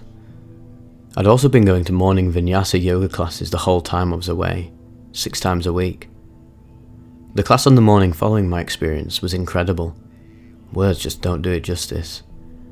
I'd normally lie down and stretch before the class began, but this time I sat comfortably on a block in complete stillness, fully present and absolutely buzzing. The jungle around me was rich, vibrant and alive. I found myself focusing sharply on individual leaves, absorbing their shape and beauty with my mind. It felt pretty far out. The flow was exquisite. Hands down one of the best feelings I've ever had in a yoga class.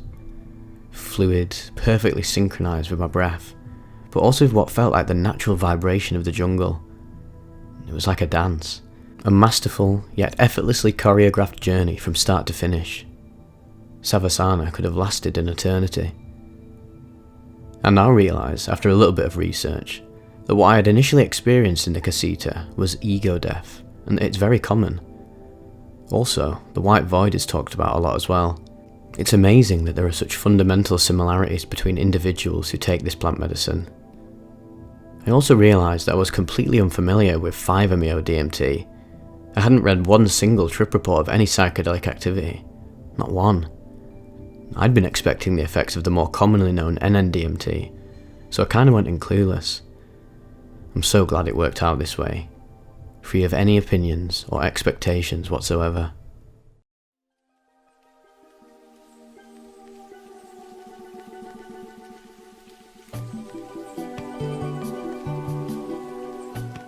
Eternal Beauty and Love, a mushroom trip report sent in by a subscriber.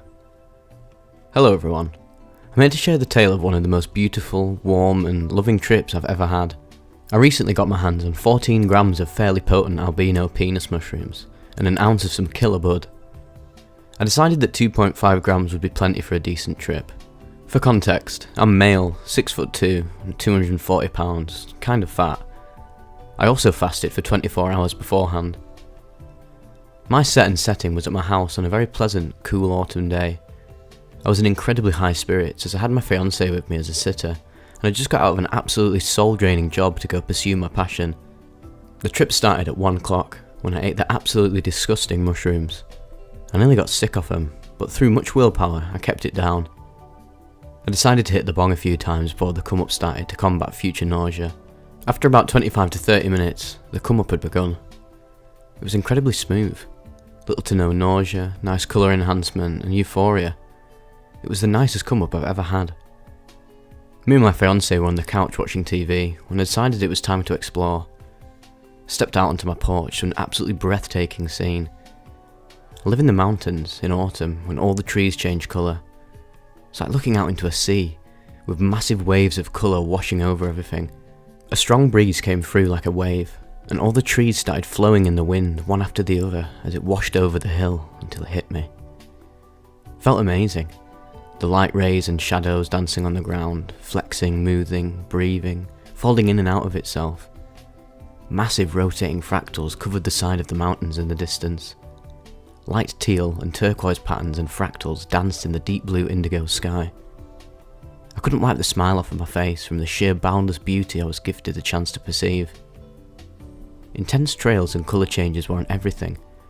At one point, I even asked my fiancée about the grass being a weird colour, only to realise it was a part of an infinitely changing, morphing geometric pattern that was beginning to cover the whole ground. After me and my fiancée got done outside, we went back in. I wanted to explore the house. We explored the house and hung out a little more. Then I asked for a little bit of time by myself to go into the bathroom and turn off all the lights and just enjoy the dark visuals. Afterward, I crawled into bed and cuddled with my fiancée for a very long time. This is when I realised the happiness I've been seeking. Everything I want, I already have. An endless source of unconditional love. We lay together, wrapped around each other having extremely deep conversations, every word digging deeper into this well of love. We discovered more about each other in 30 minutes of the most open conversation I have ever had than when we had in the last year. It ended with an outpouring of tears, and just the words, "I love you so much, and I'll never let go." This was repeated from both of us as expressions of pure love exploded from the both of us, and we both started to settle a little bit. We decided it was time to start her trip. As my visuals and geometry slowly faded, and my body slowly came down, she slowly came up. I learned so much about myself and my fiancée during this trip. It was truly amazing how she stayed by my side every single step of the way, feeding positive vibes and keeping me up. Well, I hope you enjoyed reading this. It's only my second or third trip report, so go easy on me.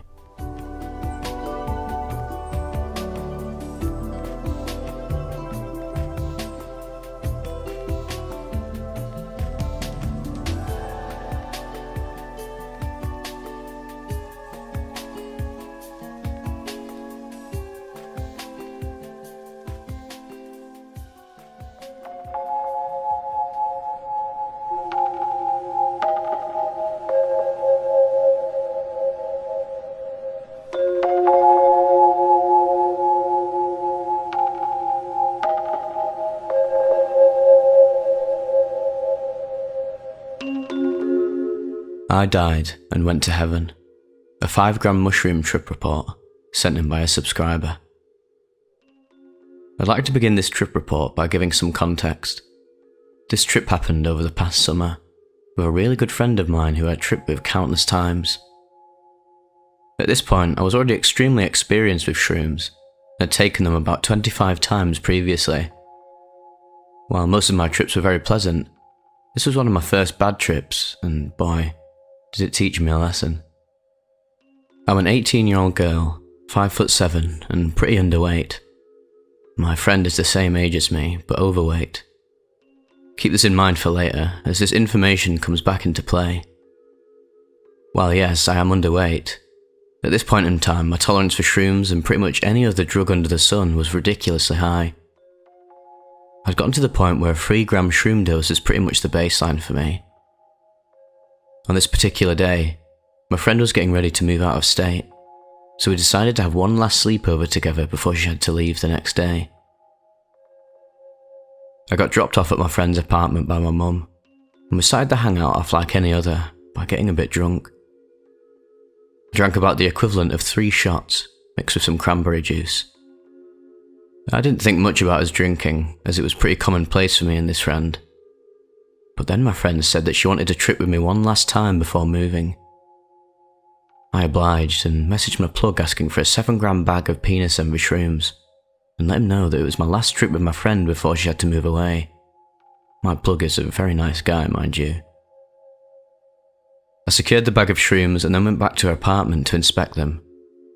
It looked like a lot more than 7 grams, and I was pretty sure that he may have thrown in extra since I'd mentioned it was my last trip with this friend of mine. Not to mention the actual mushrooms themselves were ginormous, with thick long stems and tiny caps. I knew I was in for a wild ride, but nothing could have prepared me for what was about to take place. I had my mum take us back to my place to spend the night, because my room is extremely trippy and it's the perfect setting. As soon as we got to my room, I busted out the baggie and began to portion out our respective doses with a scale from my kitchen. As it turned out, my plug had given us closer to 10 grams instead of 7. The highest dose I had taken before this night was 4 Gs, and I was about to take 5. My friend and I downed them with a bit of water and waited for them to hit. We started talking for a while until suddenly I could feel the come up creeping up on me. It felt very warm and pleasant and giggly at first, but things started to intensify rather quickly. The visuals hit very soon after, and they were unlike any other shroom trip I'd ever had. It started off with everything violently waving, shifting and swaying. I turned to my friend and told her, "I think this is the highest I've ever been in my entire life." She laughed and thought I was being funny, but little did I know that things would get even crazier later on. About an hour passed of us talking about what we were experiencing, and things started flying off the rails. I glanced at my mirror, and it was like I could outwardly see the movement of my blood pumping throughout my body under my skin. The objects around me were plastered with vividly colourful, ever-changing patterns of mandalas and fractals.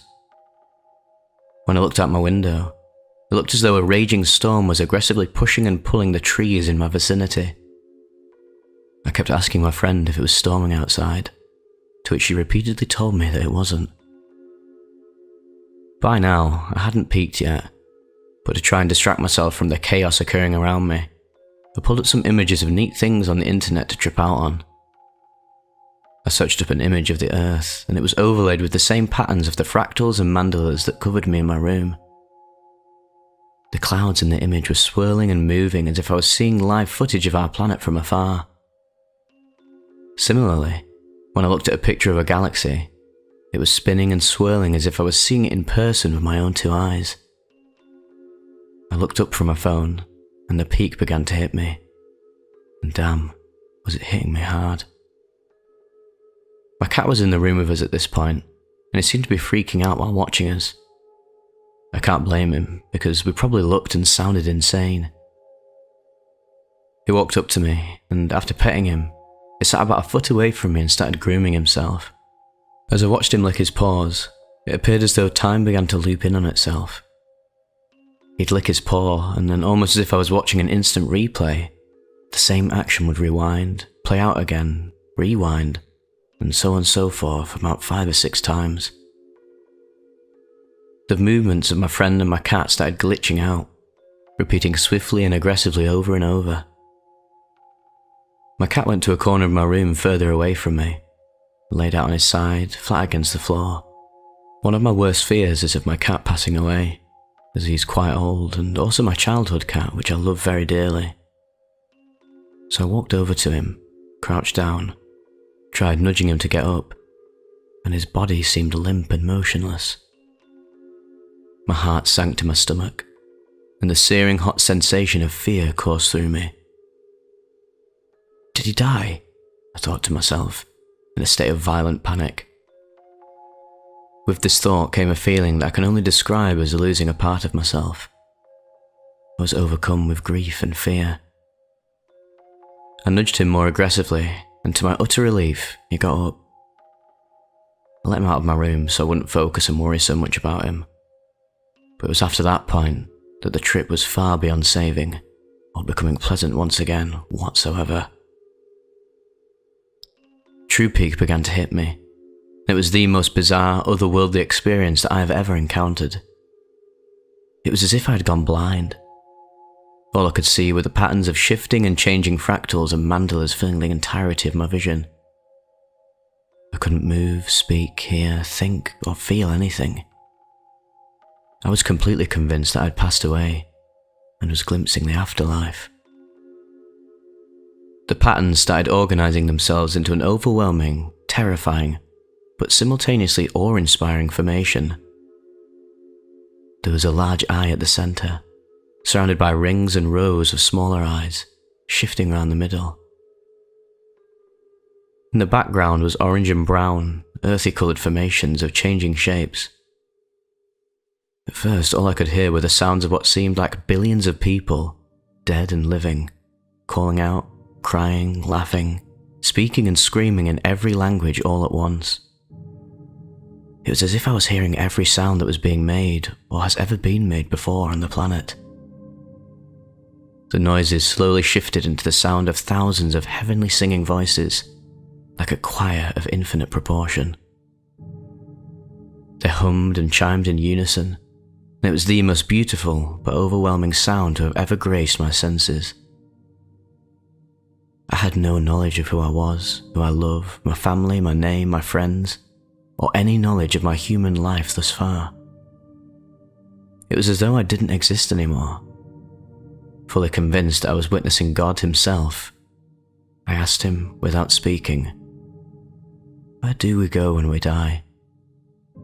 And all of a sudden, the choir in perfect unison responded, "The infinite collective." It was by now that my peak was slowly passing, and I began to return to my body.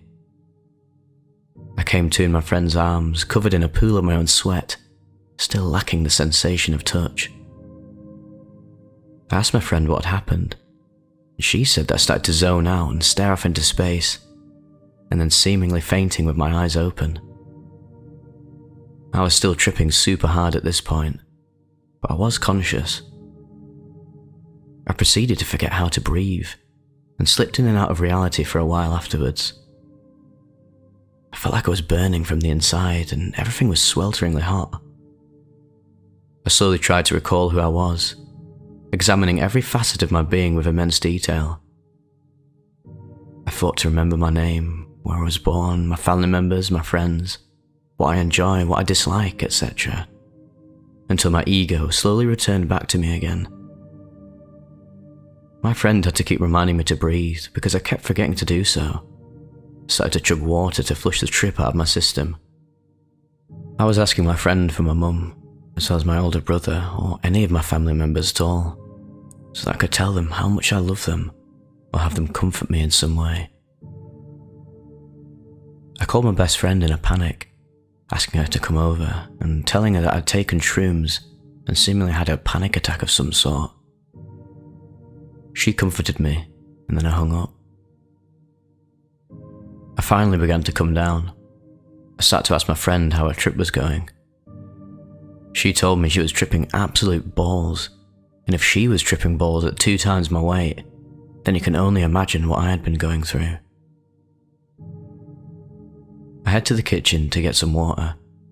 I tell my little brother, who knows that I do drugs and is chill about it, to come and hang out with me, and that I was having a really bad shroom trip. I waited out the rest of my trip with my friend and my little brother, whilst we watched my favourite YouTube videos so I could calm down. In conclusion, this is definitely the craziest experience I've ever had on any psychedelic or substance that I've tried. The next day, I had a huge appreciation for life itself, and learnt to cherish that which I love to the fullest, as life is but a fleeting moment, and nothing lasts forever. I ended up writing several poems about this experience, and tried to the best of my ability to draw what I had seen the night prior. I'm pretty sure that I still would have tripped ridiculously hard on this dose regardless, but I think that drinking several hours beforehand definitely contributed to just how insane things got. If there's one thing you can take away from this, it's to never disrespect or underestimate the power that shrooms truly hold.